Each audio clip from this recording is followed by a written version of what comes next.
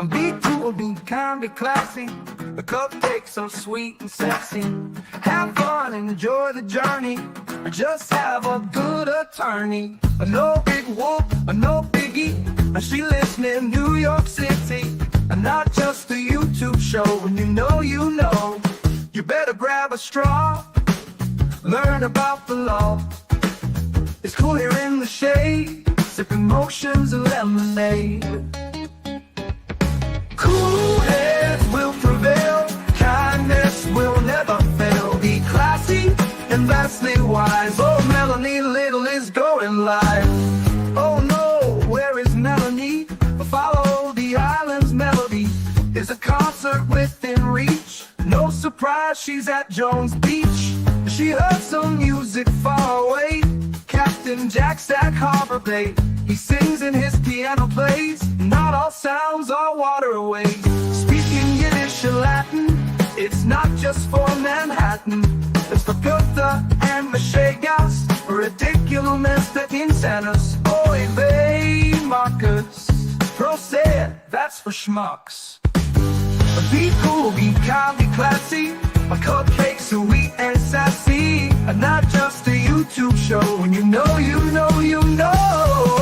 cool heads will prevail. Kindness will never fail. Be classy and vastly wise. Melanie Little is going live.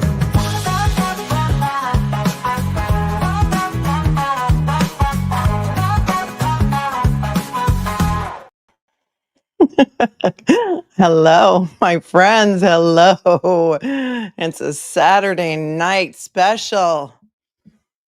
Got a barrel that's blue and cold. Ain't good for nothing, but fill in the blank.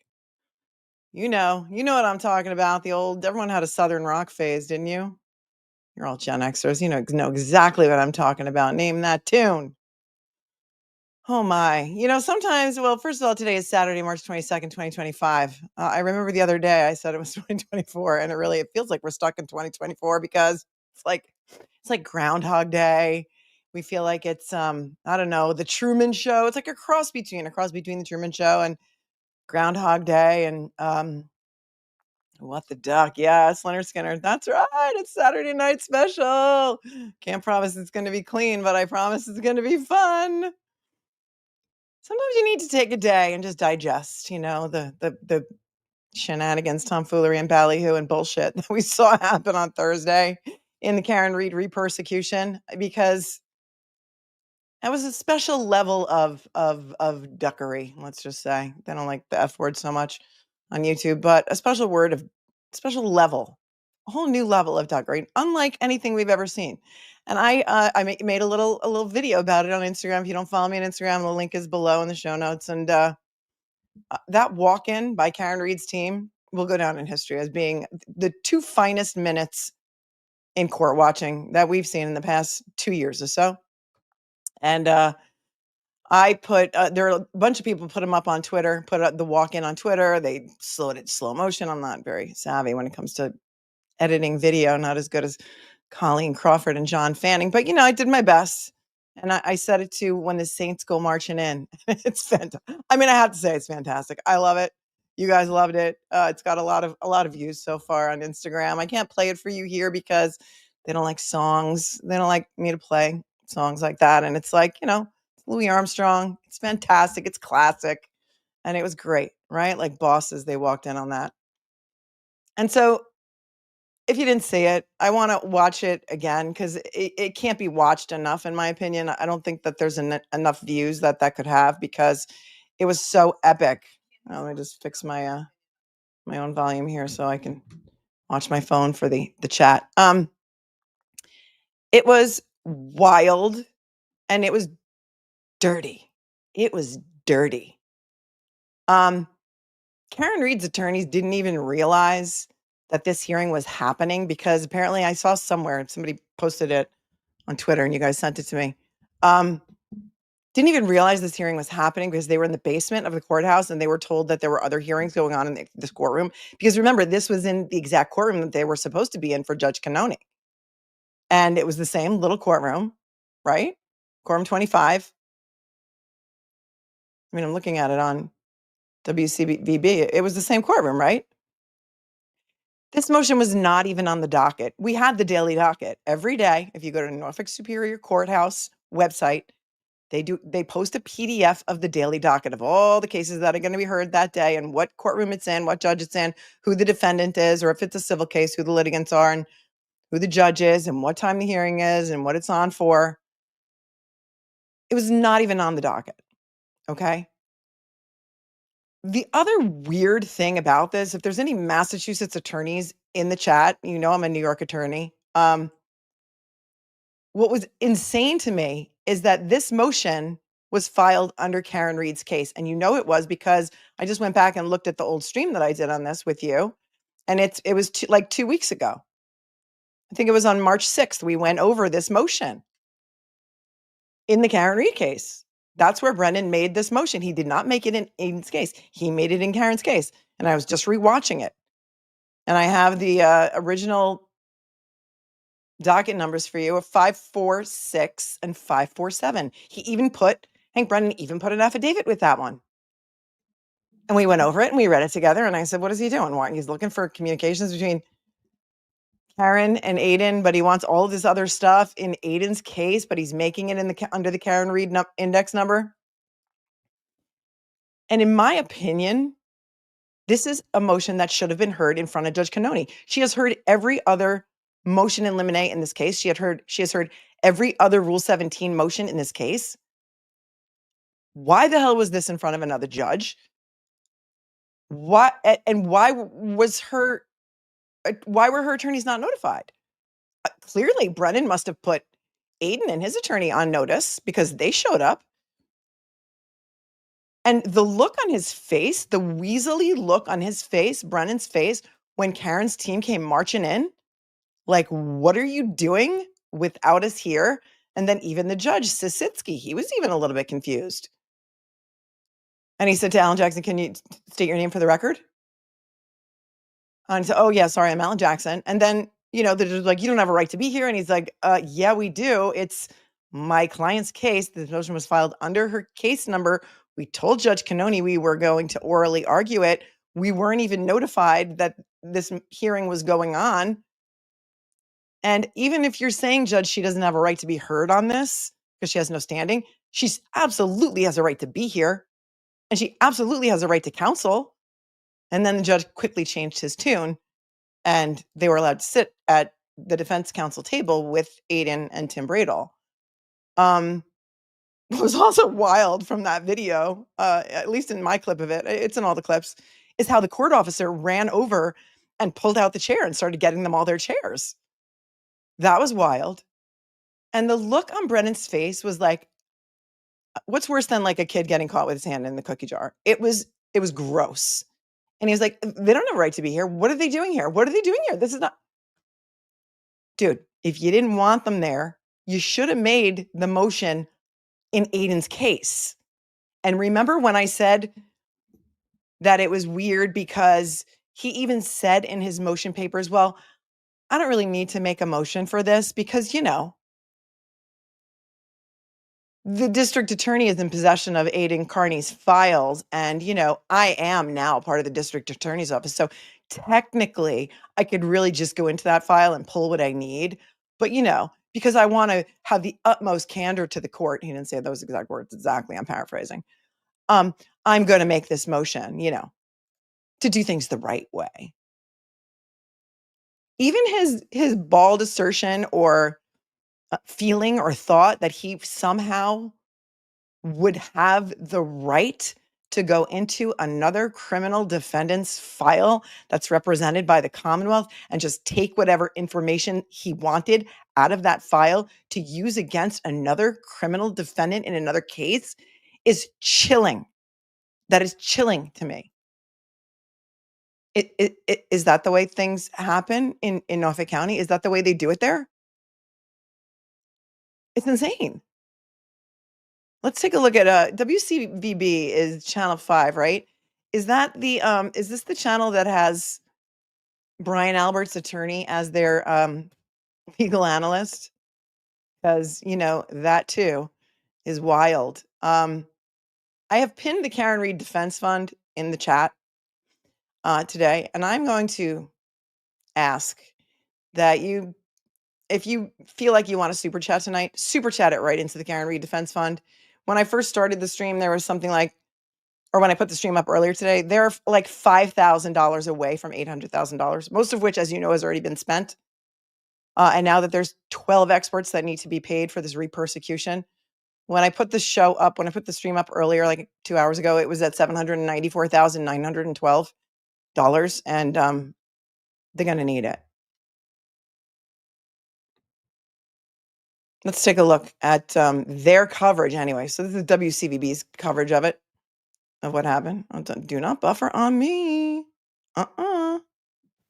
So, folks, we're here for a hearing about phone records from Aidan Kearney, a blogger known as Turtle Boy, and his communications with accused killer Karen Reed. Kearney is accused of intimidating witnesses in the Reed case. Okay, for those of you who did not see, we also covered Aidan's hearing the other day in Stoughton, for which he was arraigned, and the judge declined to dismiss. Here's the video of him intimidating the window. Okay, watch. It's him and Will the Glare. They were eating dinner at CF McCarthy's, which is like, I don't know if it's next door to D&E Pizza owned by Chris Albert or if it's down the street, but it's in close proximity. They came out of CF McCarthy's. They admit they'd been drinking, and Aidan made a face into the window. Here it is. Killer Karen Reed. Kearney is there it is. All right, let me move the captions. So there's accused Aidan of intimidating witnesses in the Reed. And there's Will the Glare behind him. They're smiling at the camera. And then at some point, Will puts his arms through Aidan's arms to make it look like he's got the T-Rex arms. It's directly next door. Thank you. And that's what it is. But there's also, not only is there video, there's also audio. And that's apparently against the wiretapping laws in Massachusetts because it's a two-party consent state. We're going to look at some Bederow letters a little bit later because I've got a whole outline here. We're going to be here for a little while. So get settled, get a drink, get your popcorn, whatever it is that you need. This is what they were doing in the window. This is another felony, apparently. And even though Tim Bradle argued to have it dismissed, it was not dismissed yet. Window intimidation, that's what I called it. Reed case using information she shared with him. The information on those phones. The special prosecutor wants those records in the Kearney case to potentially show Reed's guilt. Could anybody in Massachusetts learn how to pronounce Carney? It's not hard. It's Carney. You all know that it's Carney. A lot of Irish people up in the Boston area, like, really? We can't figure that out? What we expect evidence will show. At the start of the hearing, Reed was not in the courtroom, but then unexpectedly, she and her defense team walk in. Yeah, unexpectedly, because nobody told them it was happening. They did not receive notice. And you know that he didn't tell them on purpose because he gets really surprised and tells the judge he doesn't even want them in the room. So this absolutely was done on purpose, intentionally. This is like mob tactics at the highest level. Dirty, dirty, dirty. And in the court docket, it says, Mass Courts was down all day today. I can't get into it, but it did say it's docketed under Karen Reed's case number. Defendant did not appear. Why was this motion not heard in front of Cannoni? Why was this new judge involved? I think Sue said she couldn't hear it. What? Hold on.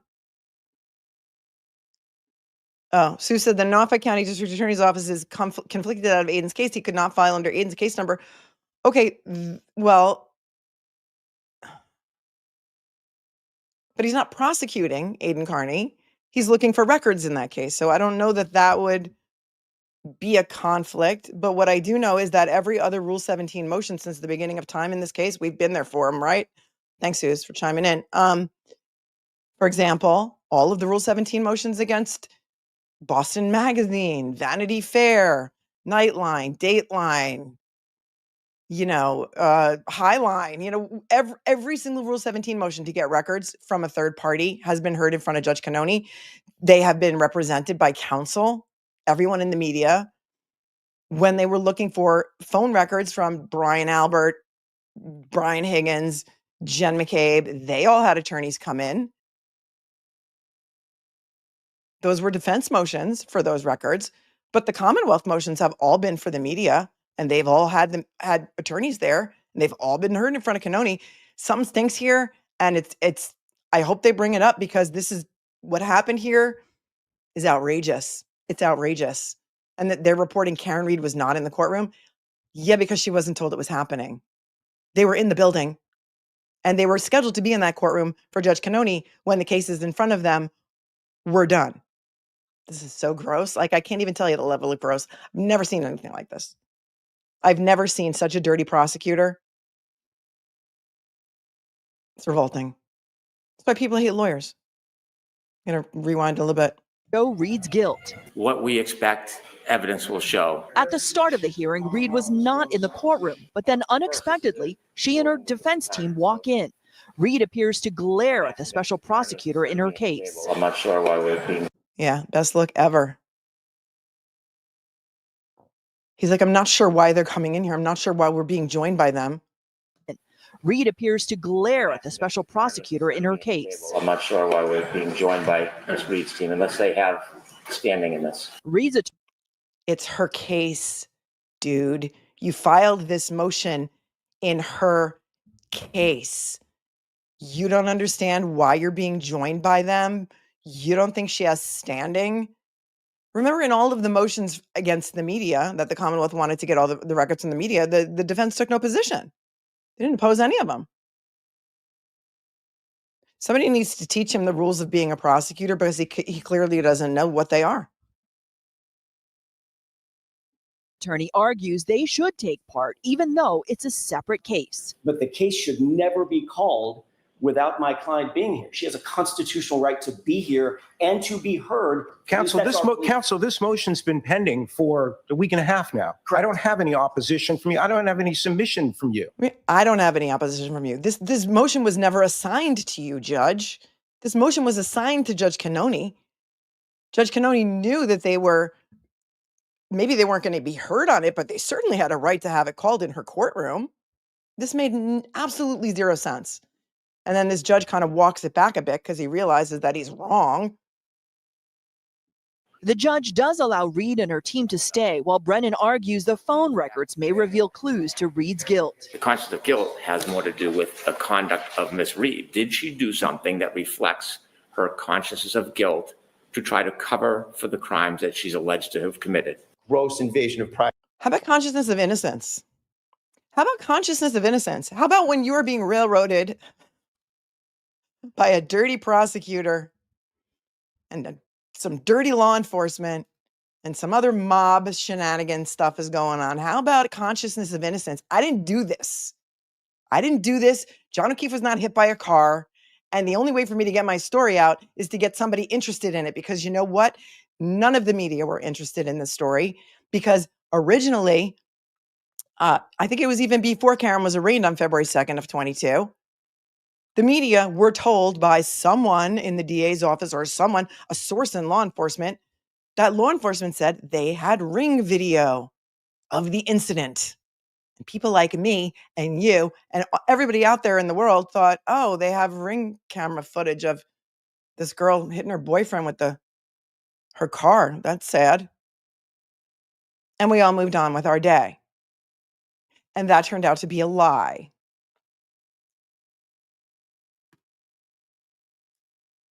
Privacy. It's a fishing expedition. There is no hook that they have to say, we will find something criminal in those phones. Prosecutor Brennan also points to a recent docuseries that's airing about Karen Reed, where he claims that she acknowledges sharing information and knowing what those consequences might be. The judge took this matter under advisement. Live in Dedham, Sarah Conji, WCVB News Center. He did. Oh, are they the station that published that there was ring footage? We were discussing.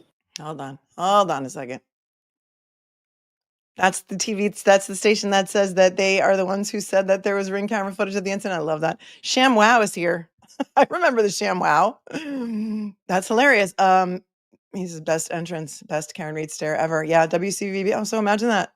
They're the ones who reported right away that there's ring camera footage of the incident, and the incident being Karen Reed hitting John O'Keefe with her car. And that never, ever surfaced. Never surfaced because it doesn't exist. How about her communications with Aidan Carney, a local reporter, because none of the other media were interested in the case, is consciousness of innocence. If she was guilty, it strains credulity, right? If she was guilty, why would she be sharing her story with anyone? It makes no sense. So let me just thank a couple. Oh, look, we hit 80,000 the other day. We did on Thursday. Thank you so much. Thank you, Brennan's Lack of Morals, for coming in and for changing your name. And you're awesome. No, you're awesome. Thank you, Oh Sweetie No, for giving me 5 memberships. You're the greatest. Oh, I'm a little behind here. Solid as a rock, Mr. Weatherman. Well done. I was having the shakes not seeing any live streams from you. Can't wait to get my fix tonight. It's only been a day, you guys. It's been one day. One day that I wasn't on the air yesterday. And really, I needed a day to regroup. That was a rough day. Thursday was a rough day. Listen, any other empaths in the chat? Like, it's rough. You know, even if it's not happening to you, it feels like it's happening to you. Thank you. Thank you for your super chat. Mike says, dearest Mel, Mike Dorado, I love your streams with all of my heart. And if I don't see one soon, I'm going to die. Thursday was tough. Feel better soon. Yeah, you know what? I'm so glad you said that, because we all know that's Clemenza's meatball scene from the Godfather. So when I was looking up today, like mob quotes, Michael Corleone said, in The Godfather, don't ever take sides with anyone against the family again. Ever. Just think about how some of these quotes from mafia movies are so apropos here, right? And how about from Goodfellas? Never rat on your friends and always keep your mouth shut. How many people does it take to get to the center of a Tootsie Pop? Or to cover up a potential beating? Hypothetically, if there were going to be some people who did that, which I don't know if they did, except for Michael Proctor did get fired. He was dishonorably discharged for his conduct in this exact case. But nobody sees his text messages as his consciousness of guilt. Just he was really, really mad that Karen Reed killed John O'Keefe with her car, right? Come on, dude. Really? On top, thanks for the super sticker and for always being on top of it. Orwellian Unperson is here. Thanks for the 20. I've been trying to join membership, but I can't figure it out. In the show notes below, there's always a link to join. I put in like the physical link there for people with iPhones, because YouTube's been really wonky lately, and I appreciate that you even want to be a cupcake. That's lovely. But YouTube has been wonky with regard to a lot of things lately. In fact, remember when I told you guys that when I was in that haunted house in the undisclosed location, like whenever that was, like 2 weeks ago, I said I thought the house was haunted because my phone jumped off the table, then my daughter's phone jumped off the table, then my phone jumped off the table again, like it was crazy. And I said that my YouTube videos on my new phone were all blurry. Well, apparently that's a YouTube issue. They know about it. Maybe they've fixed it. I don't really know. But thank you so much, Orwellian Unperson. And that was a long way of saying thank you. Lori became a member. Thanks, Lori. Welcome. Salem 1692 is here. Oh, yes. The witch trials still going on. Thank you. The Goodwins are here, and they gifted a membership. Hi, guys. I hate to interrupt your date night, but it's a Saturday night special. On top is here. I'm going to get a painting of it for the wall. Painting of what? Thank you. Thank you so much. Speaking of, that's a good segue, and I'm glad you brought that up. Or for methodologies, can they use a young blood motion instead of Brady? Destroyed evidence instead of Brady? Just heard about this in Coburg. I have not done the research on it. I mean, I imagine that that's a great question, but I have not had a chance to dive deeply into the case law. And I think the deadline for all motions, I think, is passed. However, but yeah, I think a spoliation motion, which I think is what you're referring to, I don't know if it's too late to make it. Would it be an excellent argument on appeal? Yeah, probably, because the motion to dismiss still hasn't been decided yet, and the Sallyport video is a large part of that motion. But again, who the hell wants to wait for an appeal? An appeal in this case means a conviction, and nobody wants that. So it's a great idea. I don't know enough. I haven't run the case law, but I can tell you maybe they get a spoliation jury instruction And they ask for that during jury instructions when they have their charge conference, but you're on top of it, as always. This I thought was really interesting. So there's a guy on Twitter, and you know that I don't do Twitter. And many of you don't either. You do not choose to wade in the cesspool of Twitter. But I want to give this guy a shout out. And I want, if you are on Twitter, it would be so cool if you did follow him, because he only has 181 followers. And I don't know why this guy is not blowing up all over the place. Let me just put this up here for you. His name is Don Ciccio, which I love in and of itself because it's another mafia reference. And I wanted to show you his stuff. He's an artist. Check this out. This is so cool. So cool. Apparently his name is Chris. So his name is Chris. And it's at Don Ciccio 74. He's an artist and a musician.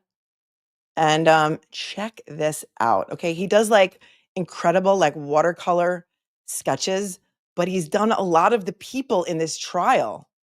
And it's amazing. Hang on, I'll get to it because I saved him, but I just want to scroll through. You know, maybe he'll do a watercolor of me if you guys go follow him. I would love a watercolor of me. How awesome would that be? He does like rock stars. He does like political figures. But look, Alessi and Brennan. How cool is this? Isn't that so cool? And it's only got like 441 views and 18 likes and 2 retweets and 1 comment. Come on, you guys. Go give this guy some love. At Don Ciccio 74. There it is right there. Robert Alessi and Hank Brennan. Isn't that so cool?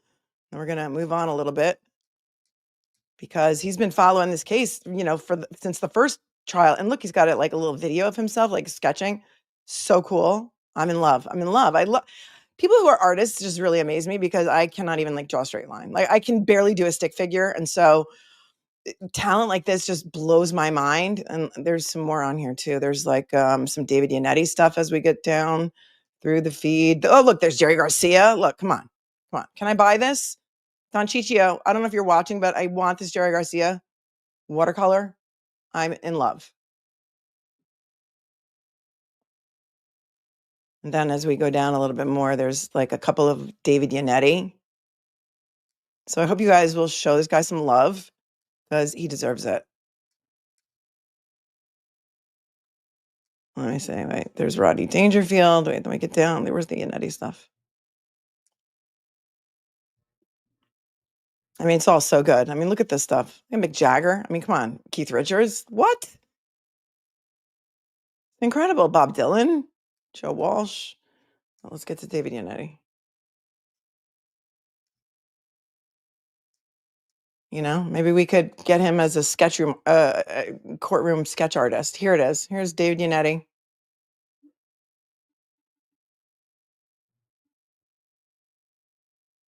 I mean, how awesome is that?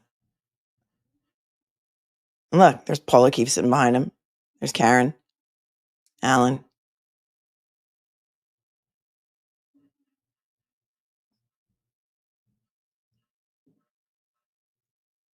Cool, right? I know. You can play through his feed. Leon Russell, did I scroll right past? I know. We're not really on a time crunch here, but I thought it was great. And so everybody go follow Don Ciccio. Thank you. Thank you very much. Appreciate you all. I'll be here all night.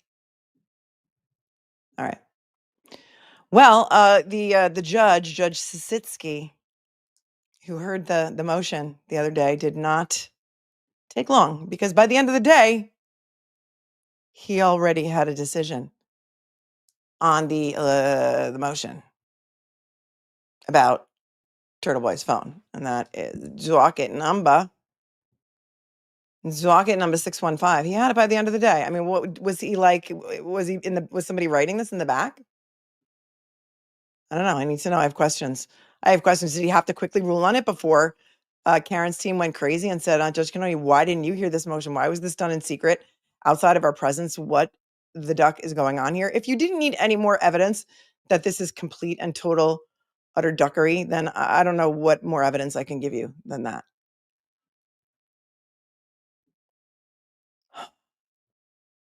But first, well, not really, but first, let's go to this order and then we'll talk about the federal stay. Right after the proceedings on Thursday, when the judge, there's not really much to talk about there, so we can just do it quickly.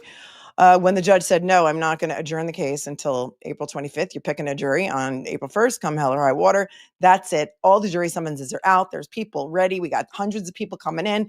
And so you can pick your jury starting on April 1st. And then, if we have to push the start of the trial until something like April 28th, maybe we'll do that. Maybe not. There doesn't seem to really be a clear answer on that. So who the hell knows? But like I said, we do that in New York a lot. It'll be like it's not always pick and go. Sometimes it's pick your jury and you tell them when the trial is going to start. And it could be 2 weeks from now. It could be 3 weeks from now. It's something we do here. I don't know that they do it there because I don't know what they do there at all. Olivia, is this something new or is this? I'm going to talk about that in a little bit. So thank you, Olivia, for being here and for giving me some additional intel. Hang on a second.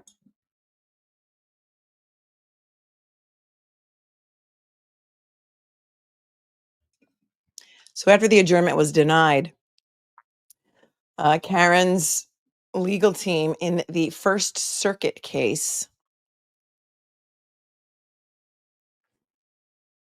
filed a motion to stay the court proceedings pending the First Circuit appeal. So I'm just going to put this up quickly because it's quick.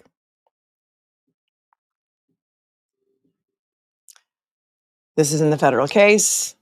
This is filed by Marty Weinberg. This was filed on the 20th. Today's the 22nd, right? So this was Thursday. This must have been right after she said no to their adjournment. They filed a motion to stay any state court proceedings pending the First Circuit appeal. And their reasons for doing so is that the trial is scheduled for April 1st in Norfolk County Superior Court pending the resolution of her First Circuit appeal, contending that such trial will violate her double jeopardy rights. And we talked about this the other day, that once the jury is sworn in, that is when jeopardy attaches. And so therefore, Your Honor, if you swear the jury in and then the federal court comes back and overturns it on double jeopardy grounds and throws out count 1 and 3, you're going to have to call a mistrial and we're going to have to either start all over again, or there could be a good argument made that perhaps all the charges should be thrown out.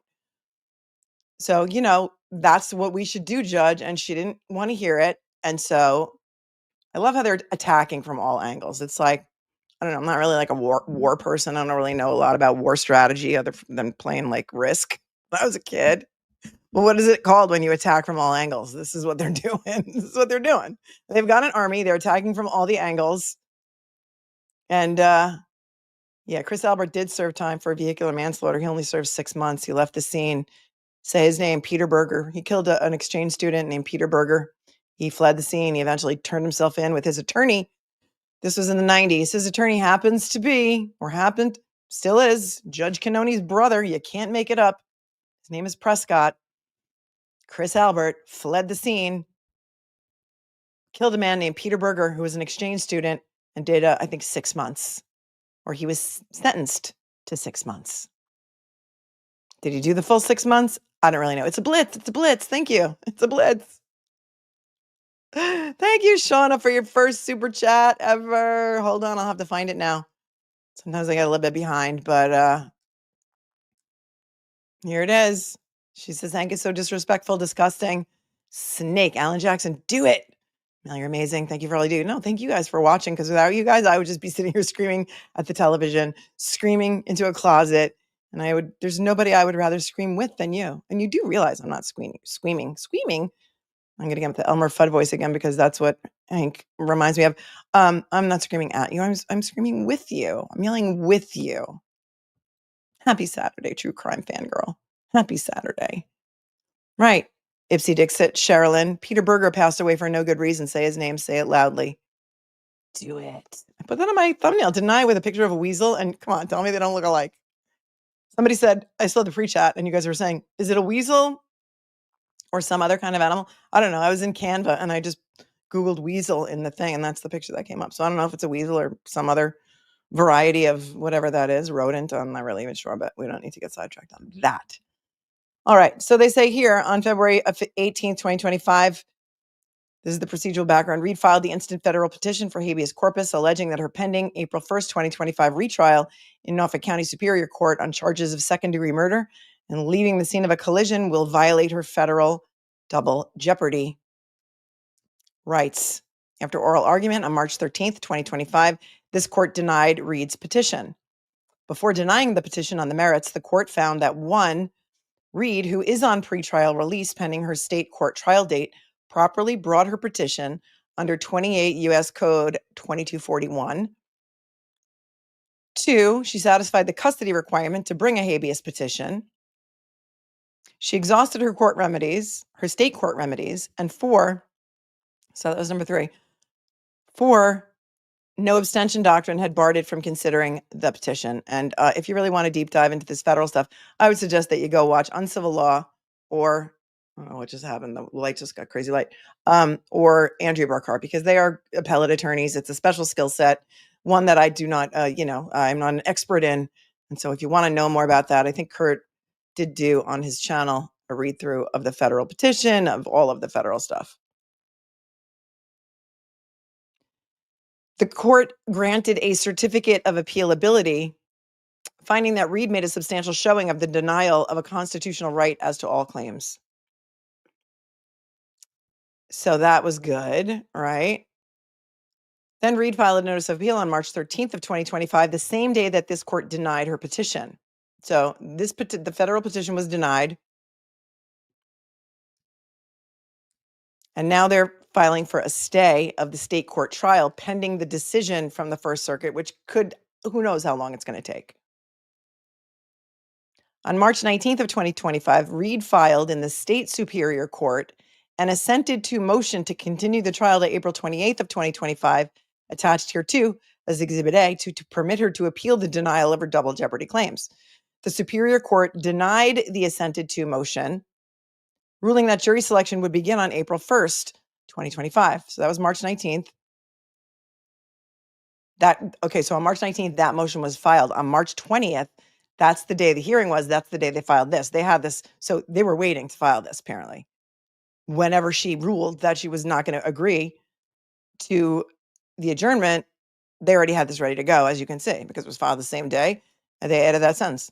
Superior Court denied the motion, ruling that jury selection would begin on April 1st and that it would hear the defense on the motion again before the jury is sworn if Reed's First Circuit appeal remains pending. And then they go on to make their argument. And I will scroll through this slowly for you because we have a lot to get to in case you want to read it on your own. But they made it, what sounded to me like a healthy argument of why the federal court should step in. Judge Saylor, he's the one who ruled on the First Circuit appeal initially and denied it. XOXO, please, stay the trial. And very, very quickly, that was denied. Same day, denied by Judge Saylor. I do not know if there's a further avenue appeal from that denial of the stay. And so I don't know. I think there may be a future, another route to appeal that decision. I don't know. I haven't seen an appeal yet. But, do not, don't fear because, there's a really excellent team here and it's a blitzkrieg. It's a blitzkrieg, as you told me. If I can just find that, I had somewhere the little screenshot of where it said denied, but maybe you can just take my word for it. I know you like receipts, but it was denied. The motion for this day was denied by Judge Saylor very quickly. And so we sit now and wait for what happens next. Okay. Okay.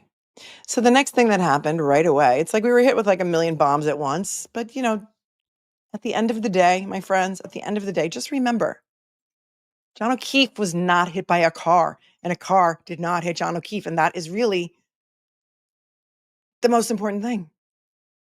And also, Karen Reed was framed. You can get this mug on Microdots. Shout out to Microdots. I think they Bridgie put out a new video today, but I haven't had a chance to watch it. So I don't know, but you can tell me, as I'm sure you will. So right away, by end of day, All right. Because remember, that whole shit show happened on Thursday morning before we went into Judge Cannoni's courtroom for the next ridiculousness until whatever time it ended, 3:30 or so. Judge Sisitsky's order came out during that time. I don't know if he had it already drafted or what, but here's that order. And again, look at the caption of this order. Commonwealth versus Karen Reed. This is a Commonwealth versus Karen Reed motion. This is docketed number 615, which, as you know, we're in the 600s for Karen Reed. It is right there when you can get into mass courts because it's been down pretty much all day. For me, anyway. I couldn't get in. Maybe they just don't want me in there. It's number 615 in the Commonwealth versus Karen Reed file. Why didn't Judge Cannoni hear this? I have a lot of questions about this, and there are no satisfactory answers for me. But if somebody has any thoughts about how in any way this is procedurally correct, look, you know me, I'm a constitutionalist, I'm a proceduralist, and I don't like this. I don't like it. It stinks. It stinks. It gives the appearance of impropriety.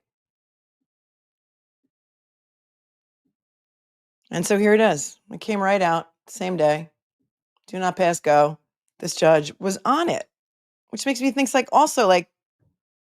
is this all just, are we all in on the same joke? Are we all in on the same joke? Did Judge Cannoni know that some other judge was going to hear this motion in her case? You know, she's kind of a control freak. Most judges are. There's nothing wrong with that. But did she know? Because I would think that she would be pissed if some other judge took over her case and decided to rule on a Rule 17 motion. Right? Yeah, you do have to be a lawyer. You do have to be a lawyer to get the court documents. Yes, you do. Massachusetts lawyer, actually.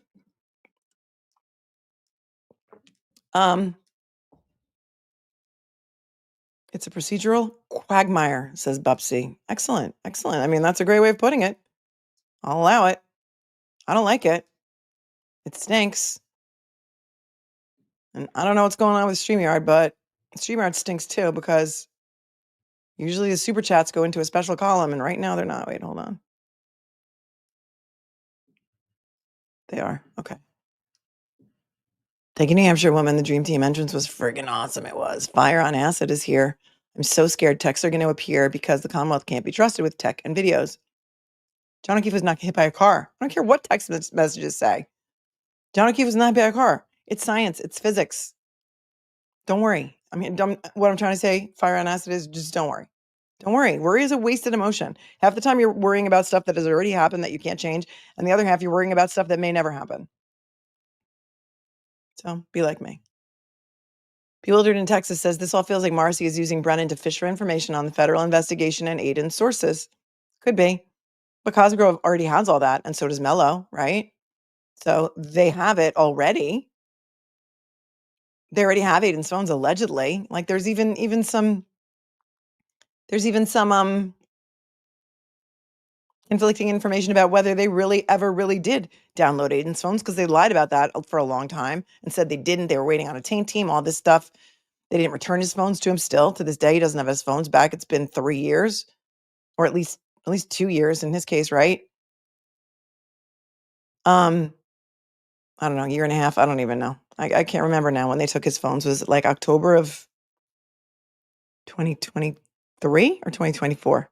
I don't know. Anyway, he still doesn't have his phones back. And then they screwed up because what they did was they took some of his messages that they had already extracted, that they said they hadn't extracted yet. And they used them in the firing of, I think, the person who ran the plate for him, right? Or was it in like the firing of Michelle Littlefield? I can't remember which one, but they used his text messages that they said they never extracted to get someone else fired. And then it was revealed, magically that they had already done it when they kept saying they didn't do it yet. Michelle Littlefield, thank you. She was the one who allegedly gave him documents when Chris Albert didn't get his restraining order and that whole Michigan started. Yeah.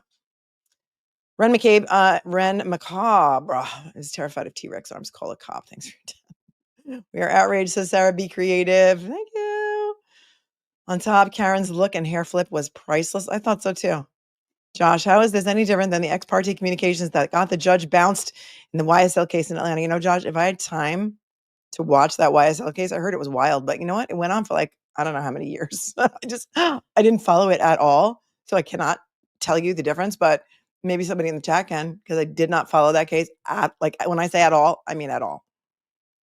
I mean, I think, no, because that was ASAP Rocky. I watched the ASAP Rocky case a little bit when that guy Woody testified because it was comedy gold. YSL, didn't watch it at all. Carla from Ohio, Spanky Weasel. Thank you, my love. Lizzie Fabulous. So I thought the Reed team knew about it, but we're under the impression that it was in the big courtroom and that's why they were late. Nope. They didn't know. They didn't know what was going on without them. Nope. ShamWow. We covered that earlier. A rainy day when Brennan wanted Bill and Janet's phone records. It was argued in front of Judge Canoni, right? And Liza argued it facially insufficient. How is this different? Exactly. That was another Rule 17 motion that Hank Brennan made to get the phones of Karen's parents. And I don't even think the defense opposed it, right? Liza Little argued that it was facially insufficient because it had no affidavit attached to it. And the judge denied the motion. It isn't, it's the same. That's why I'm having a really hard time understanding this. Robin, isn't the reporter one of the Alberts lawyers? The reporter from Channel 5? I'm not sure.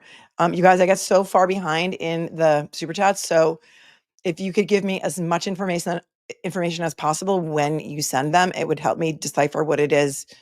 And rather than rewinding in my head what we were talking about at the time when you sent it. And then hopefully I can give you better answers. I'm sorry. Barbara Brady, it baffles me if the Commonwealth thinks they can prove she's guilty. Why are they doing all this? Because they don't care about the truth. They just want the conviction. They're so deep in this that, thank you, Dennis the Menace, that they just can't see the forest for the trees. They're too dug in. Josh says, Hank thinks the defendant can't defend himself. Weird for the defense attorney to think that. Yep. Who will ever hire him in the future? I don't know. I don't know. I'm not going to say I lose sleep over it because I don't. Thinking about it. But I mean, like, what was in it for him? You know, initially his retainer was 75 grand at $250 an hour, which really is like probably close to what a plumber in New York City makes. So $250 an hour. And now it's been revealed magically that he's going to make like $250,000 on this, including his paralegal getting paid too. I don't know. Unless he has political aspirations, I have no idea why he would want to get involved in this, because every day is more sleazy than the next. Oh, thank you, Esty, for thanking me. Thank you. Oh, I love your picture. That's adorbs. Yeah, no, yeah, let's LFG. Let's duck and go. Sassy Chick is here. She's a new member. Welcome. Al Dente. Wow, stress, guilt does add age. Yeah, thank you, Al Dente. Trish became a member. Welcome. CPU Mod 1. I just think you're so amazing. Oh, you're so nice. I'm a cupcake for life. Massachusetts is definitely the upside down world, and I love you. Oh, I love you too, CPU Tom's sister. Bella Bradford, you became a new member. Welcome. Chrissy Mel, if David becomes a witness, can Tanis sponsor the team? Same firm. That's a great question. She's in the same office. I don't know. What do you mean? I don't know. It's the same firm. And I don't know the Pro Hoc Vice rules. And I don't know that him becoming a witness would disqualify him. And I don't think that they're going to be able to call him as a witness to authenticate statements that she made to the media. That's the improper way to do it. There's a lot of meat on that question. And so let's table that for if and when we need to come back to it.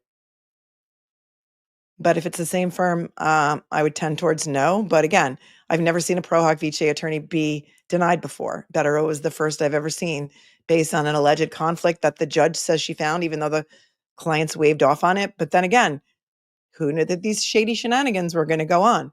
Who knew that they were going to be sitting at the defense table together? I would still submit to you that their interests are aligned. Karen and Aiden, they don't have conflicting interests. Thanks, Chrissy Mills. Great question. Ms. Mojo Horizon is here. They know when she's found innocent, they're done. Yep. It's got to be it. Beetlejuice Brennan. Well done. I know who you are, Ozzy. You're from Ozzy too. Hank made me mad. How to change my name. That Ozzy 66. Yep. I knew it. Chris is here. We love you. We love your show. Can you please talk about how the defense lawyers can get themselves off the witness list. Is there a way? Well, first of all, I don't think it's proper for them to be on the witness list for exactly the reason that his footnote said, to authenticate statements that she made. They weren't the only people there when she made them. There was a reporter there and there was a cameraman there. So I don't think that it's a proper reason to put them on the witness list. If he's got some other reason that he thinks he's putting them on the list, such as when we get into one of the motions tonight is going to be the motion that the Commonwealth has made for communications between David Yannetti and his client, Karen Reed. Is that why he's putting them on the list? But no, the footnote said it's because of the public statements she made to the media. So I don't know that it's going to be allowed, but it's a great question. Orwellian Unperson became a member. Thank you. Oh, you got your hoodie today? Cosmic Blue got their hoodie and wore it with pride. Oh, I love it. I love it. Thank you so much, Bonnie. Thank you. Jazzy girl, thank you so much. I'm so glad I'm on YouTube too, because otherwise I'd just be really bored and yelling all the time at myself. Thank you. Now Dante, oof, the exchange rate is killing me. Yet with Easter, if there's no case law, can it become a precedence? And how? Are you talking about Easter the holiday or Easter the FBI witness? I've got that on my agenda as well. We're going to get to him. He's got a specialty in geofence data.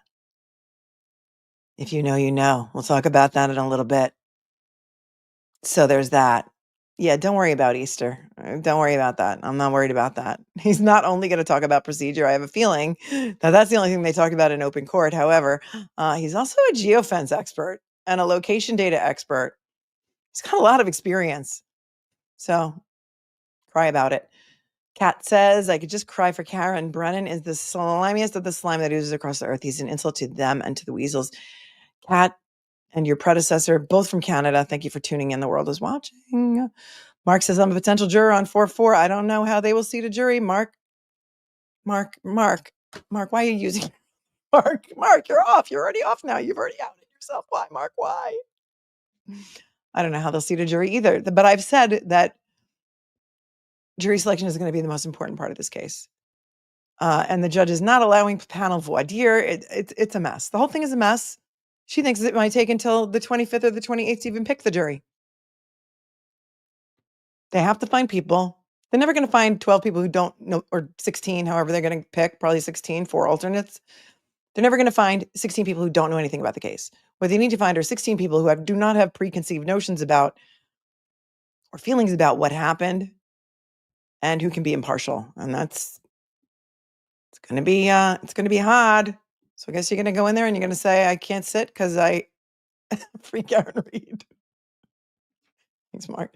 Dubra, what does Ed's Brennan believe he's going to find in Karen's phone? Well, we're going to get to that motion. We're going to get to that. We're not there yet. I'll save this for later. Shelley said, why did Judge Canoni make the decision to the motion about Karen and Turtle Boy's phones when a different judge heard it? She did not make the motion. She did not decide the motion. This motion is decided by Judge Sisitsky, the judge that we saw. Look, see?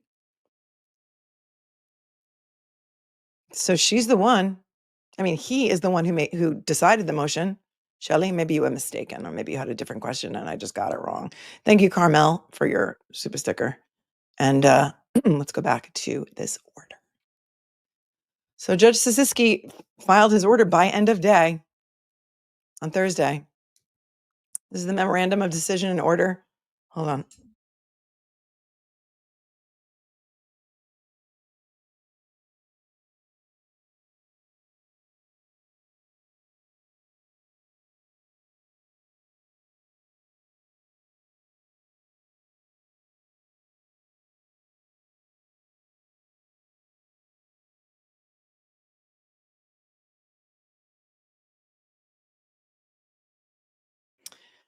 Okay.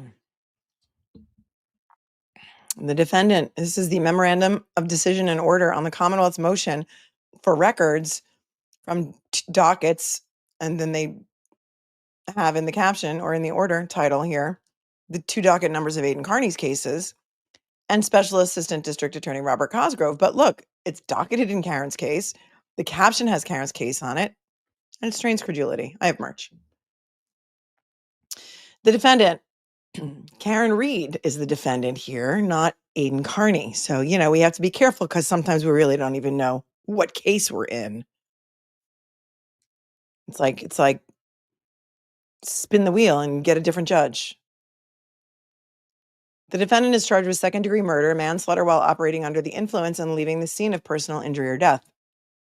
This matter is before the court on the Commonwealth's motion pursuant to Massachusetts Rule 17 and Lampron, requesting that the court order production of certain cell phone records in the custody, possession, and control of the Norfolk County District Attorney's Office, specifically Special Assistant District Attorney Robert Cosgrove, that were obtained by search warrants in connection with 2 criminal cases currently pending against Mr. Aiden Carney. Commonwealth v. Aiden Carney, and they've got the 2 index numbers there, or docket numbers. After a hearing before the court on March 20th, 2025, at which time the court heard arguments from counsel for the Commonwealth, counsel for Mr. Carney, as well as counsel for the defendant, and for the reasons stated herein, the Commonwealth's motion is allowed in part. Okay, so look at the stamp on this motion. This motion was stamped March 20th at 2:29 p.m. when Karen's attorneys and Brennan were all in Judge Cannoni's courtroom, which happened to be the same courtroom that this motion was heard in. So they probably didn't even know that it was decided because they were in court. Discussion.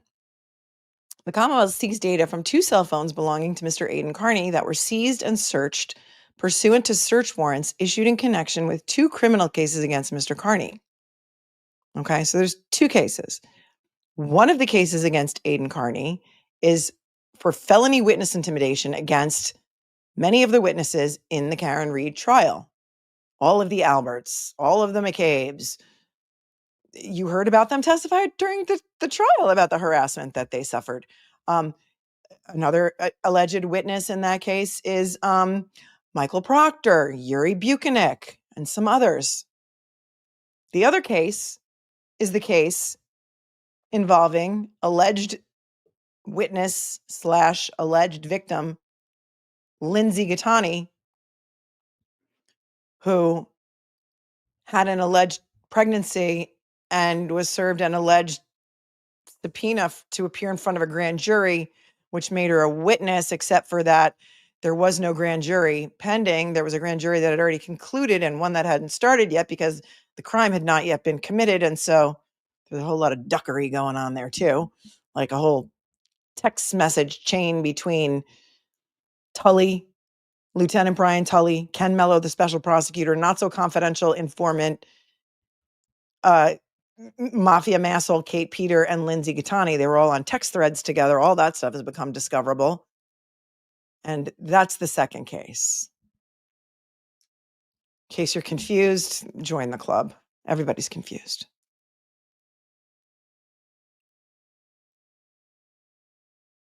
The witnesses in question are individuals who are either witnesses or related to witnesses in the instant above captioned case. The Commonwealth argues that certain data seized from Mr. Carney's phones from the time period of April 1st of 2023 through October 5th of 2023 is relevant to and has evidentiary value in the current case because, 1, Defendant Reed had ongoing communications with Mr. Carney during this time period and shared with Mr. Carney defense theories, materials, and other evidence from her case, sometimes through secure messaging applications. Yeah, Signal is the one. Apparently, Aiden tweeted for everyone to download Signal because there's nothing there, I guess, when you extract the phone, it's all blank. And through an intermediary, and such communications included witness information, home addresses, grand jury minutes, autopsy photographs, and the like. Number 2, an inference can be made that the parties encouraged Mr. Carney to personally attack witnesses and their family members with a sole purpose to embarrass, intimidate, harass, and deter these individuals from testifying. And I remember when we went over the original motion papers on this, I said, what parties are they talking about? There's one defendant here, Karen Reed. Is Brennan accusing her attorneys of also encouraging Mr. Carney to personally attack witnesses? Because that's what it sounded like to me. And the more we read on here, that's what it sounds like he's trying to do.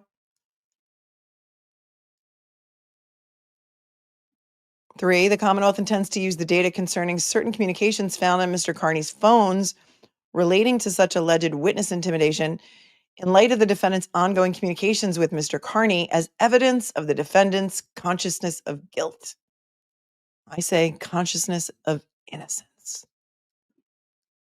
The Commonwealth also argues that these materials are not otherwise available and that it cannot properly prepare for trial without the production of such materials, and that failure to obtain them through this request would tend unreasonably to delay the trial. Remember also, yes, Karen's communications are already in evidence because they seized her phone twice. They seized her phone on January 29th of 2022 when Proctor and Buchanan went there and they seized her phone and her car. They seized her phone a second time when they were trying to indict Karen and Aiden for conspiracy to commit witness intimidation. And I don't remember exactly when the seizure of that phone was. But what we do know is that a grand jury was convened to try and indict them. And, apparently any grand jury will indict a ham sandwich, according to famous New York judge Saul Wackler. But in this case, the grand jury did not indict the ham sandwich. That was Karen and Aiden. And all of that happened before the first persecution of Karen Read, the first trial. And the Commonwealth did not tell Karen Read's attorneys that the grand jury failed to indict, which in my opinion was also a huge misstep and perhaps sanctionable and or another big problem of the many, many other problems that happened here. And Olivia says, yes, Melanie, Brennan's trying to get Karen's attorneys kicked off the case. In my opinion, this is the first step toward that goal. Somebody wrote a good tweet and I saved it, but I don't remember exactly what it said. Like first they were coming for her. First they were coming for her evidence, then they were coming for her experts, and now they're coming for her attorneys. Something like that. And it's just dirty. Like, do you want the truth? Do you want the truth to come out? Every defendant's entitled to a fair trial. It's a constitutional right, and they're also entitled to present a defense. Let everything in. Let the experts in. What are you afraid of? Is he all pissy because Judge Cannoni decided to let Alan Jackson stay on the case? Maybe. He doesn't like to lose. I'm sorry, wasn't Whitey Bulger found guilty? Like, he wasn't acquitted, was he? I have to admit, I'm not very up on the Whitey Bulger case at all. Olivia says the Commonwealth is intimidating anyone who dares support or defend Karen Read. Yep. Yeah.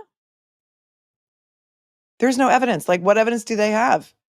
It's everything that he does every single time he's in court is media sound bites.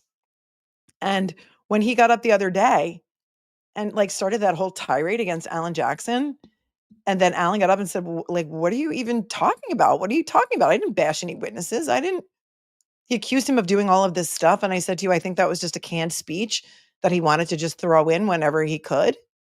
And if you go back and watch it, you'll see that everything that he says and all of his righteous indignation had nothing to do with anything that Alan Jackson said. It was like just like a prepared speech that he felt like he wanted to say. It had nothing to do with it. I'm going to get to this too, because Jennifer Koffendorfer had an interesting tweet. Letteros by Bederow. Turtleboy made it clear they did use the Signal app, but even if they didn't, there's zero communications of witness intimidation. Well, we might as well look at it now because we're here.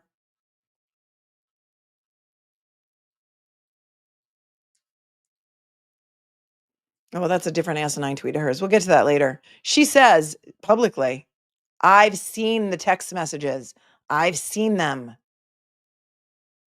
Why would she have seen them?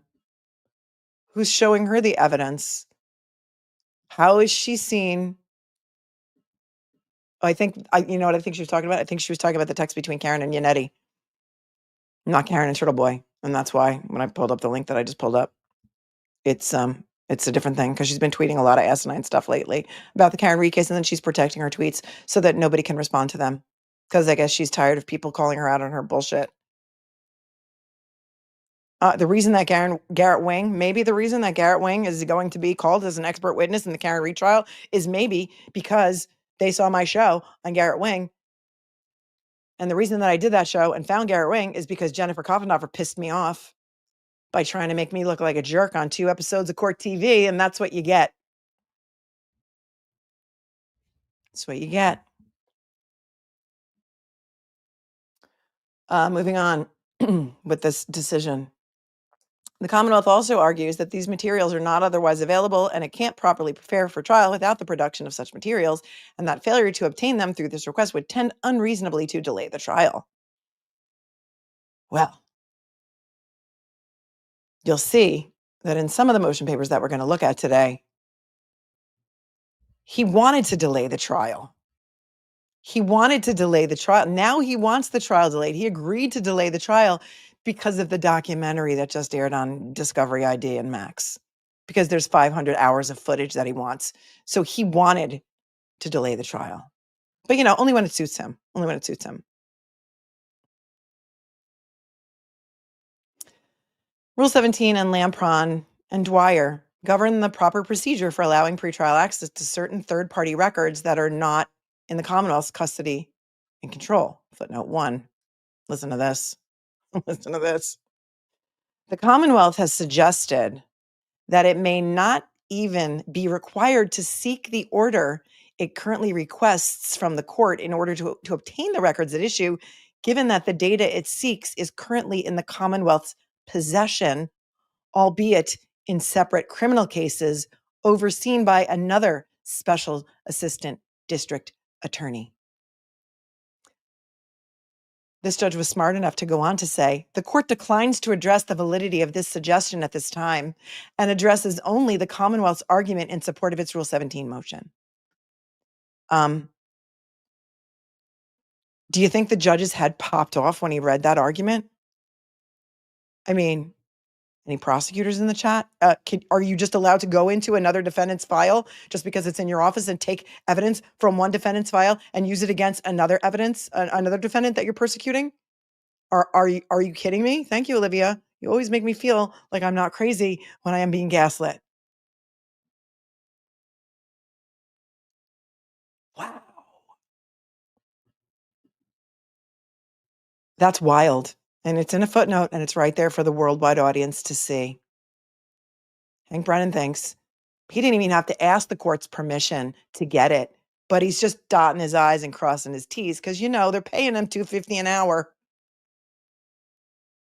So he figures he might as well do it right and then have it heard by a different judge and then don't even tell the defense counsel or the defendant that you're having this hearing. Because, it's the sneaky, slimy way of doing things, Weasel. I don't care. I'm not sorry.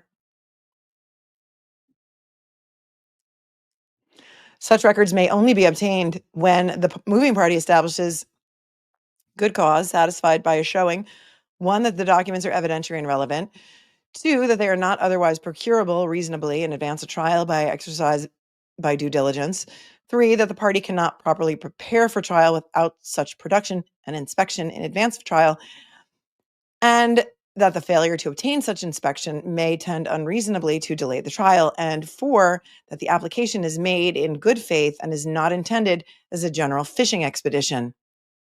Citing Lampron. At the hearing before the court on March 20th, 2025, that was only 2 days ago, can you believe it?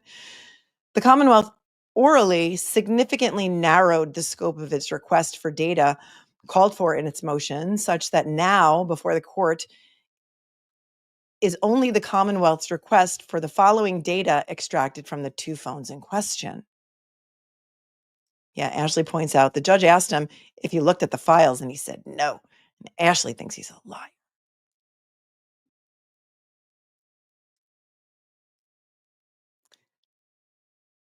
So this is what he narrowed his request for during the hearing. He's looking for now, number 1, communications between Aidan Carney and any witness or family members of a witness involved in the murder of John O'Keefe. Well, there you have it. This judge thinks that maybe those witnesses that were murdered John O'Keefe, and he doesn't just say it once, he says it twice. We've seen a lot of Freudian slips in this case, a lot. Allie McCabe on the stand saying, but it didn't really make any difference because, Colin wasn't in the house when John was there. and then went on to cry and talk about her harassment. I read that again. They're looking for communication between Aidan Carney and any witness or any family members of a witness involved in the murder of John O'Keefe. Oops. To include but not limited to Matthew McCabe, Jennifer McCabe, Brian Albert, Christopher Albert, Colin Albert, or Colin Albert, Juliana Albert. There is no Juliana Albert, right? It's Juliana Nagel and Julie Albert, but okay. Michael Proctor and Elizabeth Proctor from April 8th, 2023 to October 5th of 2023. And I'm trying to figure out what the significance of those dates are, but Olivia, maybe if you can tell me. I mean, April 8th, is that the first time that Aidan Carney, aka Turtle Boy, ever published an article about the Karen Reed case? And then October 5th of 2023? I don't know what the significance of those dates are, but that's what he wants. 2, pictures or videos depicting evidence of intimidation of a witness, of any witness or family members of a witness involved in the murder of John O'Keefe. To include but not limited to Matthew McCabe, Jennifer McCabe, Brian Albert, Christopher Albert, Colin Albert, Juliana Albert, who is not a thing, Michael Proctor, and Elizabeth Proctor from April 8th, 2023 to October 5th of 2023. 3, data evidencing dissemination of data depicting evidence of intimidation of a witness, of any witness or family members of a witness involved in the murder of John O'Keefe. This judge knows what's up. To include but not, in my opinion,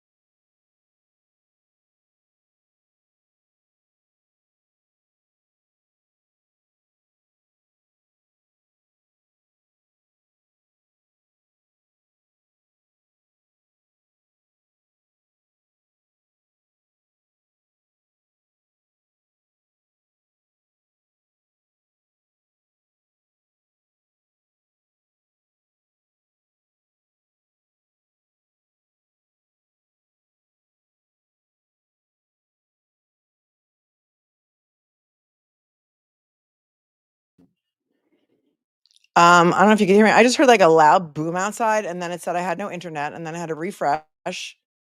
And like, usually my kids would be screaming like, "Where's the internet? What happened to the internet?" But some of my phone hotspot right now. Hang on, that's like really really weird. I don't know what happened. Usually, you know what happens? The people on the Ring doorbell app, they'll start complaining, and that's how I'll know that there's a problem. Hang on one second. Don't go anywhere because I'm gonna be there's something going on with the internet. I'm back, but I'm using hang on for 1 second.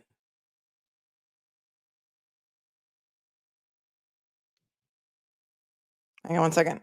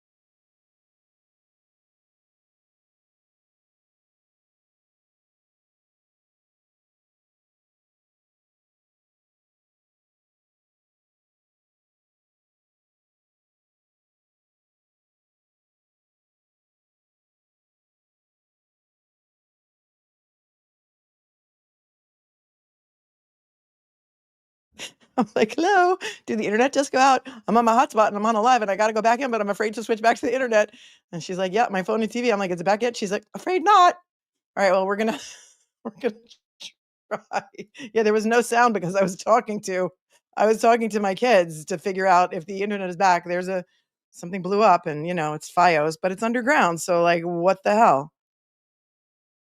All right, well, hopefully you can hear me and see me and hopefully the hotspot, the Verizon hotspot, hopefully on my, all right, wait, now it's back. Okay. I think that I broke the internet or you all broke the internet. We all broke the internet together. It was a team effort. Hang on. I'm going to flip back. If you don't see me, I'm going to refresh. Hang on.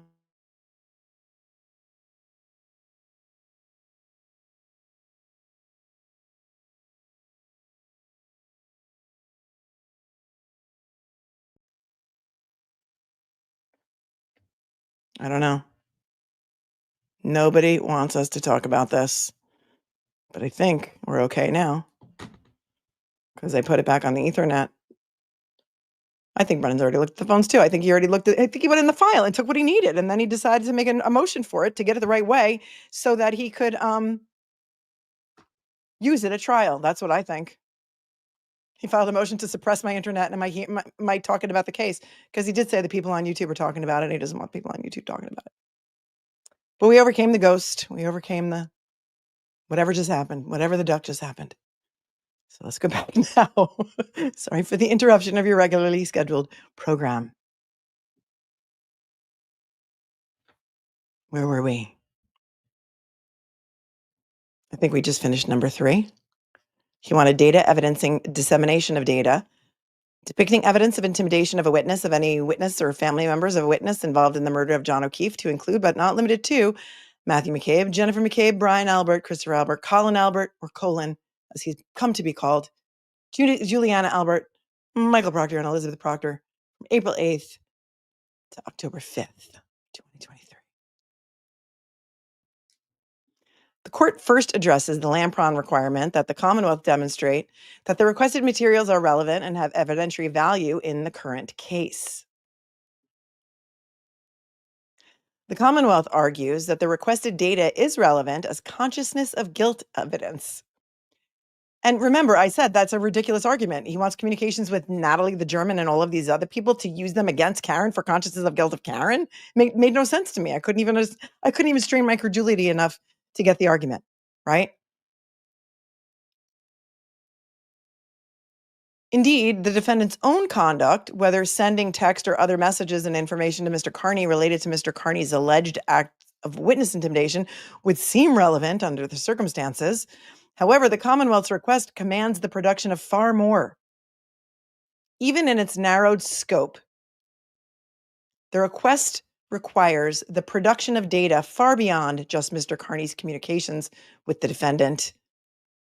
The Commonwealth requests as presented would scoop up an entire universe of Mr. Carney's own messages, photos, videos, and communications with others, with no regard for or limitation based on whether the defendant knew or was involved in such communications. Yeah, talk about it. It's like the definition of a fishing expedition.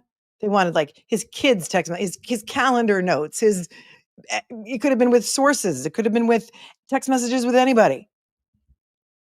Emails.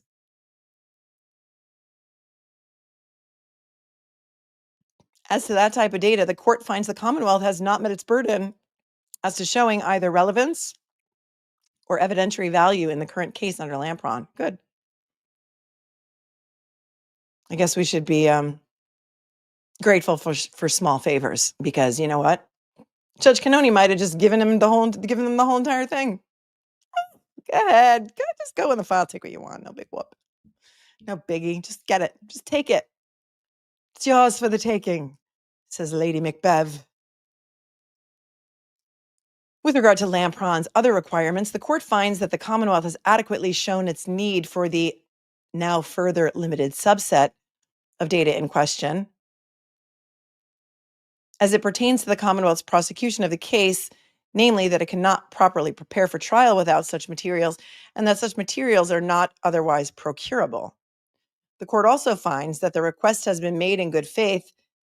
Oh man, really, dude? Really? Have you not been paying attention to everything that's been going on since Hank Brennan got involved in this case? It is the furthest thing from good faith. That the failure to obtain the materials may tend to unreasonably delay the trial. Well, he wants it to delay it now because he's going to have like 500 hours of video to go through to cherry pick statements that Karen Read may or may not have made. Accordingly, the motion is allowed in part such that the court orders the Norfolk County District Attorney's Office, specifically Special Assistant District Attorney Robert Cosgrove, to produce from the 2 previously identified cell phones that were obtained through search warrants in connection with the 2 criminal cases currently proceeding against Mr. Aidan Carney, quote, any and all evidence of communications between the defendant, which in this case is Karen Read, and Mr. Carney concerning, and this is the very limited scope. I think he was being sarcastic, Kate. I know. I thought so. I don't know. Here's the very narrow scope. 1, communication between Mr. Carney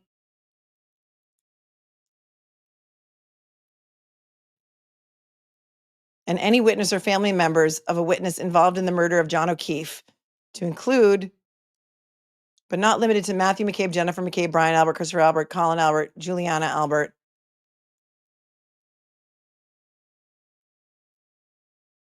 Michael Proctor and Elizabeth Proctor from April 8th, 2023 to October 5th of 2023.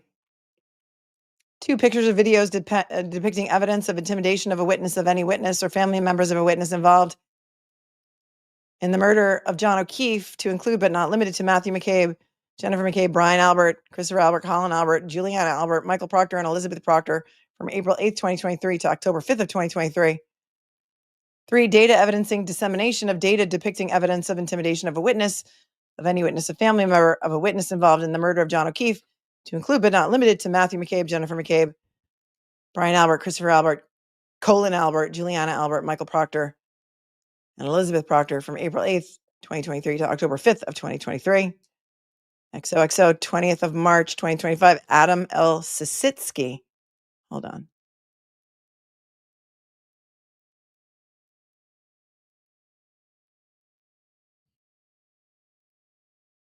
Okay, so all they're getting is communications between Karen Read and Aidan Carney concerning any one of those 3 areas. So he wanted all the communications between Aidan and any of those people, or really anybody practically. He wasn't limiting it to just communications between Karen Read and Aidan Carney, and this judge is limiting it to that. Say that 5 times fast. And also, according to Aidan, or his tweets anyway, they only communicated via Signal. Everything is encrypted. There are no communications between us. There's no evidence of me intimidating anybody. There's no video. There's nothing on those phones. So good luck. Too bad, so sad. They can have it. Here's the thing. They're allowed to get it. Whether or not it's going to be admissible at trial is a whole other issue for the judge. So first of all, according to Aidan, it doesn't exist because Aidan knows what his phone extractions show because he's a party to those cases. And so he's got a copy of it. So he knows what it shows. But it just goes to show you how he is grasping at straws in this case. I mean, how far afield do we need to go? If we don't have any real evidence, if now we want communication between Karen and Aidan about potential witness intimidation, how is that ever going to even come in? In what world would that even be admissible? Even if it did exist, which he says it doesn't exist. And here is the name who will not be allowed to be ever named on this channel, except for when she tweets something really stupid, which today she did. And she says, Jennifer Coffendorfer at Coffendorfer FBI. This is how the blogger in the hashtag Karen Read case revels in the O'Keefe's family's sorrow and loss. Victim advocate here, meaning she considers herself to be a victim advocate. And this is exactly why I am involved in this case and why this case is so important. What is happening should never happen again. Well, some people think that you're involved because you're the mouthpiece for the Norfolk County District Attorney's Office. Because, there's been emails that have surfaced, since the beginning of time in this case that, who was it? Traub, whose emails we looked about the other day, maybe Julie Albert, wrote an email and to Yuri Buchanan, Michael Proctor, and a whole bunch of other people saying, oh, check it out. This is the Twitter account for that lady I was telling you about who's got a huge reach on Twitter and used to work for the FBI. Hang on.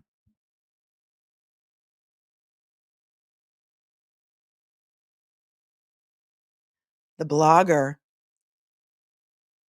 Oh, she says, what is happening should never happen again. The blogger is charged with 20 witness harassment and intimidation charges. His text with Karen Reed will be used to show Reed knew he was guilty of hitting John O'Keefe. Let me read that to you again, because yes, I read it right.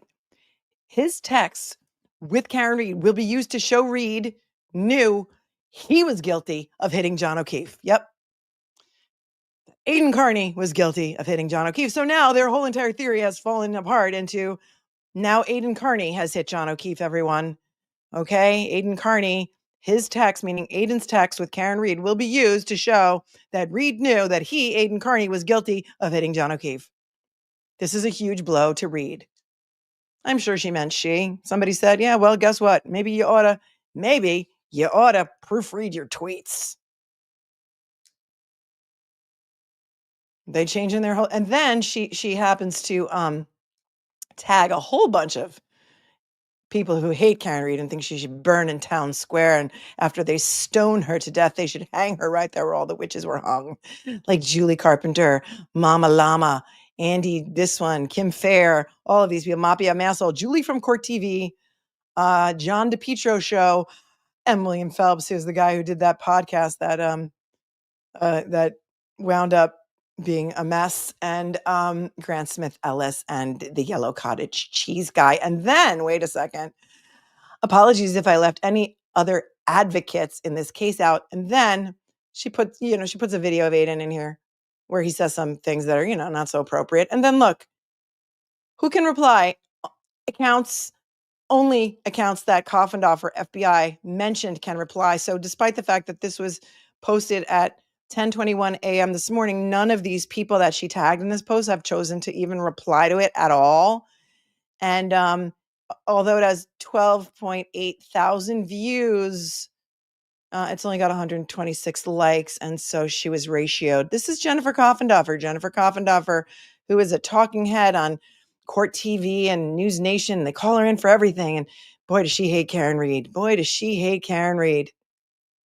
But again, she seems to think that Aidan's text with Karen Reed will be used to show that Karen Reed knew he was guilty of hitting John O'Keefe. So, there's that.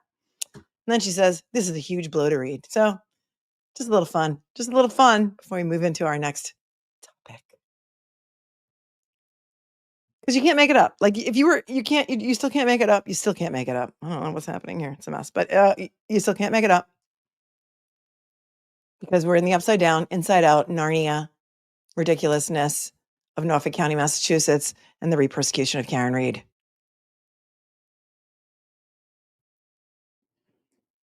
Every dollar helps to the Karen Reed Defense Fund. I've pinned it in the chat. It's up to $797,082. So getting very close, less than $3,000 away from $800,000. Let's go back to the chat for a minute.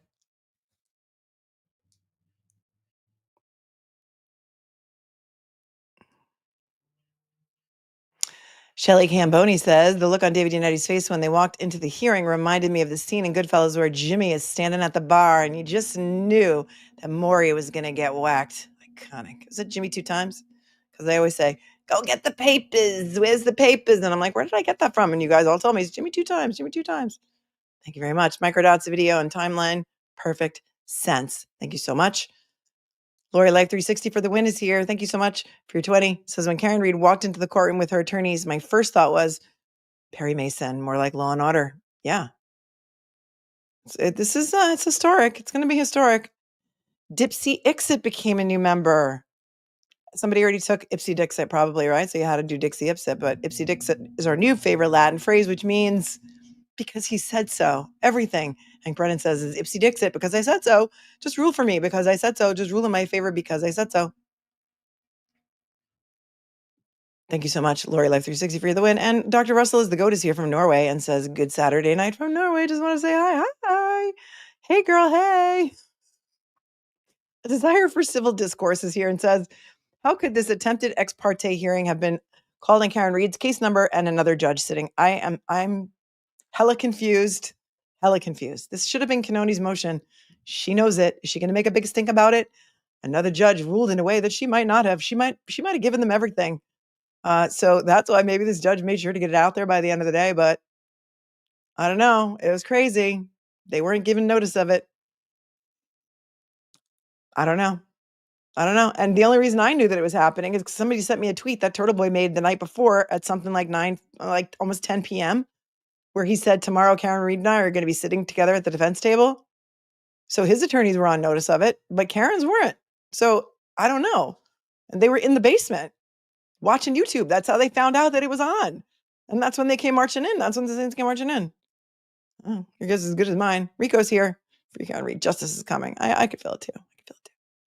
Bonnie, with all broken taillight and glass, I think she picked up the Lexus. And threw it at him. It's also crazy. Yeah, maybe that's what happened. She got like superhuman strength, and she picked up the whole car, and I don't know. Robin, can Karen's team bring up the hearing in front of the other judge to Bev as being out of line? They could. They could bring it up in papers. I don't know. Do they want to stick with that ruling and just not make waves? I don't know. Listen, the time is running short here. Peeps, my loves, my favorite people of all time. All 6,008 of you that are here right now who would be doing me such an enormous favor if you would hit the like button, because we're not even at 50% on the likes. We're at 2,700 likes and there's 6,000 of you watching, 6,025 of you watching. That would be such a nice thing to do. You should just, it's kind of like when you go into someone's house, you wipe your feet off on the mat. You should just hit the like button automatically. Here's the thing, peeps. It is March 22nd right now. So we have how many days until April 1st? Not a lot. 8-9 days. It's like a week from Monday already, right? Or Tuesday. Hold on, I'll look at my calendar because I don't want to tell you the wrong information. I'm all about the right information here. It's a week from Tuesday. Is April 1st. That's the day jury selection is starting. And so, do we want to get sidetracked on crazy stuff? Yeah, if they they could do that. If they think that any of those texts are going to be, or any of those communications are going to be damaging, but if there's nothing in there, who cares? Just let the ruling stand. They're going to get nothing. And that's what they deserve, is nothing. And the time has to be used to its best. You have to really use your time wisely at this point when there's so little time left to get ready for such a major trial in which they are still turning over evidence and Sallyport video and stuff's just reappearing magically. The defense should add Lally and the Mick lawyer to their list. Yeah, well, they should, because they're the ones who know about the Sallyport video being inverted. And she still hasn't ruled on that motion to dismiss and whether or not there's going to be an evidentiary hearing. But if there's going to be an evidentiary hearing, you can bet your ass that they're going to be called, because they're the ones who know about it, including Colleen Crawford fanning all of those people. So yeah, tit for tat. Jackson's Do It is here. Oh, you changed your name. Dr. Russell was the GOAT. Well done, girl. Well done. To Norway. Kisses. Captain Trips, I've decided I'm answering their questionnaire like they testify. I don't recall seeing anything about this case. We have the jury questionnaire. We can look at it. Are you going in, Captain Trips? Hope that's not your real picture or your real name. Right. I don't recall seeing anything about this case. I just didn't. Could you refresh my recollection about my memory is exhausted. No, do not lie on a jury questionnaire. I would never, ever, ever, ever recommend that. On top is here a toast and moments of silence. R.I.P. Baby Colette. Well, let's not talk about the side drama, but thank you. Some people know what you're talking about, but I don't want to get sidetracked in that. We try to stay as drama-free as possible here. But thank you anyway for your super sticker. K-Wags, I thought when Skanky came on, he was going to work this hard to find out what happened to John. Right. Didn't he say that in the beginning? Does anybody have a timestamp or a video of how he was like, I'm here, she's going to get a fair trial. That's what I'm after. That's what I'm here for. That's what I'm doing. And yeah, no, it's anything but. Instead, he's the poster child for corruption he fought against for Whitey. Shame, shame, shame. Yep, shame on you. Remember what Jackson's closing after Michael Proctor's last sentence? And he just said, closed his binder and he said, shame on you, sir. Shame on you. And it was classic and it was fantastic. And then Judge Cannoni's like, oh, well, come on with the personal attacks, jury. Just ignore what he just said. But, you can't put the genie back in the bottle. Amara says Whitey was found guilty but was unalived by another prisoner. Oh, kind of like Jeffrey Epstein. Oh, no, Jeffrey Epstein took his own life, like Sandra Birchmore, right? Thanks, Amara. Thank you. Nikki, thank you for gifting a membership, Nikki. I appreciate you so much. Dr. Russell's gasps is here and says, I've had to ask at least 3 people, how do you think his arm wounds happened? When I showed them, they said, that's a dog. Yeah. Bev's White Claw's here. Hank has no case, and he thinks with the text messages and emails, he will find a smoking gun. He's not going to find it. Thank you. Thank you for watching. Appreciate you. Midnight Mike is here. He gifted 5 membership. Midnight Mike is the best. Yay, Midnight Mike. LJ says, a leopard doesn't change its spots. Worth your time to watch 11-minute YouTube video of Hank with a reporter about defending Whitey Bulger. It's uncanny how he speaks. Yeah. You can't put links in the chat or in the comments, but I think if you Google it just in YouTube, if you search it up in YouTube and look for, Hank Brennan's like 11-minute Whitey Bulger video, it's in there. And yeah, he talks about like the FBI and stuff. And yeah. Do you think Hank is going to calm down in front of a jury? The way he's going now is nuts, says Sham Wow from Canada. I don't think so. I think he's showboating. I think he is trying to show some righteous indignation because he doesn't have any facts or evidence on his side. And so I think he's going to continue the way he's going. I really do. I think so. We'll see. We'll see if I'm right. Thanks, ShamWow. Duber, what do you think a jury will think about Brennan? Oh, that flows nicely into the other question. I don't know. Listen, you guys in the mirror jury, right? I say that all the time. Both sides are watching the chat, and everybody who's covering this's streams, they're watching the chat to see what you guys think. You guys are the mirror jury. What do you think? If you're one of the people who thinks that Karen Reed should be hung in Town Square after she's stoned, then you think he's fantastic and wonderful. And you think Alan Jackson and David Yannetti and Bobby Alessi are scum and Liza Little, and they're all scum. If you think Karen Reed is guilty, they love him. What's the jury going to think? I don't know. Depends on who's on the jury, right? Personally, I don't like his style. I don't like his style because it's not for me. A lot of people don't like my style, and that's okay. That's okay. There are plenty of other people that you can go watch. Find somebody that you jive with, but I don't like it. I don't like it. Masters of Criminology says, why would Spanky request motion 17 instead of a warrant to search? Because the phones have already been searched. So what he's looking for is the data that was extracted from the phones. It's already been done, allegedly. And there was even a taint team involved in it. Is there a difference between a warrant to search versus a motion? Yeah. So the warrant to search the phone is different because the phone has already been searched. So they had to obtain a search warrant in Turtle Boy's cases to search the phones, just like they had to obtain a search warrant to search Karen's phone and car. But this is now a motion. A Rule 17 motion is a motion to get records from a third party that is not a party to your current case.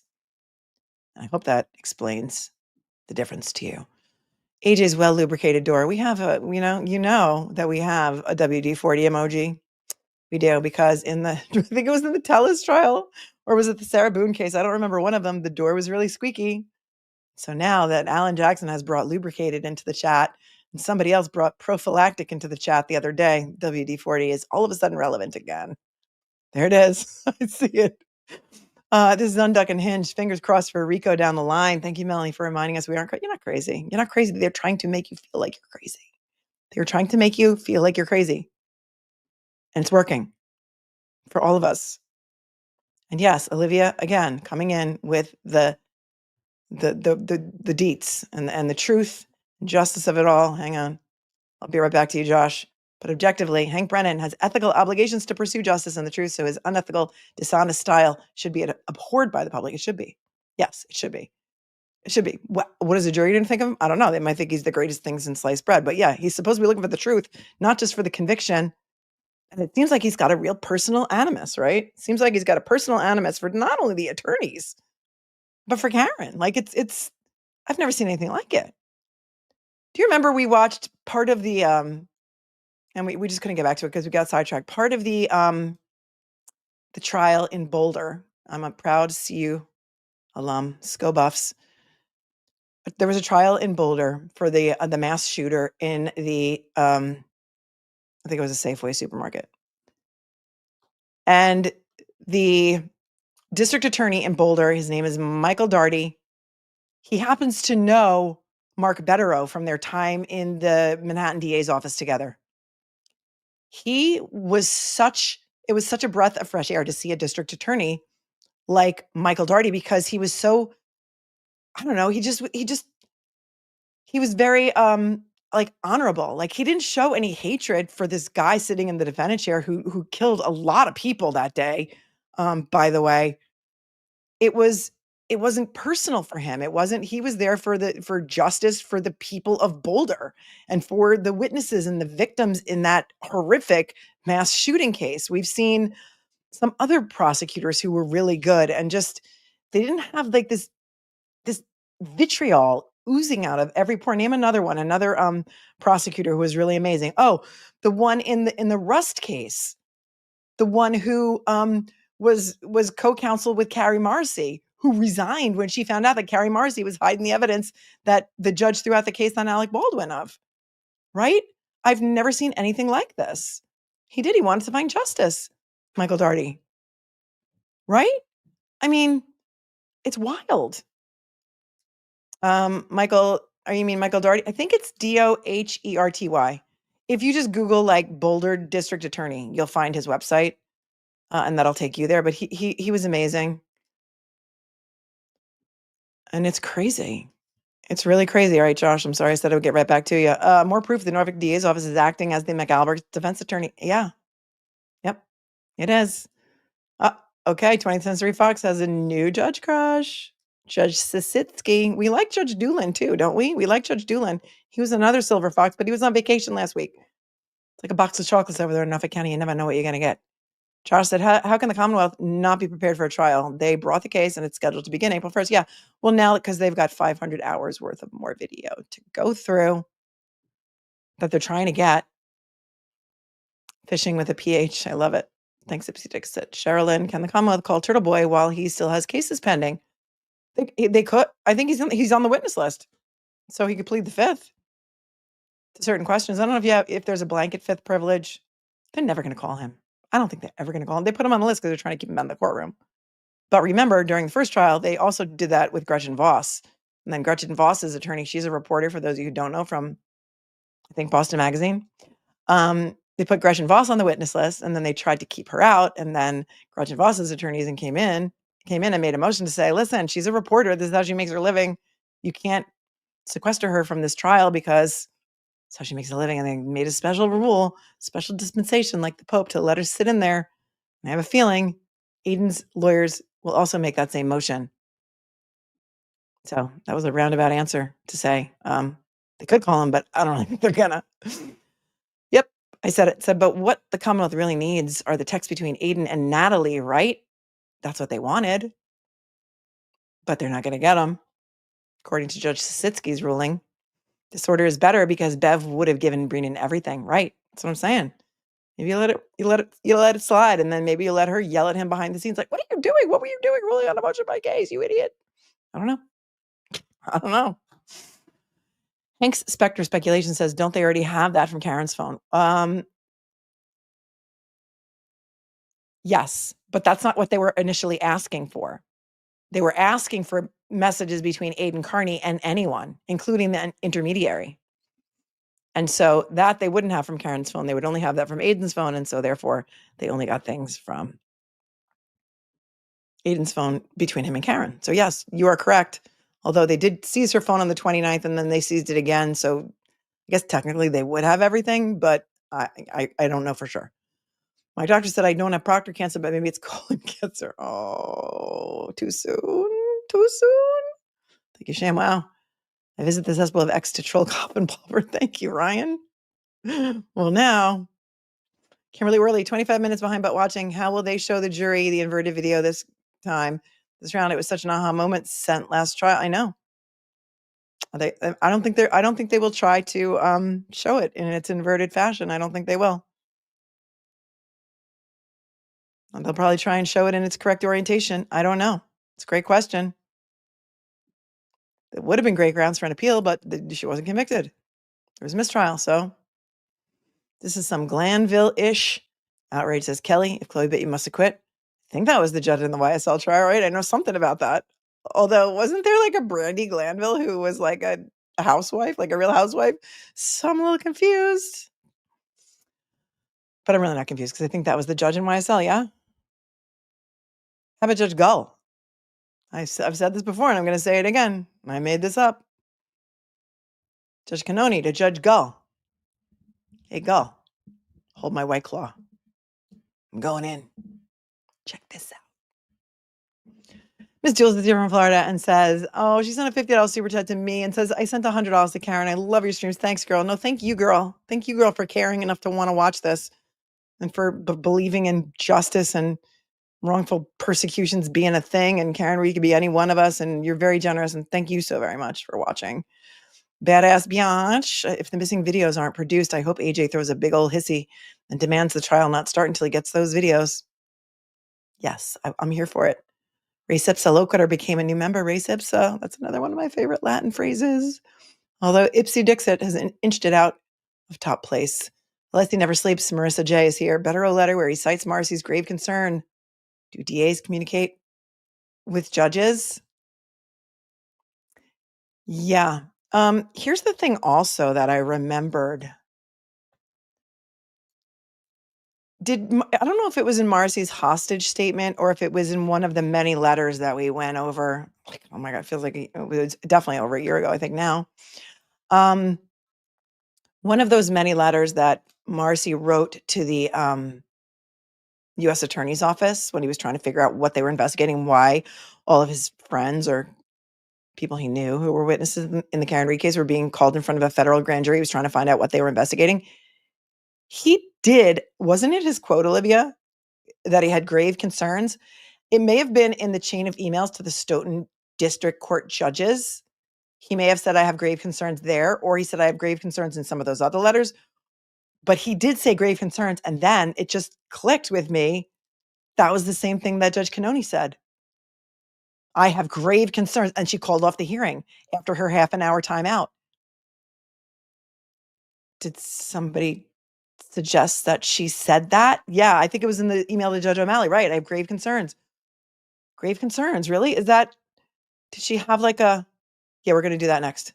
We didn't get to it yet. Did she have like a conversation during her half hour timeout where somebody said, I have grave concerns, and then it just slipped out?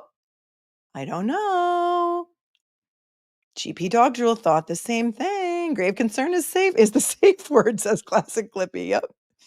Signaling. Yeah. Oh, really? Ozzy has a new video out and I'm a star? Oh, thank you. Thank you so much. Thanks, Minnie. Can't see it yet, but I will. I will go look at it. And I suggest that you'll go look at it too when we're done here. Mr. Fix-It. Grave concerns are a political moment. Yeah.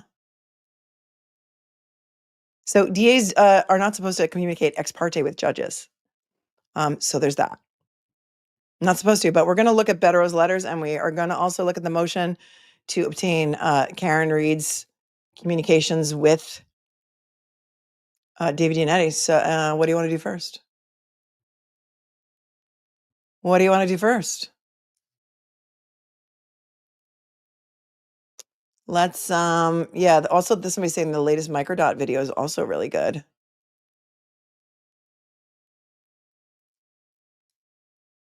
Kat Randall gifted a membership. Thank you, Kat. Appreciate you so. The Bederow letter? All right, let's go to the Bederow letter. Letters by Bederow. Letteros by Bederow. All right.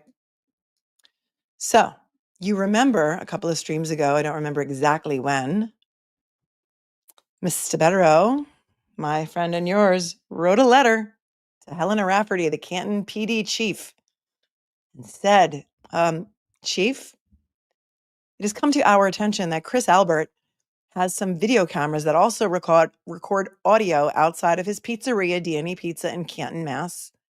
And that is against the wiretapping law. And so not only is because Massachusetts is a two-party consent state. And so he said to Chief Rafferty, clearly you have a conflict of interest here and you can't prosecute Chris Albert because he's on your town select board and he's your boss. He's the one who decides if you're going to renew, if your contract is going to be renewed. He's the one who decides how much you get paid. Yeah, and not only that, but also like his brother, Kevin Albert, is on your Canton PD force. So you have a duty to prosecute him, but you can't. So you're going to have to refer it to the district attorney or someone else who's not conflicted out, right? And we went over that letter together. And then what had happened was she wrote back to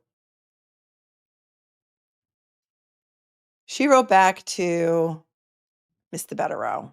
And let me just find that because I have everything like kind of sorted out, but not really so much. Okay, here we go. So Helena Rafferty, Chief of Police Canton PD, wrote a letter to Michael Morrissey and she copied Bederow on it. So it took her a while. It took her like, I don't know, like 2 weeks or something. But she did it and we're here and we're going to look at it.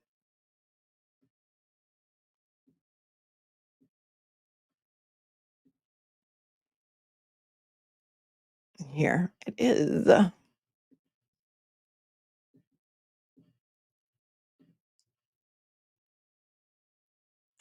This is on Canton Police Department stationery or letterhead.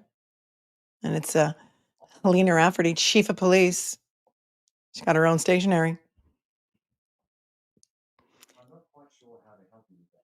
Oh, no, I wasn't talking to you.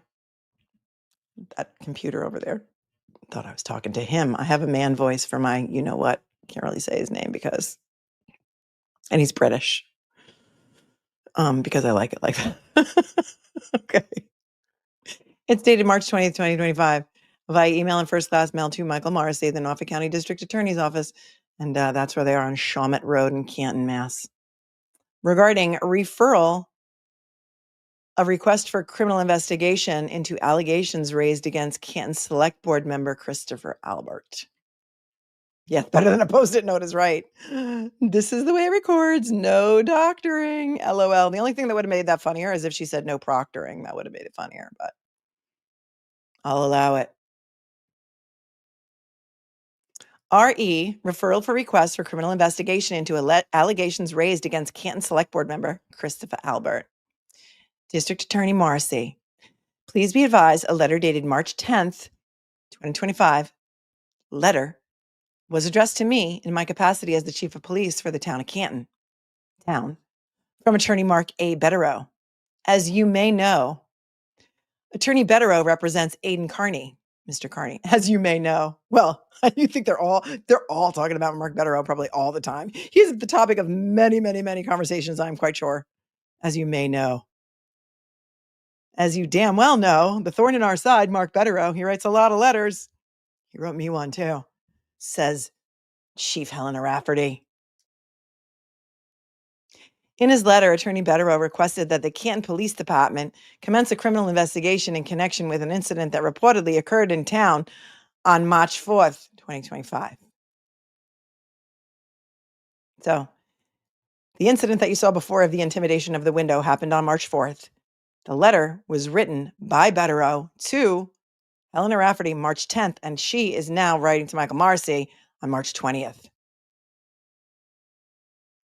Specifically, Attorney Bederow has formally requested that the CPD, the Canton PD, commence a criminal investigation into Christopher Albert for alleged violations of the Massachusetts General Law 272, Section 99, which is the wiretapping statute, interceptions of wire and oral communications. The allegations raised by Attorney Bederow against Mr. Albert concern an incident that reportedly occurred in town on March 4th, 2025. I have attached a copy of Attorney Bederow's letter here too for your review and reference. As you know, Mr. Albert currently serves as a member of the Select Board for the town. Select Board. The Select Board is the appointing authority for my position as the Chief of Police for the Canton PD.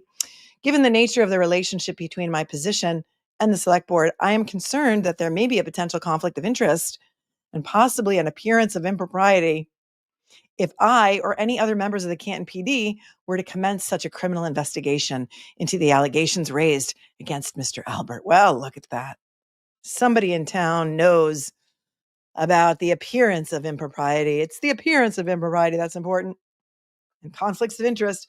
And maybe the reason she knows it is because Bederow spelled it out pretty clearly in his masterpiece, latest Bederow letter. Based on the existence of a potential conflict of interest, and to avoid any potential appearance of impropriety, I am respectfully referring Attorney Bederow's request for an investigation to you in your capacity as the District Attorney for Norfolk County, or for your referral to another county, which is, in my opinion, where it's going to need to go. XOXO, Helena Rafferty, Chief of Police, Canton Police Department, CC, Attorney Bederow. And so there's that. But then there's more. Hang on. Because after that, Bederow writes a letter to Michael Morrissey himself. Let me just find that one for you. The very next day. And then the very next day, Mock Bederow wrote a letter to Michael Morrissey's office. I'm a little chapped. Give me a second.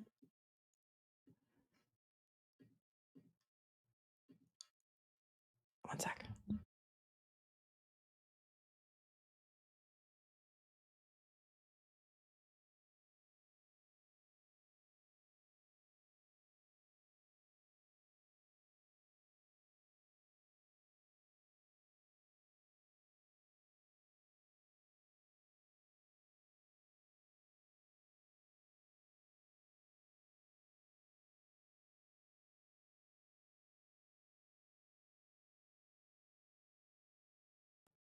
Okay. March 21st, 2025. This is dated to Michael Morrissey, Norfolk County District Attorney. RE referral for criminal investigation of illegal interception of oral communications under Massachusetts General Law, Section 272. Dear District Attorney Morrissey, I write in response to Canton Chief of Police Helena Rafferty's letter to you, dated March 20th of 2025, sent in response to my letter to her, dated March 10th of 2025, requesting that the Canton PD investigate alleged violations of Massachusetts General Law 272-99 by Town Selectman Christopher Albert at D&E Pizza, which he owns and is located at 618 Washington Street in Canton. Footnote 1. Chief Rafferty described my request as limited to an investigation of events that occurred on March 4th of 2025. To be clear, my request includes a general investigation into whether Mr. Albert repeatedly intercepted oral communications of anyone at any time without their actual knowledge, and whether he unlawfully possessed an intercepting device with the intent to do the same. Well, he's pointing out that she read his letter wrong, and apparently she wasn't picking up what he was laying down, so he needs to clarify. Chief Rafferty, citing Mr. Albert's prominent political status and his appointing authority over her, concluded that the Canton PD has a possible conflict of interest which could lead to an appearance of impropriety if the Canton PD investigated whether Mr. Albert has engaged in criminal activity. Consequently, Chief Rafferty has referred the matter to you and requested that the Norfolk County DA's office either handle any investigation or refer it to another county prosecutor. The DA has an actual conflict of interest, which requires your referral of this investigation to another county. And he's going to spell it out for him because he's not going to trust him to be able to figure it out on his own. One sec.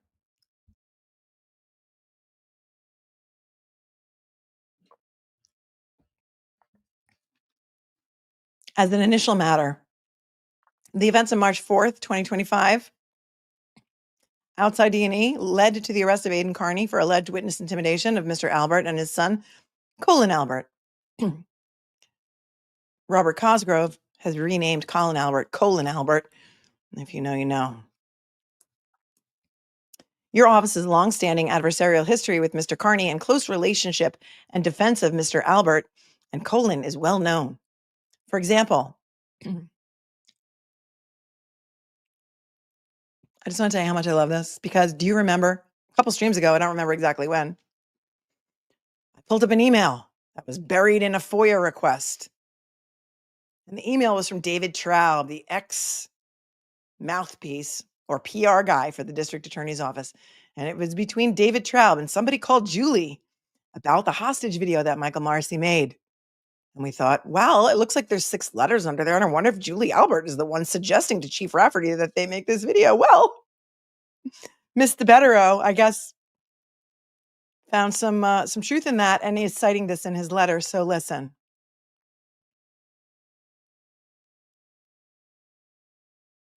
For example, on August 25th of 2023, presumably at the request of Mr. Albert, his wife Julie, and others, you took the virtually unprecedented step of making and then widely disseminating to local and national broadcast and print media a formal statement defending your ongoing murder prosecution against Karen Reed.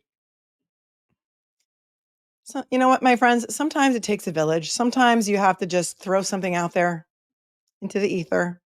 Somebody else has to pick up the baton, run with it. I think Olivia tweeted it after that. Now it's in Bederow's letter. So there's that. Exactly. So there's that. Yep. Just happens. It just happened. It just did. That email, by the way, had been out there. There was something like 61 emails. I got to give Sweet Caroline credit for sending them to me. They had been out there. Sleuthy Goosey had unearthed those a long time ago. They had been sitting out there. But now it's become a bit more relevant. Right? Footnote number 2 says, on August 25th of 2023, your then press officer, David Traub, sent Julie, who on information I believe is Julie Albert, an email in which Mr. Traub told Julie that Chief Rafferty communicated your note of concern to us while we were actively filming the very statement that you were suggesting. See Exhibit A, which is that email that we talked about together. I said, I don't know what other Julie it could be. Some people were like, it could be Julie Nagel. I'm like, I don't know. Why would Julie Nagel care if he got on and made a hostage video about Colin Albert was not in the house. Colin Albert did not commit murder. Colin Albert is a juvenile child. And you're going to hear how many times he mentioned Colin Albert in that statement. I think it's in here.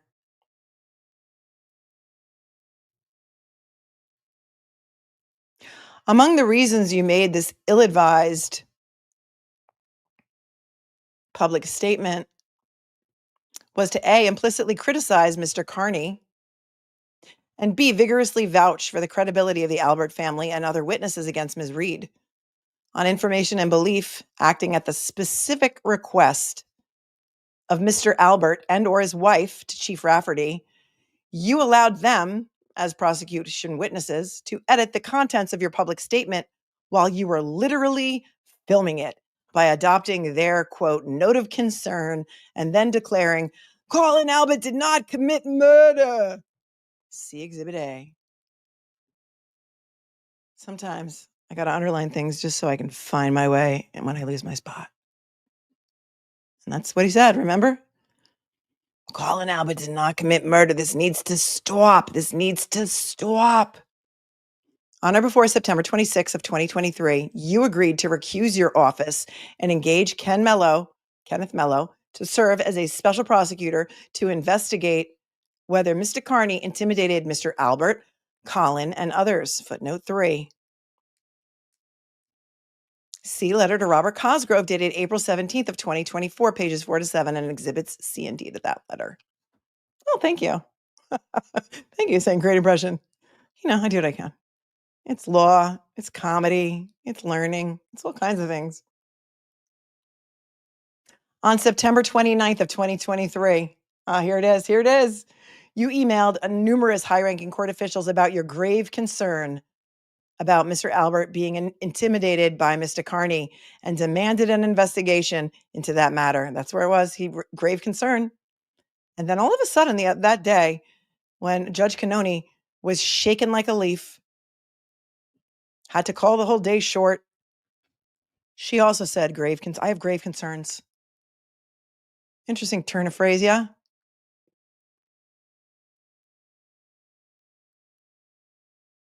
Grave concern about Mr. Albert being intimidated by Mr. Carney and demanded an investigation into that matter. See Exhibit B to October 17th, 2024 letter. Remember, it said, and that's what opened up Michael Morrissey's private emails, because he used his private email server. I don't know if he had an AOL account or something. He wrote an email to all of the Stoughton court judges and attached a screenshot of a text message from Jennifer McCabe to someone that said, "I'm so angry that Chris didn't get it," meaning the restraining order. And he said in his email to all of those Stoughton court judges, one of the witnesses, meaning Jennifer McCabe, has lost, what did he say? Has lost confidence in the Stoughton District Court. And I can't have that. It was crazy. It was crazy. Mr. Albert and Colin remain named witnesses against Mr. Carney in at least 2 prosecutions being handled by a special prosecutor. Moreover, they are prosecution witnesses against Ms. Reed, whose trial begins in less than 2 weeks. Yesterday, Ms. Reed's counsel stated in open court that her defense intends to present evidence that Colin is a third-party culprit who may be criminally responsible for John O'Keefe's death. The above referenced facts lead to the inescapable conclusion that your office would be laboring under a flagrant conflict of interest in any investigation of Mr. Albert. Indeed, it is hard to fathom how your office can investigate the alleged criminal activity of Mr. Albert, fully aware that such an investigation may discredit him and his son. At the same time, their credibility is essential to both your prosecution of Ms. Reed and the special prosecutor's cases against Mr. Carney. In these circumstances, if your office investigated Mr. Albert and declined to prosecute, there's a substantial risk that a large segment of Canton residents, Norfolk County residents, and other members of the public would question whether such a decision was made in good faith or whether it was influenced by your office's existing relationship with Mr. Albert and Colin, your antagonistic relationship with Mr. Carney, and your obvious personal and professional interests in seeking Ms. Reed's conviction. Accordingly, I respectfully request that in your capacity as district attorney, you recuse your office from this matter and refer any investigation into Mr. Albert's alleged violations of Massachusetts general law wiretapping to another county prosecutor, meaning a different county. XOXO, Mark Bederow. With a CC to Timothy Bradle, Aidan Carney, and Chief Helena Rafferty. What do you think Michael Morrissey is going to do? But wait, I have something else that I want to show you while we're on this topic right now, because I find this to be very interesting. Because he does say he's not just talking about the incident with Aidan Carney looking in the window and intimidating the window. He's talking about anyone and everyone that has ever been outside of D&E's Pizza whose communications might have been surreptitiously recorded. And I want to show you something that, I got from a source. And you could tell me, those of you who are in Canton, I know a lot of people who live in Canton do not participate in the chat, and with good reason. They want to remain anonymous and all, and I get it. I would too if I were you. But here's the thing. Here's D&E Pizza. Here's CF McCarthy's. There's a bench right outside. Look, a bench right outside D&E Pizza. I don't know how old this photo is. I don't know when it's been taken. How many people you think go there at night? They've been drinking, sitting on the bench, eating a piece of pizza, or going. Is that the camera right there? Yep. Is that the camera right here? I don't know. It looks like maybe Christmas lights. I don't know. That could be the camera. But there's another camera. There's one inside that was recording Aiden. Then there's one outside that also records audio, which is against the law. I don't think there's any sign that says we are recording you. I don't even know if that's even if that's even permissible under the law. But how many people do you think in their, maybe buzz, they're outside, they're chatting on the bench, they're talking about their private business, and maybe, just maybe, They've been recording people for a very long time. Now, it's been pointed out to me that in the beginning, when this case first started, there were some Facebook groups, and I don't really do Facebook. I'm not really in it. And people were being threatened in these Facebook groups. They would make a comment on something, and then somebody would put a comment underneath it that was like a veiled threat of something that perhaps was maybe blackmailish in nature and might have led someone to the conclusion of that they knew something about this person that could potentially be used against them. Like, maybe they were having an affair, or maybe they were, I don't know, doing other things that were nefarious. Does anybody remember that? Did that happen to anybody in this chat? And you don't have to say if it happened to you. You don't have to say if it happened to you. But I think those of you who know, I'm not on the Facebook group, so I don't know. Mandy Moo says, wow, they're most likely gathering dirt. Do you think that perhaps it's been going on for a long time? I mean, there could be a lot of victims of this. Trying to shut people up, getting information from people. I don't know. That's just a theory that I'm tossing out there. I'm just tossing it out there. Like, it's like bait. I'm like tossing it, and somebody else can reel it in if they think. I don't know if it's town bench. I don't know whose bench it is. Is it their bench? Is it the town's bench? Because something else that I noticed during that hearing, it was the hearing in Aidan Carney's case that we listened to, was that Cosgrove said during the hearing that Colin was inside the pizzeria closing up when he found out that Aidan Carney was next door at CF McCarthy's and that he was afraid. He became afraid. So how is it that Colin found out that Aidan Carney was in CF McCarthy's and became afraid before he was closing up? I don't have a lot of questions. I have a lot of questions. And let me tell you what, if they do not, the bench is perfectly placed under the camera and it's not a town bench, says Dave M. Pizzagate says, little cupcake. It's illegal what he's doing. And you know what? And here's Brandy who says, I 1,000,000% believe they're recording everyone. And also, are they watching the cameras from home? Did Aidan and the Galera and whoever else they were with walk by that camera on the way so they knew they were in CF McCarthy's? Do they have spies in CF McCarthy's calling them to say Aidan's here? I don't know. I really don't know. Did they post a picture on some sort of social media and they're all watching it and that's how they knew? I have no idea. But Cosgrove did say that in open court, that Colin was cleaning up the pizzeria and he found out that Aidan was next door at CF McCarthy's and he got scared. He got scared and then he went home after closing up. And then his father, after they saw the video, had to drive over there because he was somewhere else. And he had to drive all the way there from somewhere because he was afraid.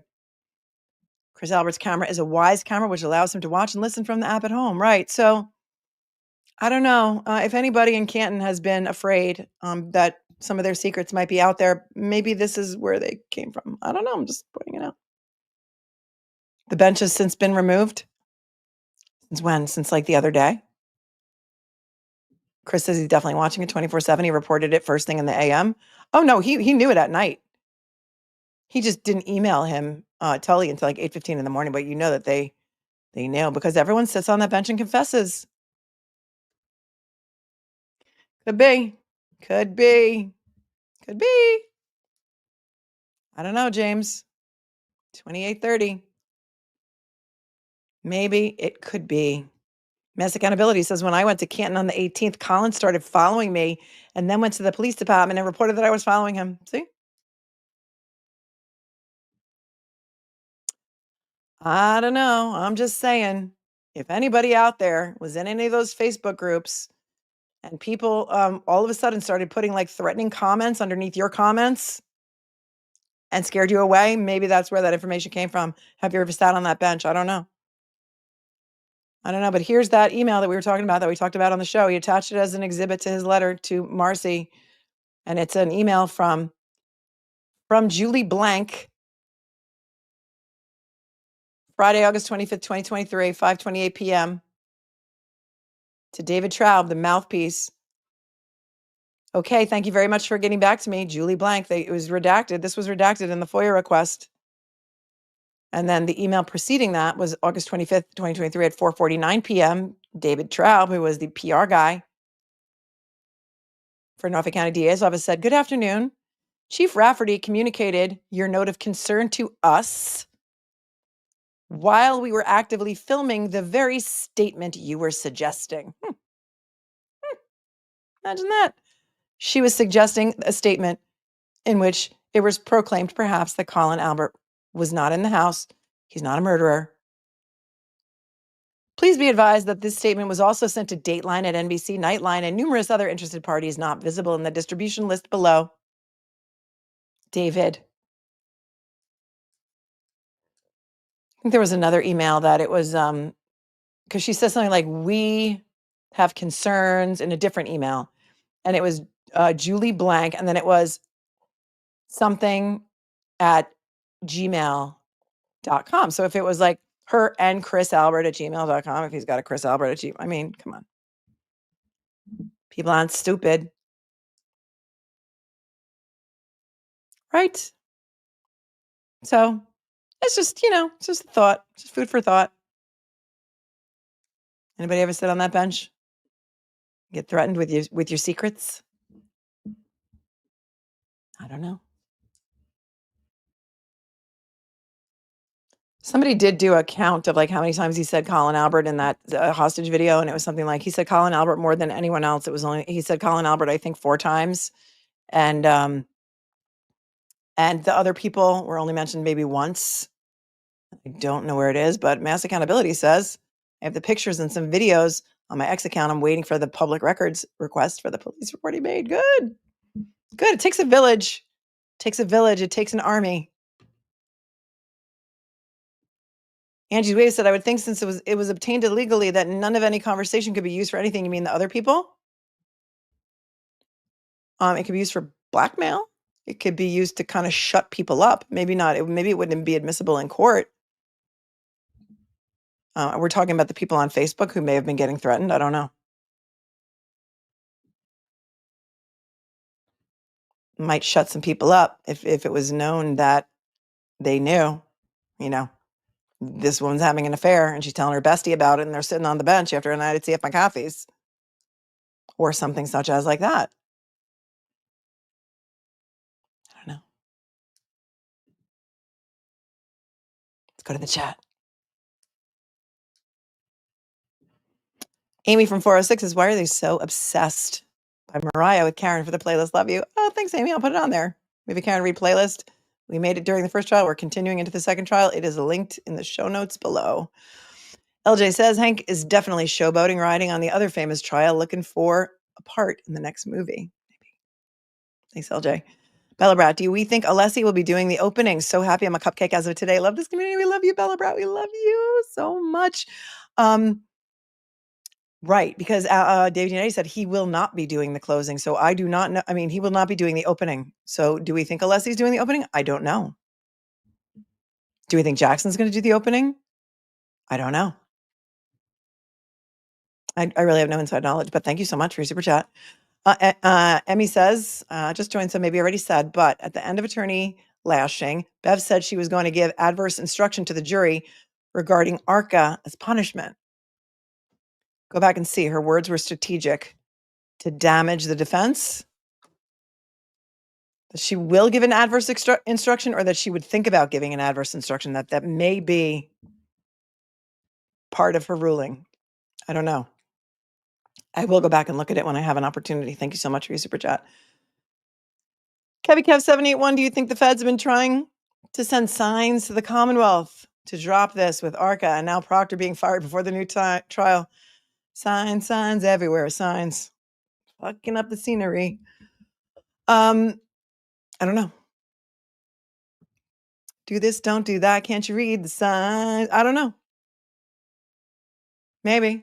But they don't seem to get smoke signals. They don't seem to get hand signals. They don't seem to get blatant, outright, we cannot allow in good conscience this case to go to trial. So here's 3,074 pages of our investigation. The Commonwealth they just don't get it. They just don't get it. Thank you, Kevy Kev, for your super chat. Juicing with Tracy. I think Brennan's a compulsive liar, and if he said it was raining, I'd have to check for myself to see if it was true. Thanks, Tracy. Jay McCarthy, I'm sorry. Did you just say they just found even more video they need to go through? Yeah, I mean, aren't they still turning stuff over as we speak? They just found like the whole new DGM Pietro hard drive. I don't know if it's been turned over. None of it has metadata. None of it's been authenticated. We don't know if there's even going to be a evidentiary hearing about it on the motion to dismiss. There's such a mess. Such a mess. It just keeps revealing itself. I can't even keep it straight myself. Thank you. Nightclubs. Terry, who's the owner of the documentary, is from California. Don't they have journalistic privileges? We're going to take a look at the motion to get that information. Hank Brennan says because they are registered in Massachusetts and it was all filmed in Massachusetts and that they have a registered agent in Massachusetts, he should be able to get it from the company or the corporation. So yes, they do. Massachusetts is one of only a handful of states that don't, but it was filmed in Massachusetts. I don't know. I haven't read the case law. And guess what else? I don't think he cites any case law in his motion as usual. So yeah, we still have that to look at. So we got some things to go still. La La Land. If she gets convicted, I will fly from Arkansas and riot. No riots. No, it's peaceful protesting, but I'll allow it. Magnolia Gypsy sent my drink money to Karen's defense fund last night. Doesn't hashtag's attempt to get rid of the defense team cause delay beyond the deadline to retry Karen? I think it's 1 year from the mistrial, which would be July 1st. I think that she could waive that if they were still waiting on the federal appeal. So if he did succeed in getting rid of the defense team, which I don't think he's going to be able to do, yes, it would go beyond. Yeah, so there's a lot of factors at play. There's a lot of balls in the air there. It would, yeah. The judge would give her time to find new counsel. But again, I don't think it's going to happen.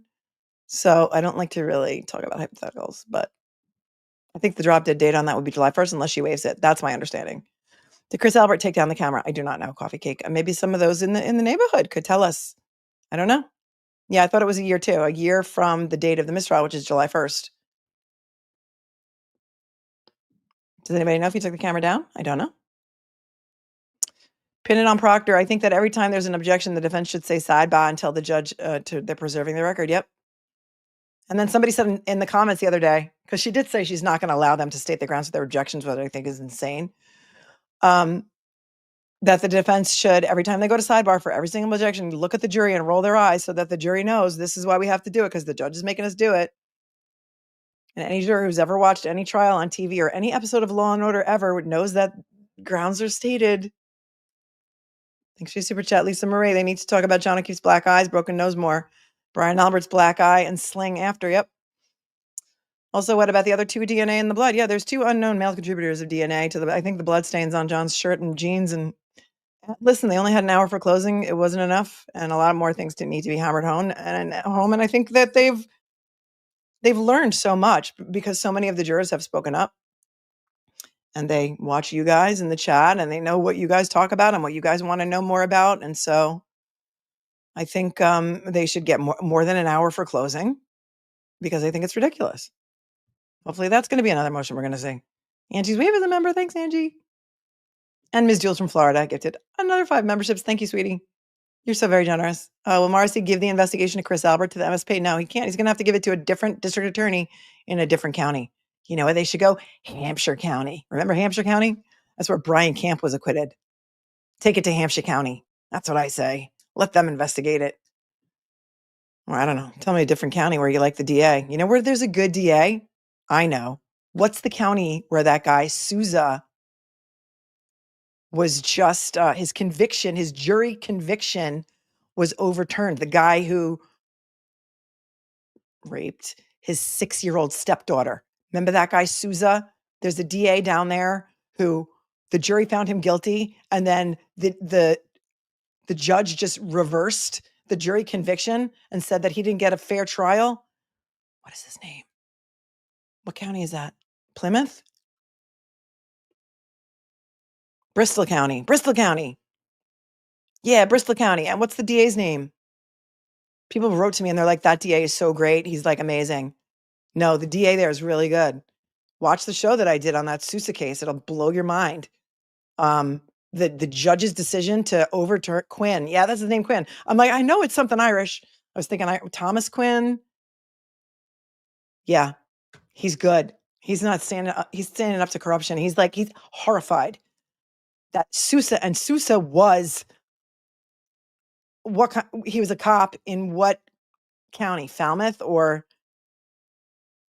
at the time that he raped his 6-year-old stepdaughter many times over the course of years, I think.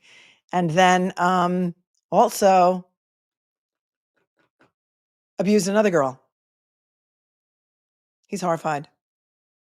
Dartmouth. He was a Dartmouth cop in Fall River. Thank you so much, Robin. Yep. It was in Fall River. Go back and watch my show on that. He's got a court date coming up in May. It's on my calendar. It was just overturned in February. But I think he had been let out of jail in December, and it wasn't made public until February. Oh, man, that just makes me mad just thinking about it. Just makes me mad. So there's that. Donocchio, going to do a portrait of you. Thanks. Oh, wait, is that you? Or Don Ciccio? Are you Don Ciccio? Going to do a portrait of you. Thanks. What? Thank you. So there's that. Wait, Don Ciccio? All right. Well, I don't know what that means, but thank you so much, because that would be awesome. Chris will be doing a portrait of me by tomorrow. But wait, go back to one of my other videos. Like today, I look like crap. Go back to one of my other videos where I have I'm a little bit more coiffed. That's amazing. What? That was Sue's thanks. I hope everyone went and followed him. We'll show his stuff again. Karen, you grew up in Bristol County or did live in Bristol County? Well, then that's even more apropos, isn't it? Give it to the Bristol County DA. I hereby nominate Mr. Quinn, the district attorney of Bristol County, to take over the persecution of Chris Albert. Thank you, Glamour for telling me. Azaran Fish gifted a membership. Thank you so much. That's so very sweet of you. Melanie Little's left swipe and stream. Yeah, it almost happened today, except it was just an internet issue. Says, in my opinion, Julie McAlbert, executive producing and proctoring the hostage video to protect colon equals consciousness of guilt. Yes, that is consciousness of guilt, right? Not Karen's communications with Aiden, turning over evidence of her innocence so that somebody would report on it because the mainstream media was just not interested. Thank you. I love your username. You know I do. Hank Spector speculation. Does the DA statement open the door for the third party culprit? Well, that DA statement was made in August of 2023, and it was made right after Cannoni denied the Commonwealth's request for a gag order. So it's a new trial now, and that statement is old. And I don't think she's ruled on whether they can use third party culprit or not. But in the first trial, they were allowed to use it, but they weren't supposed to open on it. But then he opened on Karen Reed was framed, but he didn't name any third party culprits in his opening. So we'll have to wait for her decision on that. Hank Spector speculation. Thank you very much. Azaran Fish, I'd love to see the defense call an expert from Lexus to testify what we see in those BN Trouble videos. Yes, BN Trouble on YouTube has a great video. He went out and bought the exact Lexus taillight from Karen's car, and he smashes it. And it's really hard to smash. And it's the polycarbonate, the red portion of it is really thick. And he goes through the whole thing about, and I don't want to misquote it, but he does a great video on it. And he proves that the taillight would still be red even if everything was missing because the bulbs are red. I don't really know. I don't want to misquote what it says. But yeah, go look at the BN Trouble on YouTube. If you search that in your YouTube search bar, that video will come up and you can watch it. Where it's revealed there will be no white light. Exactly. Thoughts on if the defense might do this? Maybe. They've got a lot of experts on their list. And a lot of them are forensic type experts. And so we don't know exactly what we're going to say because we're not privy to it. But you can bet, people send me stuff every day and they're like, I found this. It's so amazing. Send it to the defense. First of all, I'm not in communication with the defense. I do not give them information. I do not communicate with, I'm not your secretary. And also you can pretty much bet that everything that you see on the internet, they also see on the internet. So there's that. DNA is literally right between CF McCarthy's and the waterfall on that street. Oh, that's interesting. Thank you, Josh. I guess you're a local, hey? Arctic Fox. 865, member for 10 months. Bench was a lure to sit and chat. It is quite possible. It's quite possible. Despite the look on my face, you're still talking. Says if the juror issue caught on camera is actually real, maybe this is where it came from. Just a thought. Oh, that the juror was sitting on the bench talking about the case to her friend. That is fantastic, because the story was somebody told Fanning a story about her being in a bar talking about the case, and then Fanning told a court officer who told the judge. They didn't have an evidentiary hearing, and that very pro Karen Reed juror got tossed off the jury right before closing arguments. You are a genius. Despite the look on my face, you're still talking. Thank you. Well done. I bet Lally's going to do the civilian witnesses, says Amanda Capone. Yeah, they do say he's co-counsel. He's co-trial lawyer, prosecutor, whatever. I don't know. Maybe he's going to do something. I don't know. He hasn't spoken at all at pretrial. He's not uttered a word. In fact, McLaughlin said a word the other day for the first time, like this whole entire pretrial. Grace Bay says, didn't Hank try to get ABC records from New York through the registered agent in Massachusetts? And the lawyer was like, that's not allowed. Here's the log. Yes. And they had to serve them a different way. And did they eventually get them? I don't remember. It's too much to remember. I can't pretend to remember everything, Grace Bay, but yeah. I think he just served it wrong, but I don't recall. Ms. Jewel says, so I tucked my hair up under my hat. Oh, thank you so much for the 20. I appreciate you so. Al dente, never assume privacy in public. Nope, you shouldn't. But if it is against the law in Massachusetts to record audio of people surreptitiously without their consent, then he should be prosecuted to the fullest extent of the law, just like Aidan Carney is will stand trial if it's not dismissed for 17 or 16 felony charges of witness intimidation that they're selectively prosecuting, because there are other people intimidating witnesses all the time.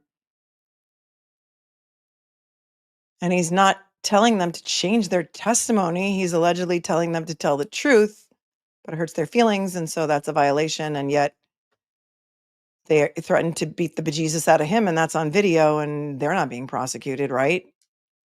Makes no sense. Jane Brown, Commonwealth knows they don't need Aidan Carney's phone. They could get all communications from the alleged victim's phones, backdoor phishing expedition. Yes and no. Because I don't think the alleged victim had their communicate. They don't have their phones. They don't have phone extractions of them. The only one they have is Lindsay Gattani's phone. They don't have Jem McCabe. I mean, they have some of Jem McCabe's. She was allowed to like delete a whole bunch of stuff. Brian Higgins destroyed his phone. Brian Albert destroyed his phone, right? Tara Ellis says, as the defense attorney, Hank would be outraged if prosecutors were doing what he's doing to Karen Reed. Karma is real. Yep. You know what I say, Tara? Karma knows your address.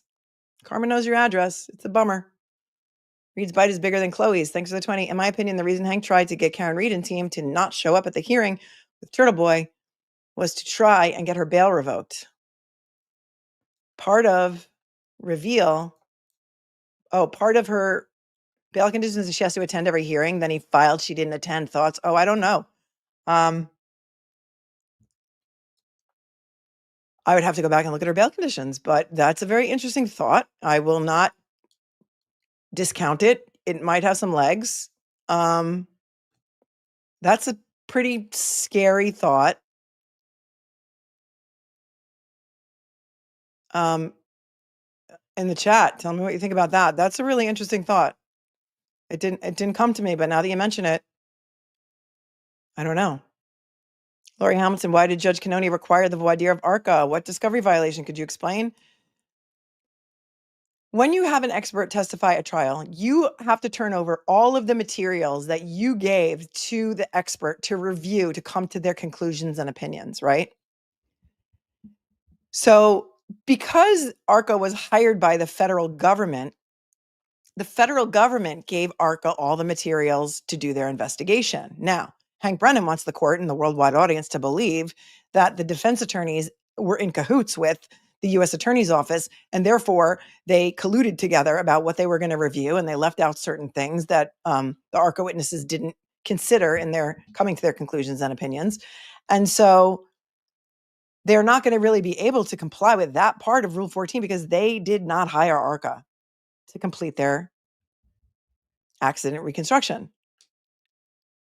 And so she's now going to require them to come back and answer questions about I don't even know what, about their relationship with the defense, about whether they knew that they were going to be paid. Like, I'm still a little bit fuzzy on what exactly she's requiring them to come back to talk about. But again, just because Lally did a crappy job in the last voir dire, like before the last trial, that's the discovery violation that she's alleging, because they can't turn the stuff over because they're not in possession of it because they didn't hire them initially. It's a reach. It's weak. We all know it. I don't get it. Nobody knows. They're trying to say that ARCA's biased. The whole thing is insane. It's just insane. So don't let them make you feel like you're crazy, because that's what they're trying to do. Meg, thank you for tuning in from Australia. I hope the Karen Reed team focuses on reasonable doubt. If you believe Karen Reed connected to Wi-Fi at 12:31, I don't mean to correct you, but I think it was 12:34 or 12:36 at One Meadows, and John was moving at 12:36. Reasonable doubt. If you believe that it's not possible for 11 billion butt dials to occur in one night, reasonable doubt. Right, Meg, right. And if you are back there trying to figure out any other way that could have happened, that this could have happened, that John O'Keefe could have died, that is reasonable doubt. 12:36 is when. Okay, so 12:36, and John was moving at 12:36. Reasonable doubt. Yes, thank you. Robert Alessi's next wife is here. Throwing a 20 in the pot with a wish. He's married. He's married. I think he's very happy, but I do enjoy the humor. Yeah, Olivia's saying essentially the defense is being punished for things outside of their control regarding ARCA. Yep, 100%. Emma Grant, thanks to 5. What's the date Chris Albert became selectman? Is that why Julie wanted the hostage video? Because it was hurting Chris, maybe. You guys know in the chat when he became a selectman. I don't remember if it was in the spring of 23 or the spring of 24. So anybody who knows that answer for sure, April of 2023. Okay, perfect. Don Monagle's local, so I know he knows. So he became April 2023 a town select board member. That video is August of 2023, 4 months later. So yeah. Yeah, and also in defense of, her kid. Some mothers will do anything to protect her kid. But again, why did they all lie about Colin being in the house? Because he was in the house.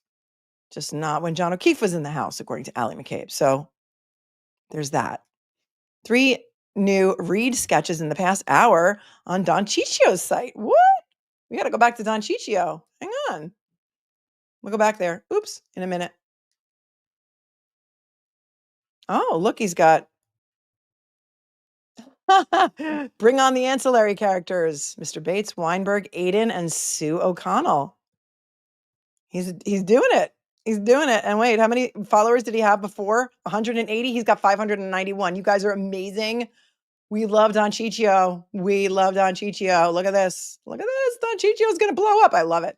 I love it. I love helping other creators. I love helping other women.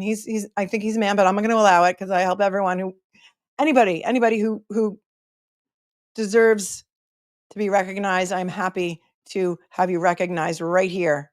Here is Don Ciccio. He's an artist. And look, bring on the ancillary characters.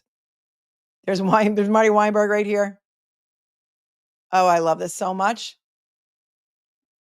Do you think he just sketched those like in the 5 minutes?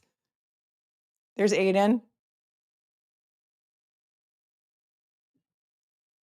Sue O'Connell. I love it. I love Don Ciccio. Don Ciccio for courtroom sketch artist. Hang on.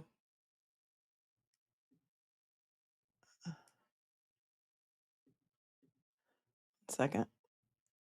I just gotta how to make this smaller.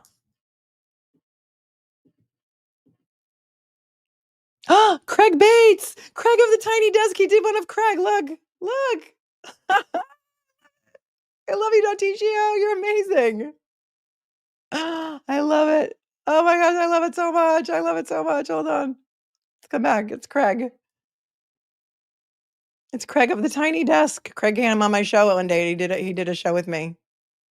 I love it. Here's how you spell it. I'm going to put it on the screen. Hang on. Or I'll actually I can type it like in a banner. Hold on one second. See it? It is at Don Ciccio 74. A, the A sign, the at sign, DONCHICHIO 74. How awesome is that? And then there's a few more. He put these up. So this one we saw before, I think.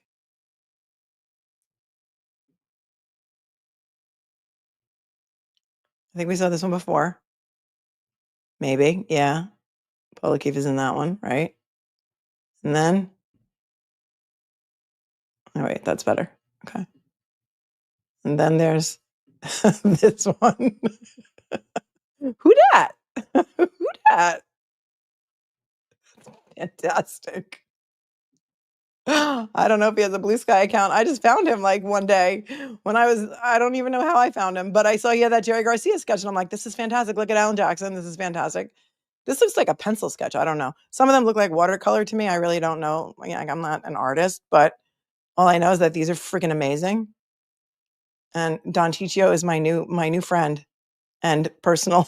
I'm going to hire him to like, do family portraits, and I'm going to commission some things from him. Look at Mr. and Mrs. Reed. It's amazing. Amazing. Oh, yay. I love this. I love when we discover someone new together. Like one day we discovered Kathy of Gossip, Rumor, and Innuendo, and we played her. I contacted her and I'm like, girl, can I play your Brian Camp summary, because it's so hilarious, it's so funny, and I can't summarize this case as well as you can. Okay, and here's some more. Hold on, wait, there's more. Oh, look, he's going nuts now. He's just going nuts. Look at this. Ooh, hold on, because he deserves it, and I want you guys to see these. So here we go. Oops, the dream team.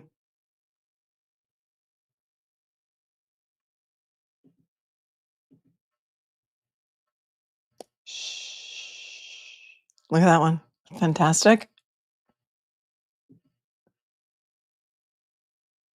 Karen, David, Alan, and Liza. And there's one of just Liza. A solo portrait. A solo portrait. I don't know why you can't find him. I mean, I could type a banner out. Let me see if that works. So that you can have it spelled out properly. Let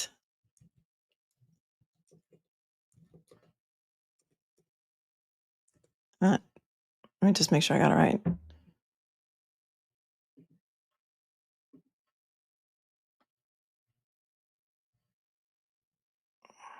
Oh my God, this fan is squeaking and it's bugging the crap out of me. Okay, at Don, CHICHIO, CHIO,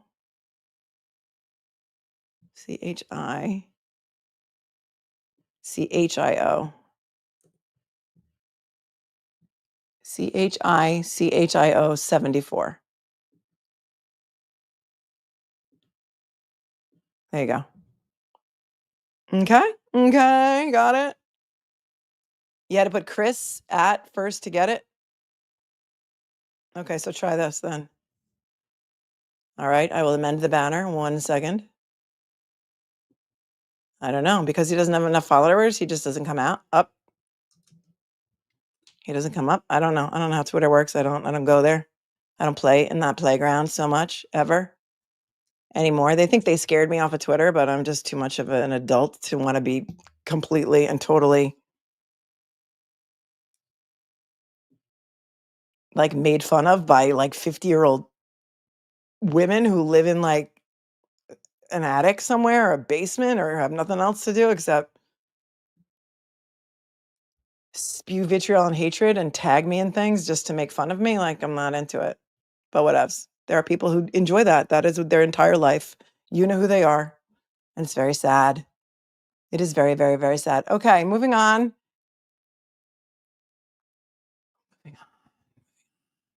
All right, let's move on quickly. Let's go to, it's taking longer than I thought. We might have to come back tomorrow, but it's okay. I never really was on Twitter. I had an old account that I had like 3 tweets on from like when I used to go to like the New York Rangers fundraisers and take pictures with the players from like, I don't know, 15 years ago, maybe. Hang on.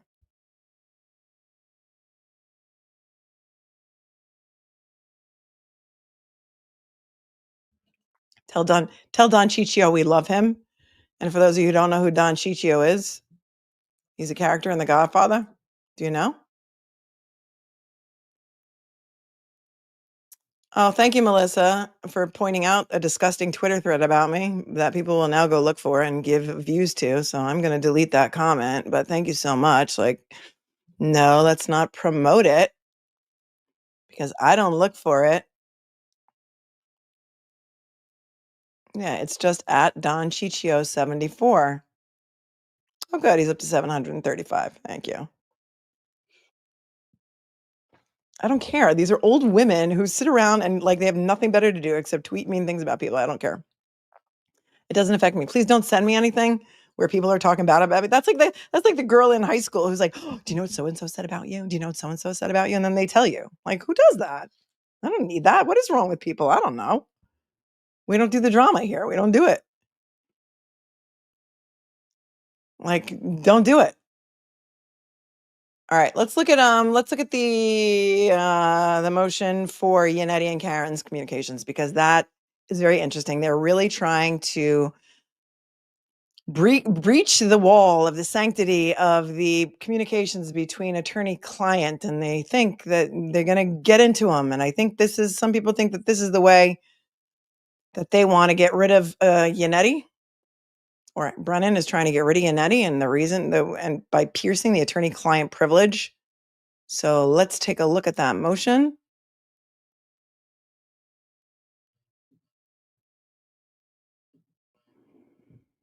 And we'll take it from there. It's the docket number 618. Docket number 618. I've never seen anything like this before, ever. Been practicing for over 30 years in New York State and federal courts. And you know what? I took on the Catholic Church. Okay? So if you think you Twidiots are going to like make funny videos about me and, it's going to upset me, I've taken on the Catholic Church. Do you think I'm afraid of you? No, you're not going to shut me up. They tried in the beginning. Well, Jennifer Coffendorfer was the first one to try when she tried to make me look like a fool on court TV because I said, that is not the body of a man who got hit by a car. Those injuries on John O'Keefe's right arm did not come from a car, came from an animal attack.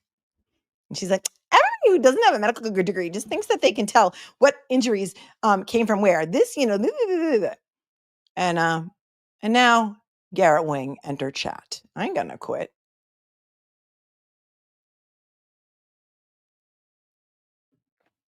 All right. Let me take down Don Ciccio's banner, which we can put up later if anybody wants it. It's there. It is there. It is in the thing. All right. This was not open season to say whether you like Don Ciccio's artwork or not. Again, we try not to disparage people in the chat. And we try not to write anything defamatory and, clean language and all. And, yeah, I'm a kindergarten teacher. Deal with it. Cry about it. Here we go. This is docket number 618. Commonwealth's motion to compel communications between the defendant and attorney Yannetti stored within the defendant's cell phone data. This was filed only yesterday. It feels like it was filed a year ago. It's yesterday, March 21st, 2025. Everybody was all going on and on about it yesterday. And I needed a day off yesterday because look, I'm an empath. A lot of you are empaths too, and you absorb this just like it's like you. You absorb it like it's your own. Sometimes you just need to walk away from it for a day, and then everybody else can talk about it, and then I'll come back and talk about it with you. So don't ever be afraid if you don't hear from me for a day. Everyone needs to take care of themselves. Self-care is a very important thing. I'm still here talking about you now, talking about it with you now. Just remember to hit the like button, even if you hate me and you're hate watching. Hit the down like button because, engagement.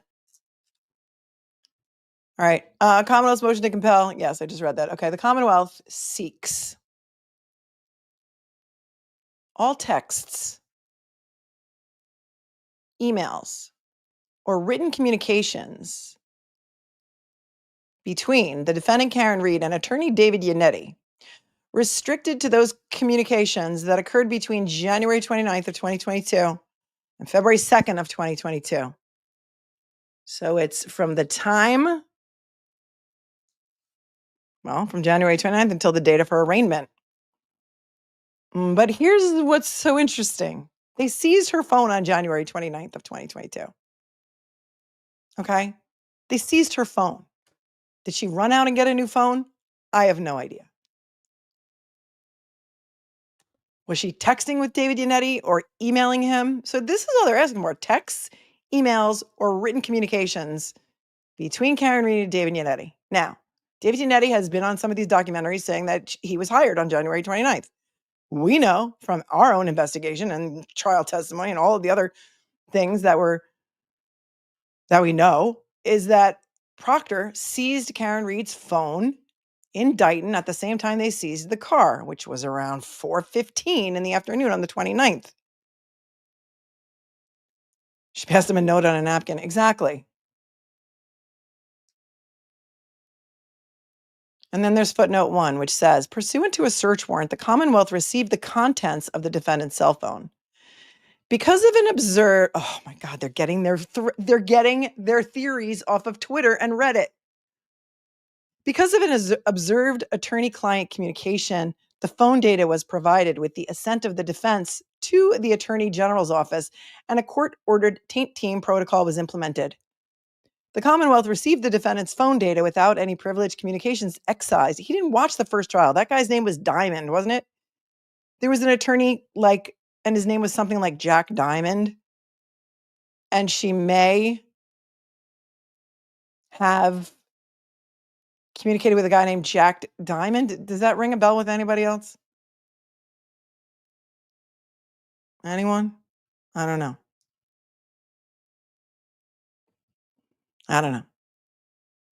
I remember that name for some reason, Jack Diamond.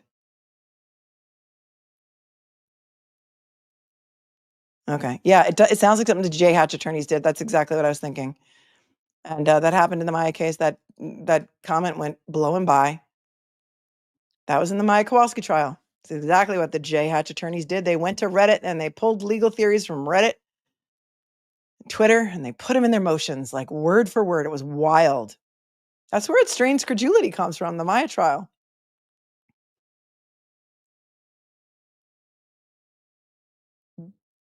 And then they go on to say, the Commonwealth received the defendant's phone data with any privileged communications excised. Given the defendant's public waiver of the attorney-client privilege as it pertains to the defendant's conversations with Attorney Yannetti on January 29th of 2022, and the following 3 days, the Commonwealth is entitled to the communications between the defendant and Attorney Yannetti for this waived, narrow period of time. There's been a lot of people talking about this, and a lot of people who are appellate attorneys that are more well-versed in this than I am. But we're going to look at the rule. And also, did they even have any communications in writing during that time? I don't know. Well, let's keep reading. The privilege holder, Karen Reed, has waived her attorney-client privilege with Attorney Yannetti relative to any statements about her collision with John O'Keefe. Well, she didn't collide with John O'Keefe. During the time of January 29th through February 2nd, 2022. The defendant voluntarily and intentionally disclosed the existence of these communications and her initial thoughts about her culpability for causing the death of John O'Keefe during various public interviews. The communications, confirmed by the defendant to exist, are no longer privileged nor confidential because the defendant chose to widely and publicly disseminate them. Okay, that may be true. She might have talked about conversations she had with David Yannetti, but did she ever specifically say, I was texting with David Yannetti and I texted him this and he texted me that? Did she ever say, I was emailing with David Yannetti and we emailed this back and then he wrote back to me and said this? So it's like they want text messages, emails, or written communications. I don't know that she ever said that anything was in writing. Okay. So, okay. Footnote number 2 says, to ensure that only the communications that were waived are provided, the Commonwealth requests that this honorable court review in camera all text messages and written communications stored in the defendant's phone data for the time between January 29th, 2022 and February 2nd of 2022. I mean, I know that he didn't watch the first trial, but again, her phone was seized on January 29th of 2022. So, yeah, exactly. Does that mean every single communication between lawyer and client? How does that mean every single communication between lawyer and client? That's insane. It has to be unconstitutional. There's ways of waiving the privilege, and we're going to get to it. For example, if I meet with a client and they want their boyfriend to sit in on the intake with me, I have to advise them, listen, if your boyfriend comes in during your intake with me or any conversations together, the privilege is waived because there's a third party there. Same thing goes for if you talk about the communications in a public forum, like on television, like in a documentary. Maybe.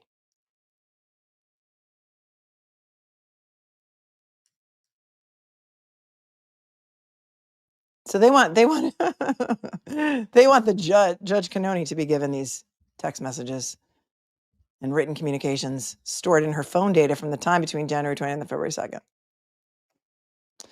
And then it says, in support of this motion, the Commonwealth acknowledges and respects that the attorney-client privilege protects privileged communications between a client and his or her attorney. Massachusetts Rule of Evidence 523 provides.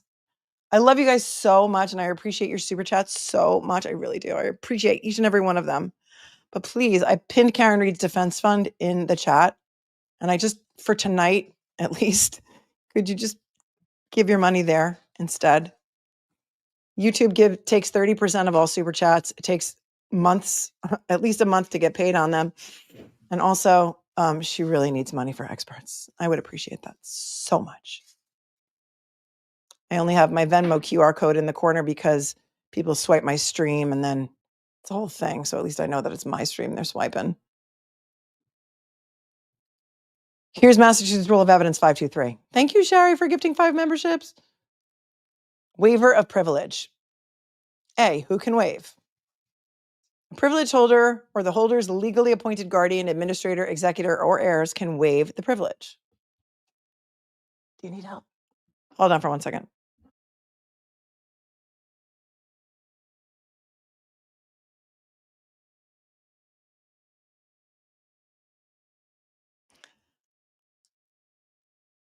Conduct constituting waiver. Except as provided in Section 524, privileged matter disclosed erroneously or without an opportunity to claim privilege, a privilege is waived if the person upon whom this article confers a privilege against disclosure, number 1, voluntarily discloses or consents to disclosure of any significant part of the privileged matter or introduces privileged communications as an element of a claim or defense. C, conduct not constituting waiver. A person upon whom this article confers a privilege against disclosure does not waive the privilege if the person merely testifies as to events which were a topic of a privileged communication, or there is an unintentional disclosure of a privileged communication and reasonable precautions were taken to prevent the disclosure. In this case, the privilege holder, the defendant, has clearly and intentionally waived her attorney-client privilege regarding specific conversations she had with attorney Yannetti regarding the collision between her vehicle and John O'Keefe.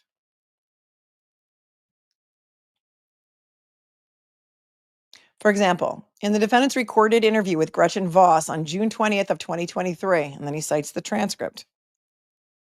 The defendant concedes, question, you never said, did I hit him? I hit him? Answer, I said, could I? Did I? Could I? Did I hit him? And then, when I talked to David, now this is later, David said, Karen, if you incapacitated him in any way, there's capability there. Capability. Anybody want to point out what's wrong with that sentence? I'm sure David Yannetti didn't say there's capability there. He probably said culpability, not capability, but, Hank Brennan. And I thought, all right, maybe this is maybe I said to my mother, just to go forward a second, they were asking me, what was it like? Did they come out? What was the house like?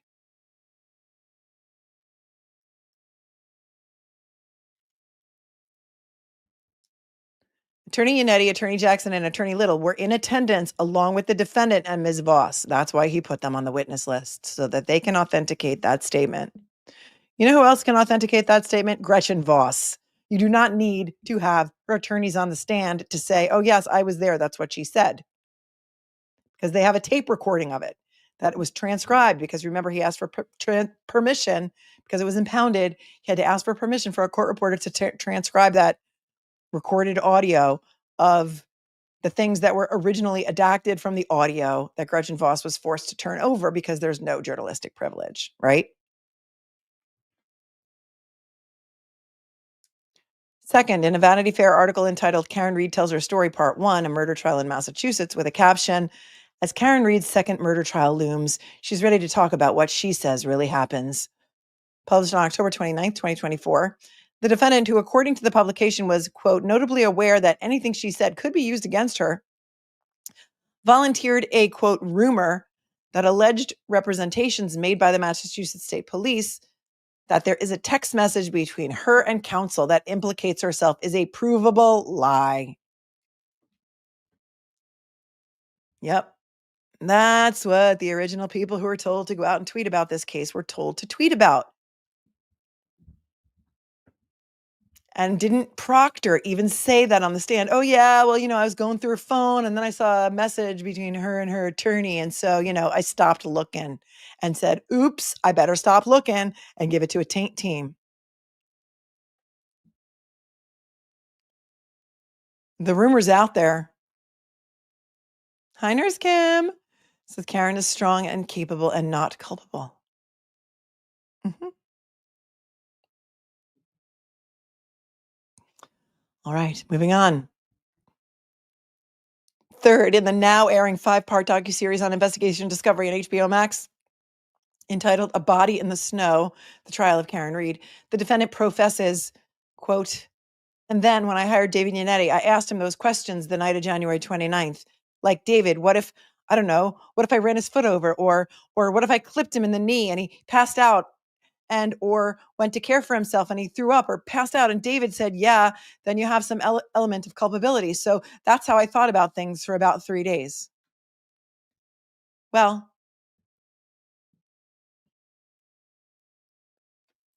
they took her phone before the nighttime. She says the night of January 29th. So she must have been talking to him on the phone. She certainly wasn't texting it to him. I doubt very, very much that it's in writing of any kind. And I'm sure that she was having a telephone conversation with him, but go on with your bad self. They're only asking for written communications. They can play it. They can play this portion of the documentary. Doesn't mean that they should be able to waive her entire attorney-client privilege about everything. But again, they're only looking for this 3-day period and only written communications. And between you and me, I wouldn't worry about it. I doubt there's anything. They took her phone. She didn't even have a phone. Oh, the defense fund is $1,803 away. We're almost at 800,000. Woo woo. Right. And if that is a verbal conversation, then they can pound sand. Right. They can't call David Yannetti to the stand to testify about his conversations with his client because she talked about it on the documentary. Okay. Okay. Oh, yes, Nurse Kim. Great job today. Nurse Kim did an interview with or a show with our friend Mark Bederow. If you didn't watch it, I'm sure you did watch it. But if you didn't, go watch it back and watch it later because I was watching it. I caught the end of it. I'm going to go back and rewatch it later. So I'm trying to cover stuff that you guys didn't do and you guys didn't read the documents. So I'm reading the documents. It's like a whole village. It's a whole village. One of my kids sends me a screenshot of the trial of Karen, this exact documentary that we're talking about, and says, number one, how is this? Number two, why didn't they ask you to be in it as the world's leading expert? That's hilarious. Number one. And number two, they did ask me to be in it and I declined. So that's funny. I can't wait to tell them that. Yeah, I was like, what? You mean you want me to come to Dedham for you to interview me and you want to use all of my content and for free?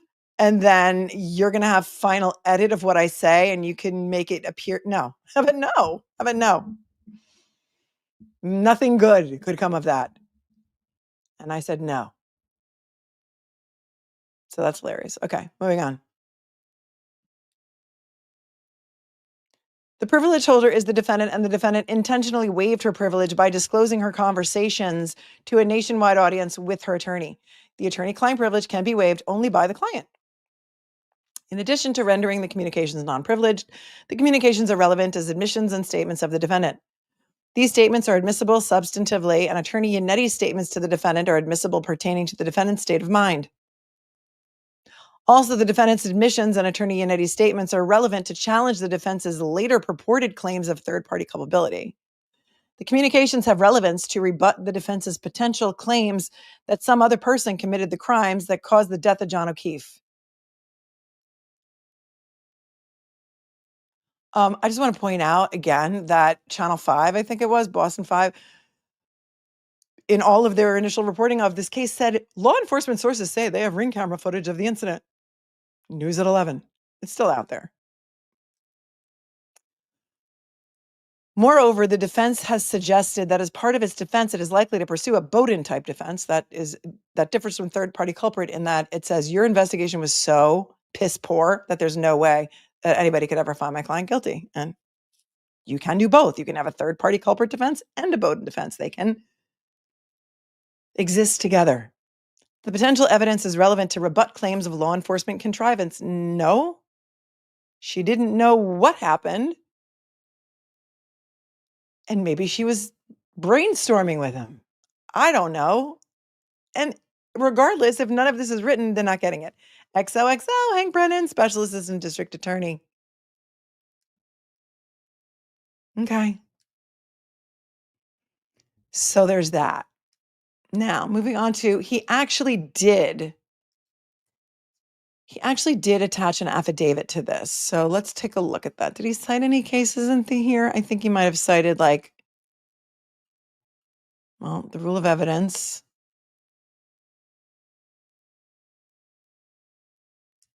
Did I miss it? Did he cite any cases? Hold on. I mean, it wouldn't shock me that he did not cite one case in support of his. Okay, if I missed it, I'm sorry, but I don't see anything there. And then that was 618, and then 619 is the affidavit in support. So let's take a look at that. See if he cites any cases in there.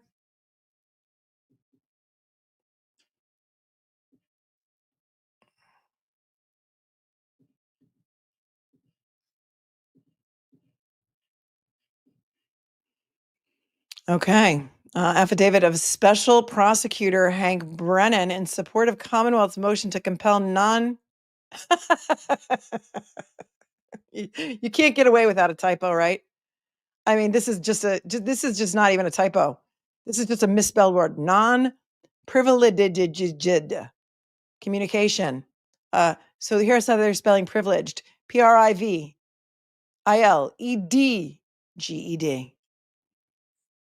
Even spell check would pick that up because it's not a word. It's just not a word. Non-privileged communication stored in the defendant's cell phone data. My name is Hank Brennan. Oh, wait, it's time. It's time for the name tag. Hang on, like he's at a sales conference. Although my name tag in the upper right-hand corner says, hello, my name is Hank Brennan, because one of his affidavits said, my name is Hank Brennan, and Brennan was misspelled all over. And we've come to the conclusion that his paralegal just hates him. That's what I think, and I'm sticking to it. My name is Hank Brennan. I have been appointed special prosecutor, signed as lead counsel for the case of the Commonwealth versus Karen Reed. And now I can't stop. It's like the Bobby Brady voice. When his voice was changing, remember, when it's time to change, you've got to rearrange. Remember that song, Who You Are Into What You're Gonna Be? Sha-na-na-na-na-na-na-na. Everyone, sha-na-na-na-na. Sha-na-na-na-na-na-na-na. Sha-na-na-na-na. I loved when the Brady Bunch sang. It was so fun. And they had those really cool costumes, and they were all matching, and they were on some TV show. It was so cool. You Gen Xers know what I'm talking about. Don't pretend you don't. I reviewed several public statements made by the defendant relative to this case, including but not limited to the defendant's interview with Gretchen Voss and her appearance on an ongoing documentary. The Commonwealth intends on introducing end number of the defendant's statements. It should say an introducing end number. Maybe it's supposed to say introducing a number of the defendant's statements, including the statements included in the attached motion. Okay, well, you should really be pointing out all of them, not just some of them. George Glass was real. Mike S. knows George Glass was real. I know I like the Partridge Family too. It's a sunshine day. It is, Ashley. It's a sunshine day. Peter Brady when his voice is changing, Marion. Yes, yes, yes.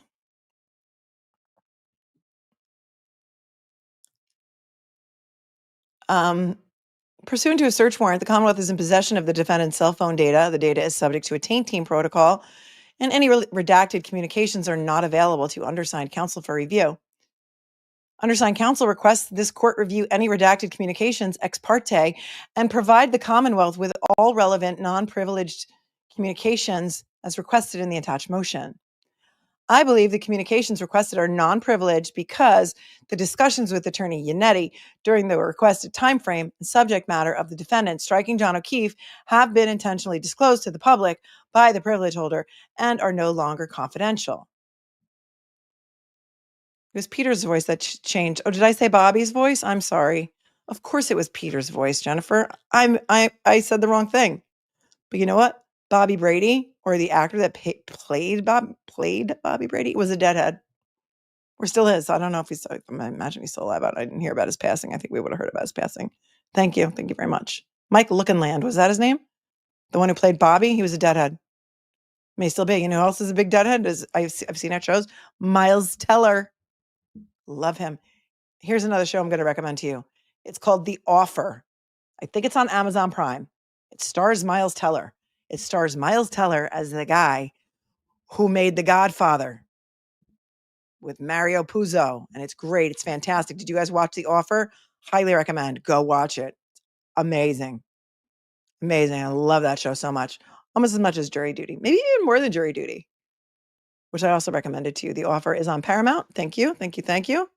Life on Makeup. And we have the same taste in television. I know we talk about a lot of shows together.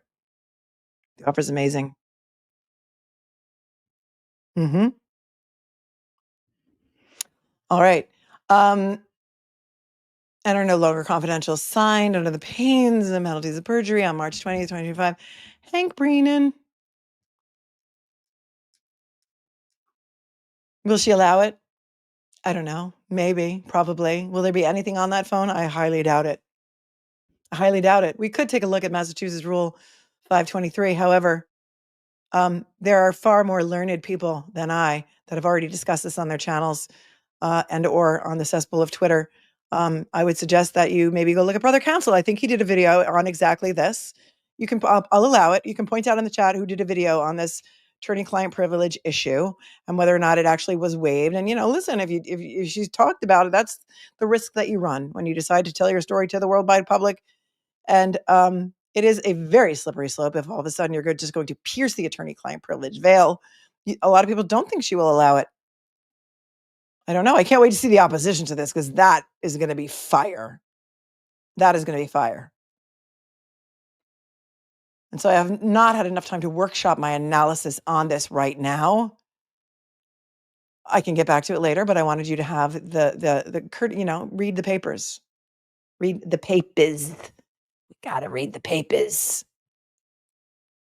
Now, there's some other things in here that they also did. They also filed a motion to get all of the footage from unsolved productions from this 5-hour,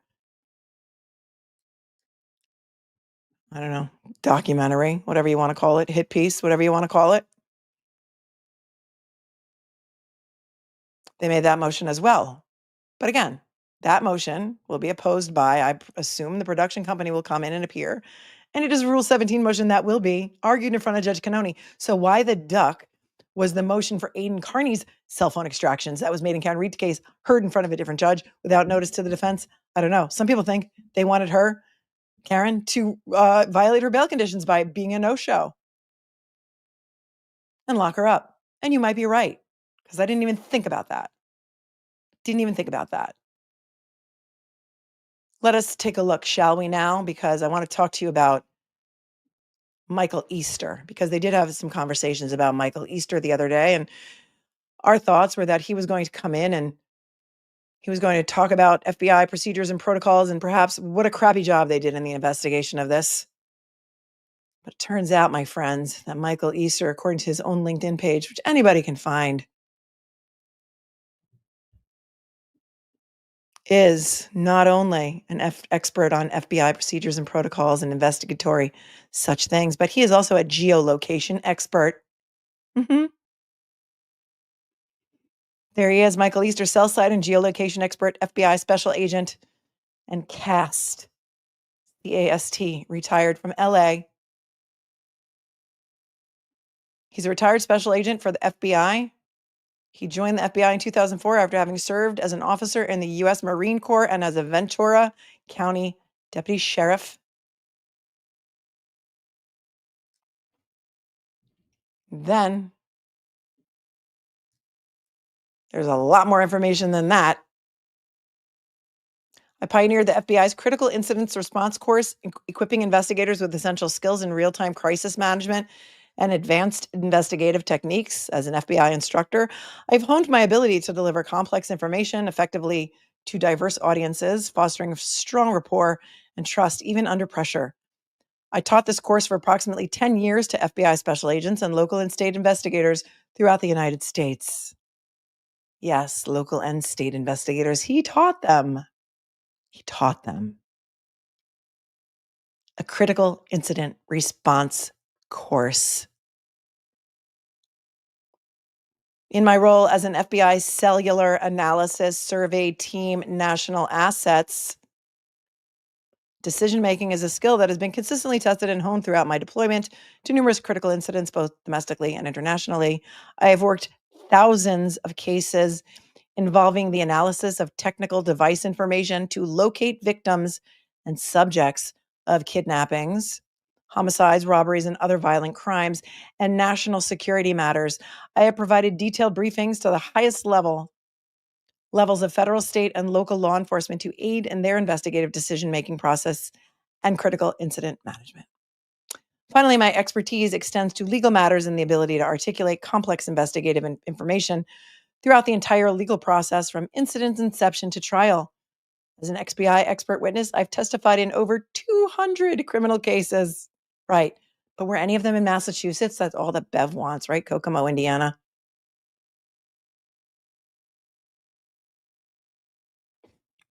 This extensive experience led to my appointment as the FBI's expert witness training instructor. Then you will see that from January 25th to present, he has been an expert witness and trial consultant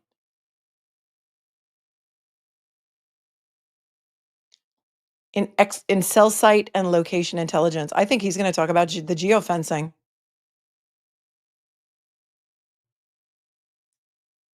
And he's going to talk about where John O'Keefe's phone was and whether or not it went in the house. I don't know. I don't know if he is or not. I don't have a copy of his report. But I will say that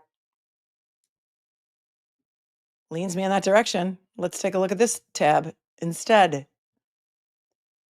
Here's what he does: cell site and location intelligence. The XPI expert is now your expert. Here it is right here. Here's his bio. Mike Easter is a retired FBI agent with over 20 years of investigative experience and over a decade of experience as a national asset with the Cellular Analysis Survey Team. That's CAST, Cellular Analysis Survey Team. Seems to have a lot of, oh, look, case consulting. Here's what he does. Call detail records with cell site location information. Timing advance records, RTT records. I don't know what this is. LOCDBOR/NELOS. Google location history, tower dumps and area searches, vehicle telematics, and cellular module. Ding, ding, ding, ding, ding. Other mobile device records, discovery material, geolocation mappings, data analysis, and reports. And that is just some of what Michael Easter is an expert in. Remember? Yep, vehicle telematics. Yep. Remember how Michael Proctor subpoenaed the geofence location data for all the phones in the house, but not iPhones? He only sent it for Android phones, and everyone in that house had an iPhone. I wonder if Michael Easter was able to do some sort of geolocation data with regard to everyone that was in that house that night and what time they were there. I don't know, but seems like he's an expert in that sort of stuff. You know? I don't know. That's my opinion. Here's something interesting.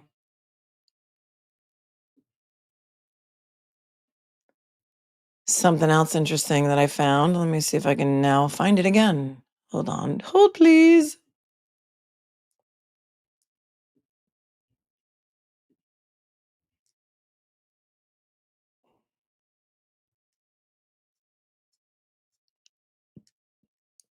Let us see. It was something I was talking about before.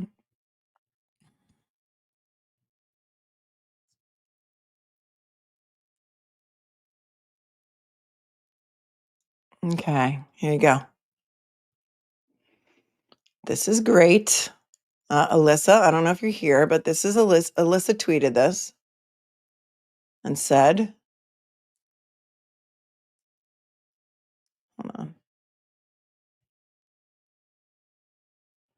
She is replying to the happily angry lawyer. Here, I'll just put it up here because I want to give Alyssa credit for this.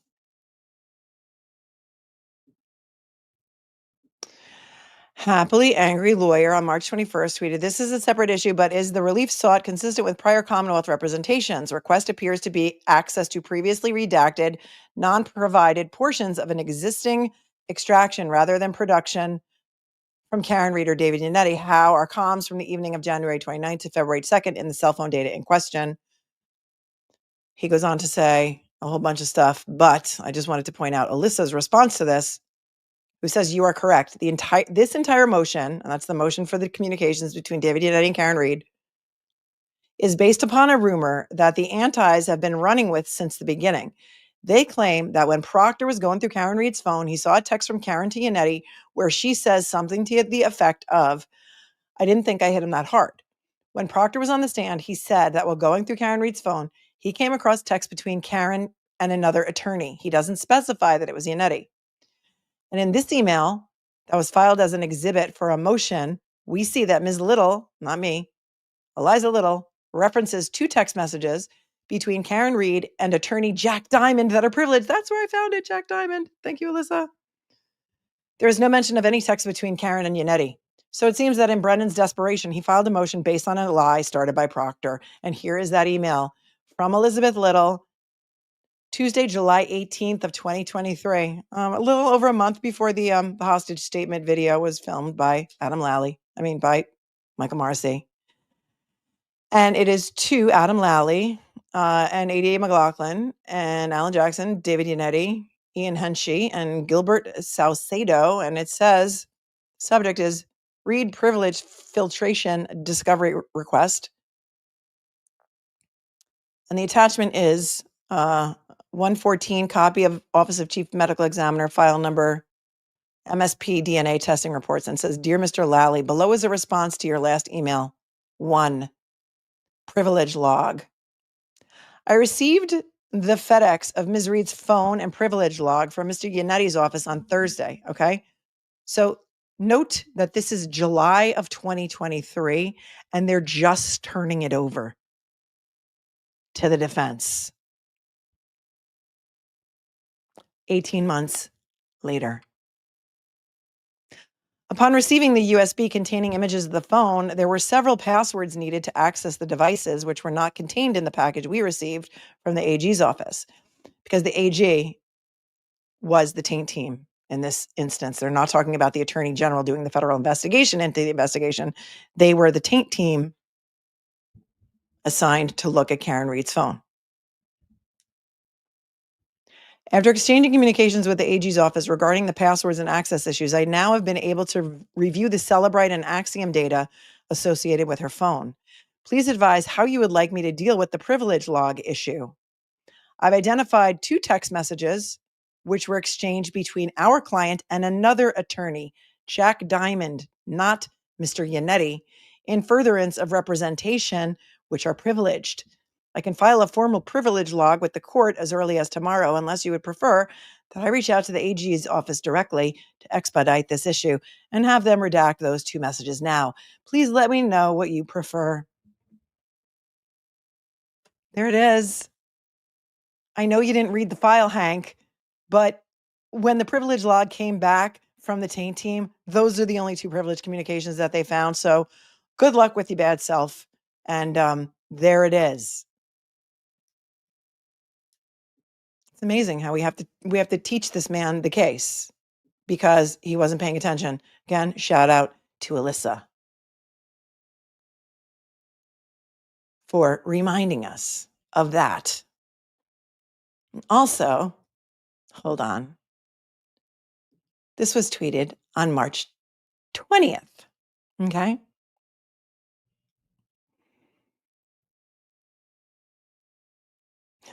Unbelievable. Okay. This is Coffindoffer again. Here you go. And she deserves to be called out because she's so full of hatred and vitriol. And the fact that people actually still call her to come on shows is mind numbing to me. It's mind numbing. But whatever. She's called for me to be disbarred. How many times? So Karma knows your address. Here we go. She tweeted this on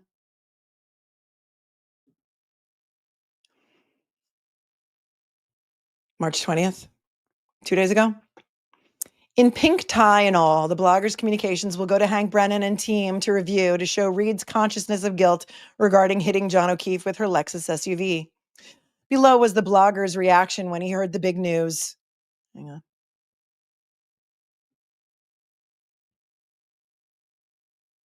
Aiden, you will have many more occasions like this upcoming. It's time for all of the dirty laundry between you, Karen Reed, Alan Jackson, and David Yannetti to be exposed. Transparency, blogger. Transparency. Hashtag Karen Reed is accused of murdering hashtag John O'Keefe because she wants, the engagement by hashtagging those things. And then she's got a picture of him with his head in his hands because he's like, what the duck is going on here? She attaches a picture and then she attaches this deep fake AI photo. Oh, wow. If that is not, that's been proven to be AI, by the way. Look at the face on Alan Jackson. And she's still publishing it. Wow. Wow. That's per se defamation right there. That's per se defamation. But yeah, right. Wow. Well done. Well done. Wait, I didn't mean to stop sharing. I meant to just go back to where we were because she says something very, very telling in response to another comment. And that is, and then she shows them on the witness list. Hold on.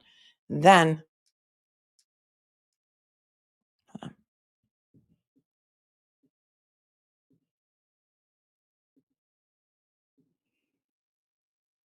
It's got 52,000 views. Wow. Wow. And 23 shares. So extrapolate that out.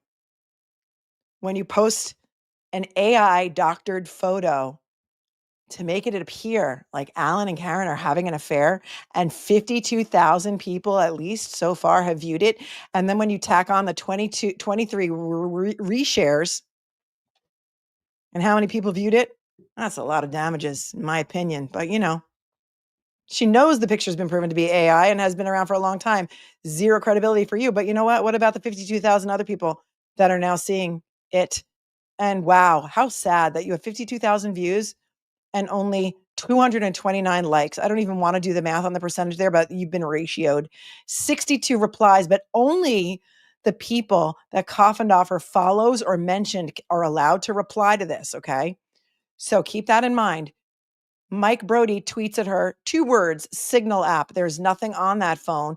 And she tweets back, but then they got lazy. I have seen the texts. Sadly, no signal, but they have enough. She's seen the texts. Really? How many people? 52,000 people have seen this, and she's making it seem like there's something there.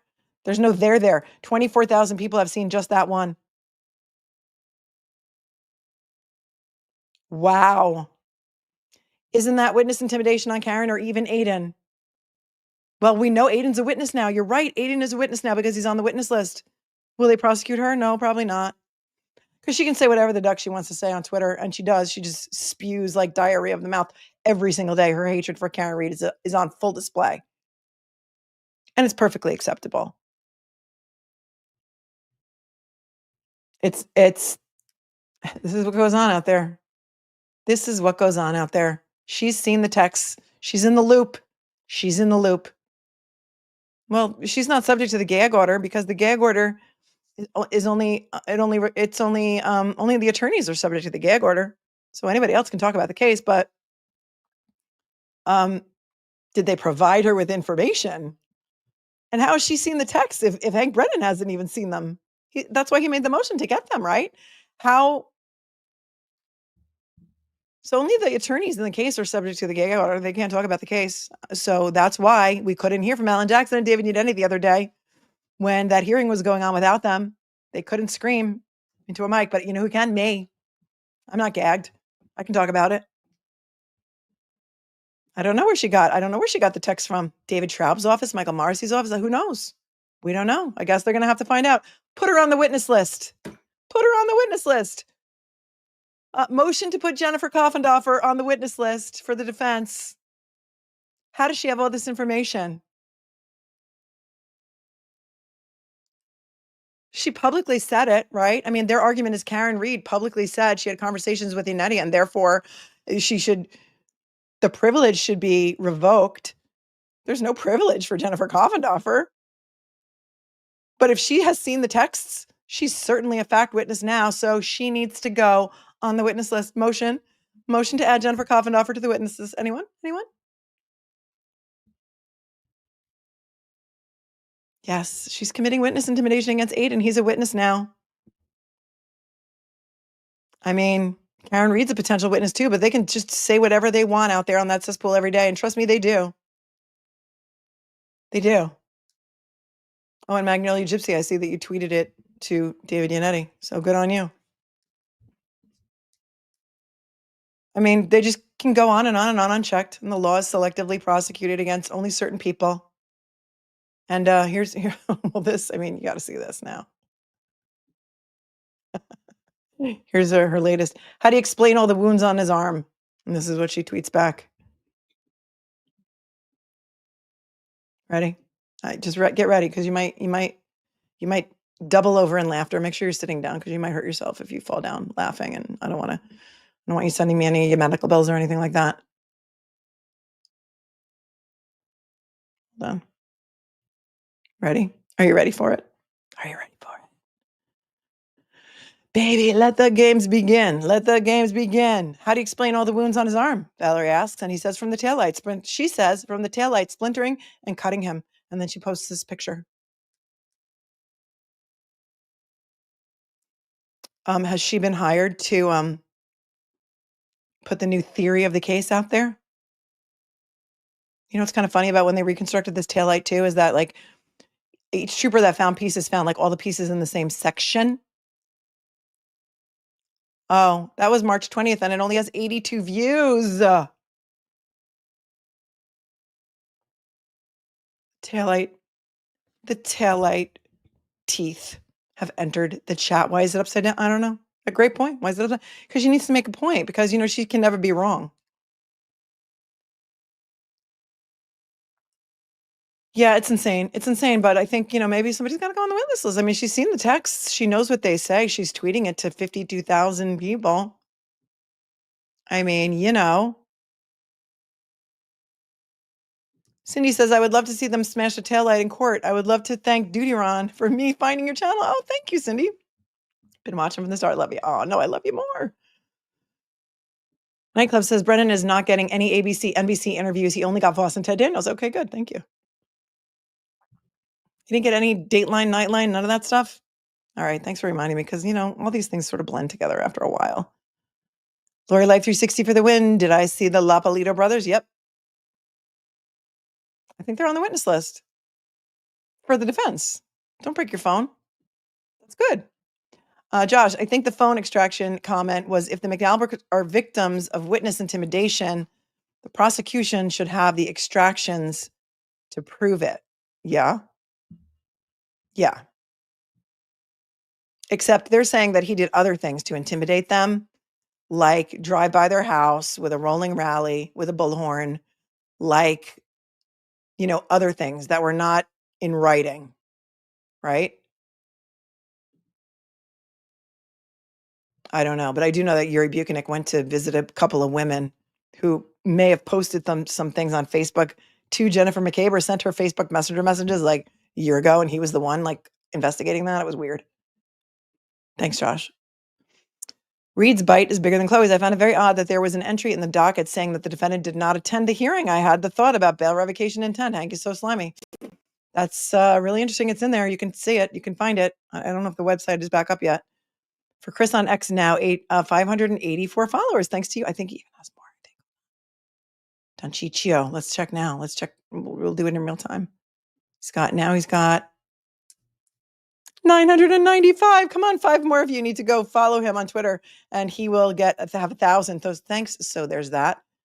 For that, I'm going to put up his screen name again so you can follow him on Twitter because he does some amazing watercolor and pencil sketches of everyone in this trial and rock stars and other people.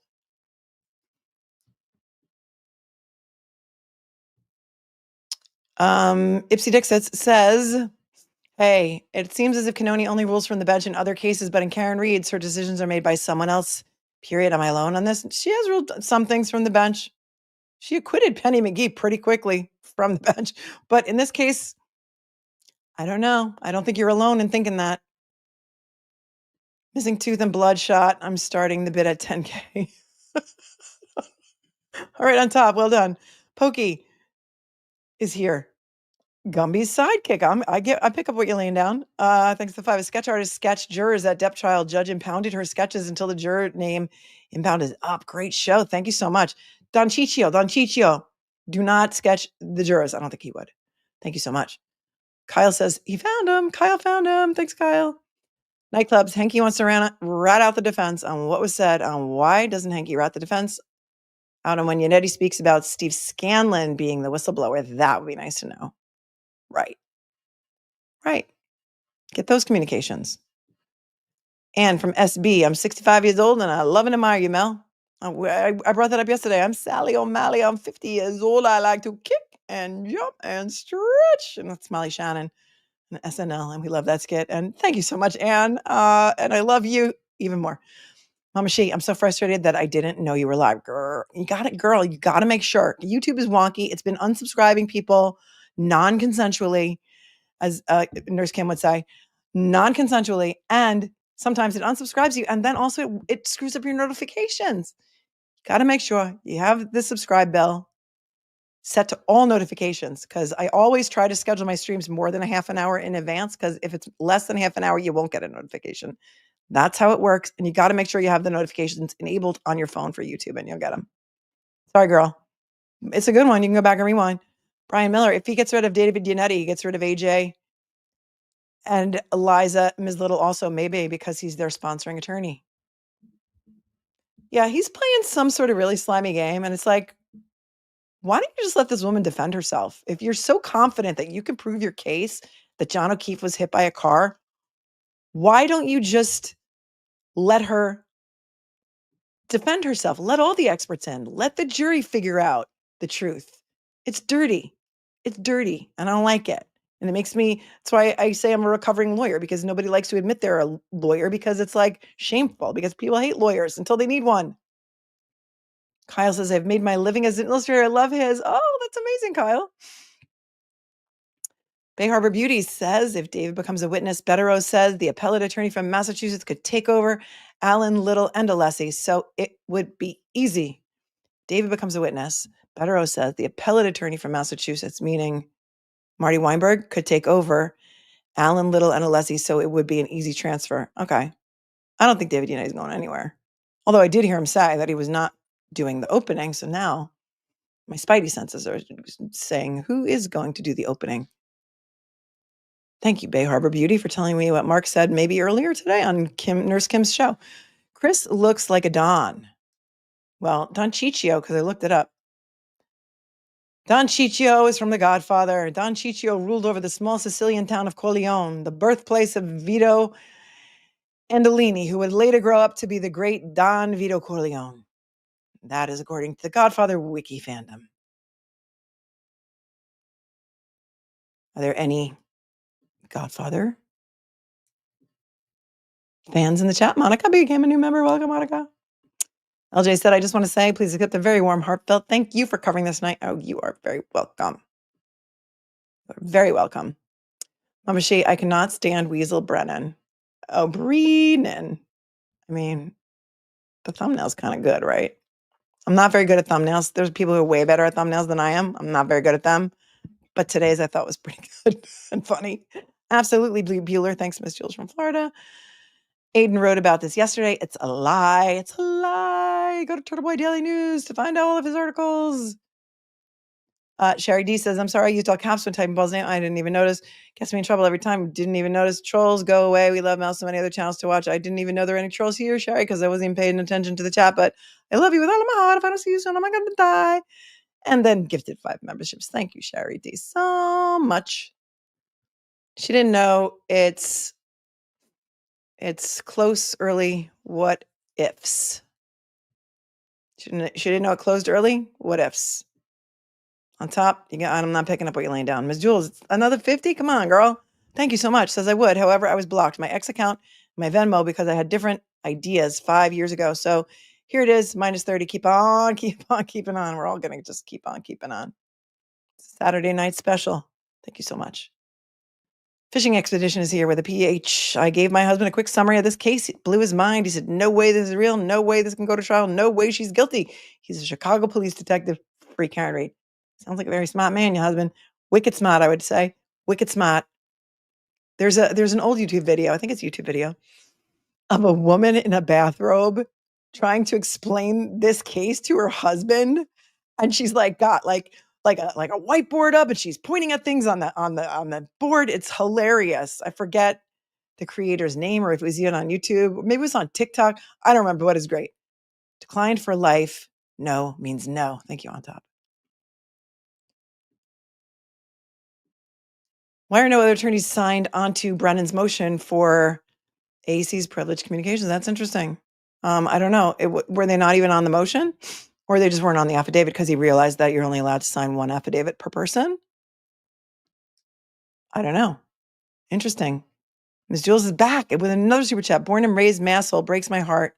Did the Salem trials, etc. I can't believe we're back here. I know. A lot of people, you have a lot of fellow Massachusetts. I'm not going to say massholes. I'm just going to call you guys Massachusetts residents of Massachusetts who are here and they're heartbroken. CPU Mod 1, wish all the men in blue and lawyers who think Karen Reed is innocent to gather in Massachusetts. Imagine that. I'll donate it to Karen Reed. Thank you so much. Norfolk County get hooked on phonics. Yeah, they do need it. Azaran, the other day, Alan Jackson said he put Mike Easter up against any expert, but I thought he said Mike Easter.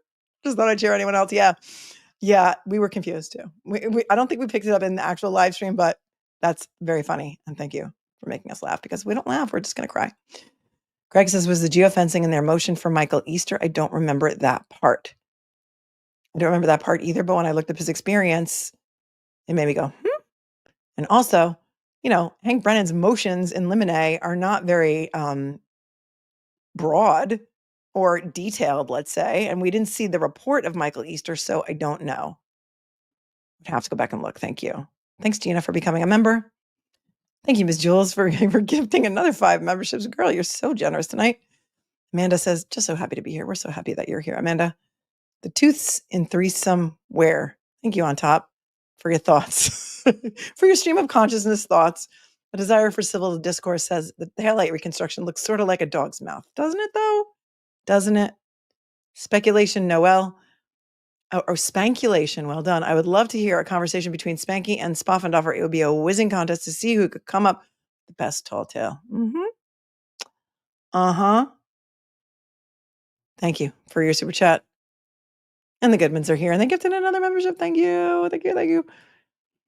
Haley hopes my father-in-law was killed by a drunk driver as he was walking home. I'm so sorry. He was struck on his left elbow and torso at 45 to 50 miles an hour. His body didn't stay in one piece, but the headlight that struck him did. I'm so sorry.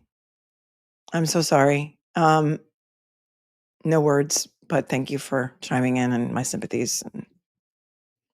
Heaven just got a whole lot more awesome. That's the only thing I can think of to say when somebody dies, because oftentimes there are no words. And from SB, he's working for Morrissey. He's owned by Bulger. Believe that. Love your passion for this and your music taste. I sent you a music suggestion, Floor Jansen, My Power. I listened to it, Floor Jansen. I did. I listened to it, and I like her. And I forgot to respond to you because I get a million emails, but I wanted to tell you that you sent me one YouTube video of her, and then you sent me another YouTube video of her, and they were both really good. And we can put it on the, you want to put it on the list? You want me to put it on the list? You got it. Does anybody know who Floor Jansen is? Because she was new to me. I thought it was great. And it was like a concert like in Europe somewhere, right? It was a live one that you sent me. So thank you so much. Appreciate it. That is M169. Thank you. Mamshi, Mel, Bruce Rivers had the bathrobe lady, and that's where I saw it from, in his latest video. His latest Karen Reed video. It's great. Yes. Go watch Bruce Rivers, the criminal lawyer. I love him. I don't know him personally. I'm sure he doesn't know who I am, but go watch his latest video he did on Karen Reed. He's finally back after a long hiatus after his son tragically passed away.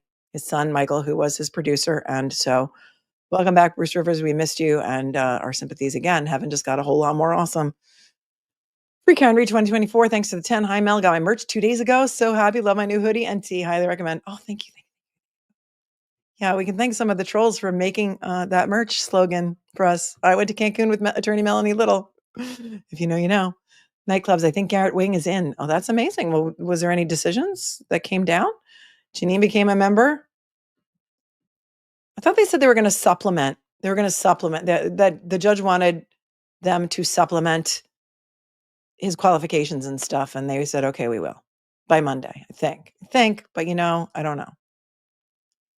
Greg is here. Pokey SD's SC super chat reminded me, one of the experts on the defense witness list, Matthew Erickson, worked in the Depp v. Heard case. Oh, really? Analyzing Amber's phones. Wasn't sure if you're aware. I was not aware. Oftentimes I get emailed the same thing, but now we're going to have to go back and watch his testimony on Depp v. Heard.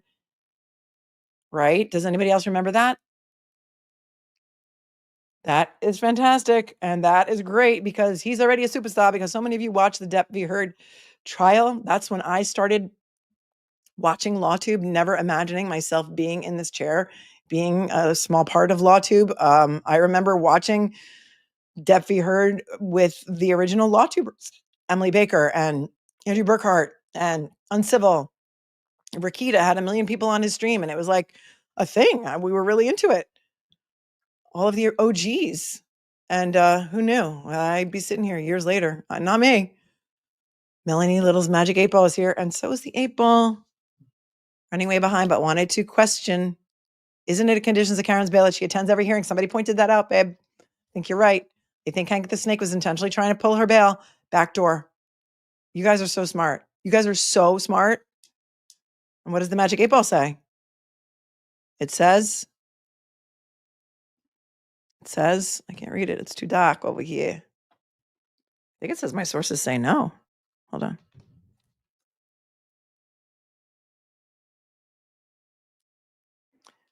My reply is no. All right. Well, it didn't work. So we know that. Is that what he meant to do?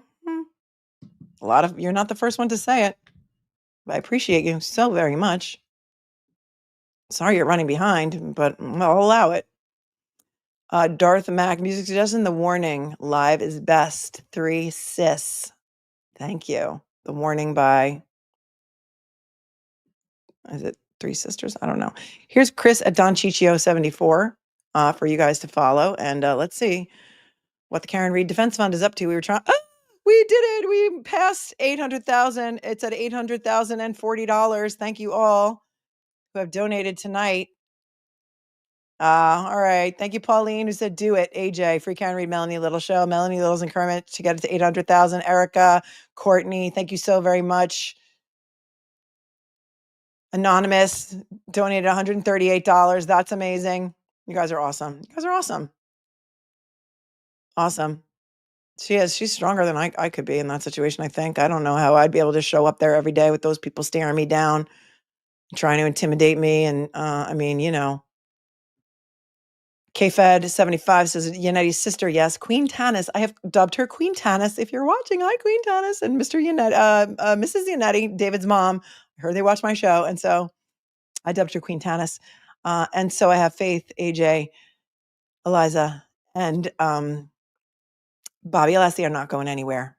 Yeah, 3 sisters. Thank you, Darth Mac. 3 sisters. All right, I'll allow it.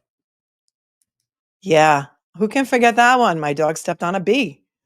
Now we got to go watch his testimony. Okay, all right. I like it. Let us go see if there's any other questions before we kind of wrap this up. Is there anything else that I forgot? I got to look at my outline over here. Oh, yeah. Some people that we were wondering about who they were on the witness list. Well, go figure. A lot of them were on the first witness list. Hang on a second. Thank you to Lynn for your very generous Venmo, who says, listening while multitasking. I appreciate you. I located past newspaper coverage for some of Bev's and Lally's cases. Oh, that's interesting. Oh, you can email me when you want. Light reading during jury selection. All right. All right. I'll allow it, Lynn. I'll allow it. Thank you. All right. Let's see. Carrie, thank you for the Venmo. How does getting the messages prove she hit him? It doesn't. Desperate. Brennan, I agree. I'm with you on that. 100%. Sherilyn, thank you. Oh, she says, OMG, congrats on the 80K. Thanks. Thank you. We hit 80K, I think, on Thursday, after the show. Thank you so very much for all of you for helping me get there. And one day I will get that silver plaque. I'll get that silver plaque and it'll be behind me, that silver play button that YouTube gives out for 100,000 subscribers. And we're inching there. Okay, so here's the thing, okay? There were a lot of names on the defense witness list that were like, who are these people? As Jerry Seinfeld would say, who are these people? Well, turns out that somebody directed me to a Turtle Boy story from April of 2024, okay, before the first trial. And guess who discovered who all these people are? Some of them anyway. Aiden Kearney, aka Turtle Boy, who is actually an investigative journalist, whether people want to believe it or not. He's done more reporting on the Karen Read case than any mainstream media has. Some of them, for example, Lori Cahill was on there. We didn't know who she was, but Aiden found out over a year ago. Lori Cahill was working at Gillette Stadium for the Army-Navy game in December when Michael Proctor allegedly told her that Karen Read was 100% guilty. Said, you don't know who I am? And told her that he knew things that she didn't before predicting that the woman would be made a fool of in a few months. Okay? That's who Lori Cahill is. Then you'll have to go to TurtleBoyTVDailyNews.com to find the full deets on this, because he's got more receipts on this, because he doesn't even publish an article without receipts. And this is episode or part 334. This is defense witness list from the last trial. So then Michael Wagner and Cheryl Waugh, Waugh. Remember the other day where I'm like, who are those people? I don't remember those people. Well, Aiden knows who those people are. And they were Canton residents who were married until filing for divorce in January of 2022. Sources tell him that Waugh, Cheryl, was brutally attacked by Chloe prior to John O'Keefe's murder. So there's one of the victims of Chloe prior to the murder. She had to go to the ER. That the defense found out about that by finally getting that Canton Animal Control records. Remember that? There was a lot of fights about that. And then, of course, he attaches more receipts to that. And then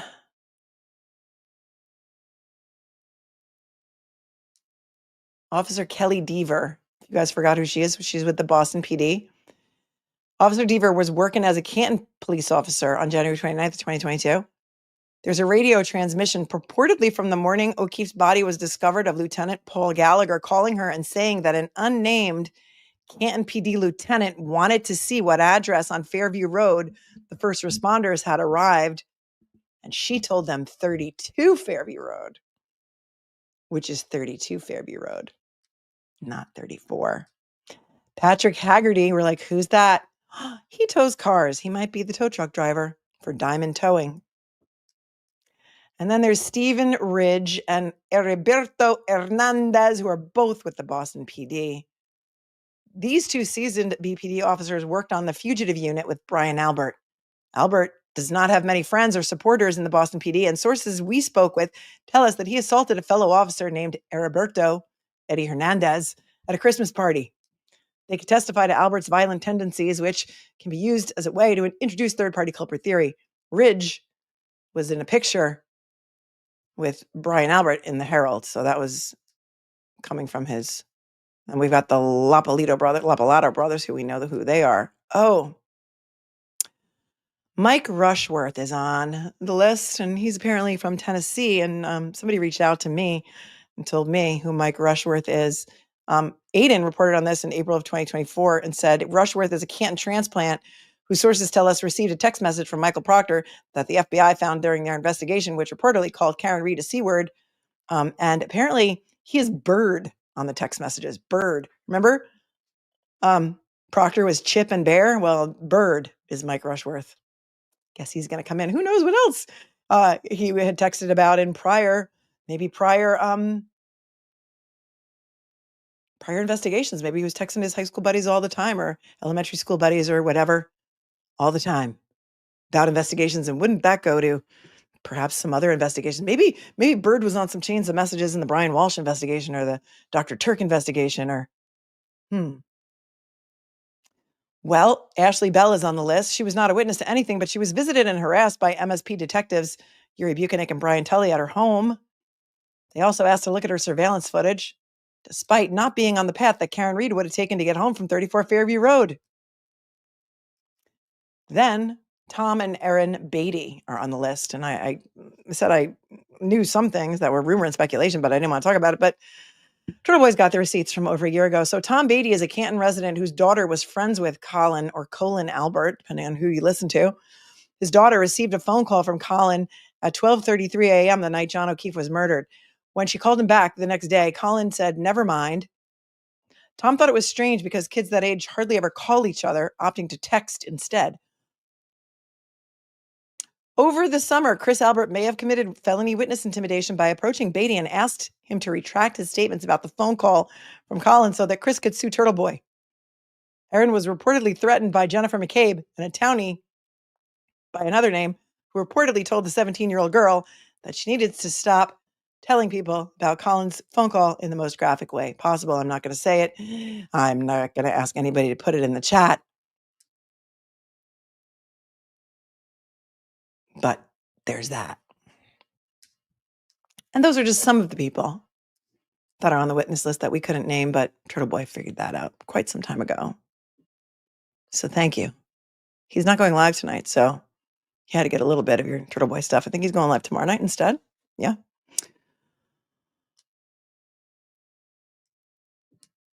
Sandy Nana says, can corruption keep going without intervention? I mean, a lie unchecked becomes the truth. And look what happened with the Catholic Church. Went on for hundreds of years. The scandal.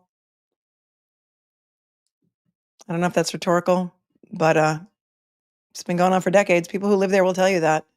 Allegedly. Thanks, Darth Mac. Veronica M says, this Gen X loves Melanie. Oh, thanks, Veronica, for your super chat. I love you too. I love you back. Greg, just some clarification before you go searching for Erickson's testimony. Oh, okay, thank you. Brian Neumeister testified, but Matthew did a majority of the work. Oh, so he didn't testify? Boo. Thank you so much, because I would have, I would have been right off of here in that rabbit hole, and that would have been nutso. Thank you, nightclubs. Higgins' friend that did the screenshots for him. Yes, Matt Kelch, the FBI guy who taught him how to use the kiosk. Yes, he's on the witness list. He was the Celebrate expert. Oh, wait. The Celebrate expert for the Aaron Hernandez case? Matt Kelch was the Celebrate. Is that his name? Matt Kelch? For the Aaron Hernandez case. That's interesting. Thank you. Thank you so very much. You really can't make this up.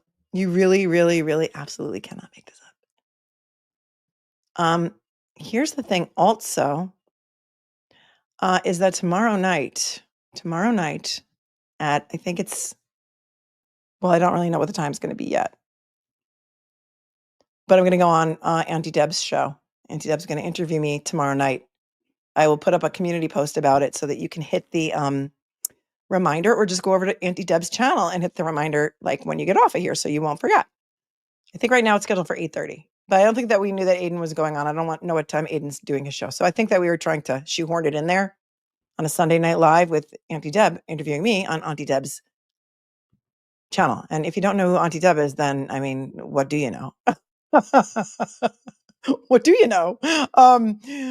He's amazing. He's a comedian. We love him, and he's done impressions. We met during the first trial, and he came on my show during a live stream. The first show he ever went on was Mazza's, and then after that, he came on my show. And he's an amazing human.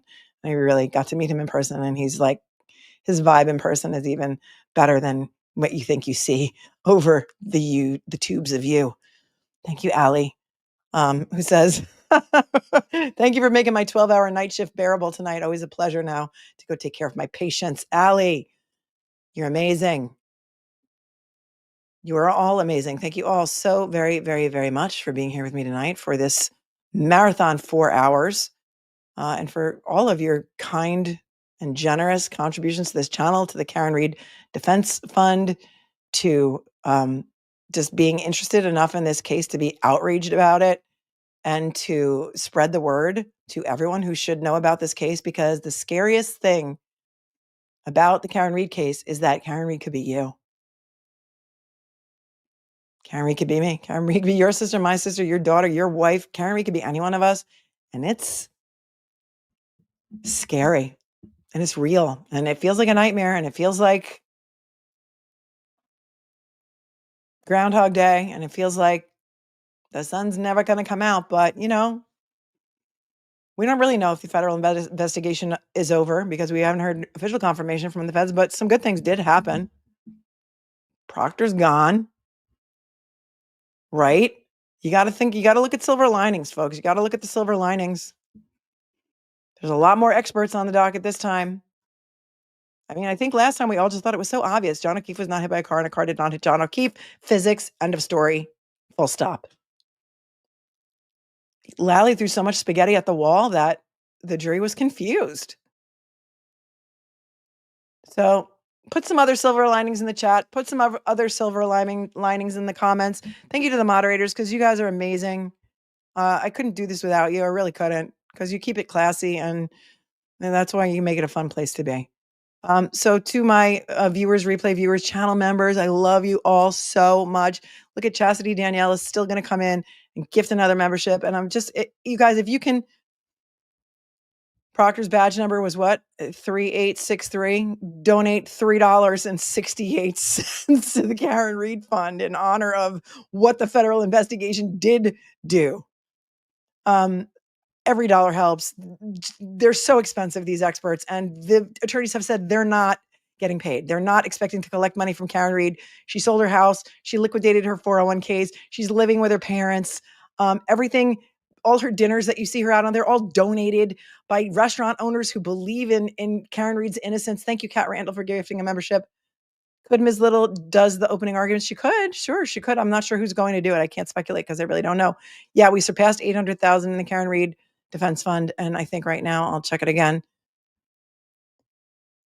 Her life has been upended just for being in the wrong place at the wrong time and hanging around with the wrong people. And, you know, it's so scary to think that in the United States of America, that this is still happening. It's $800,070.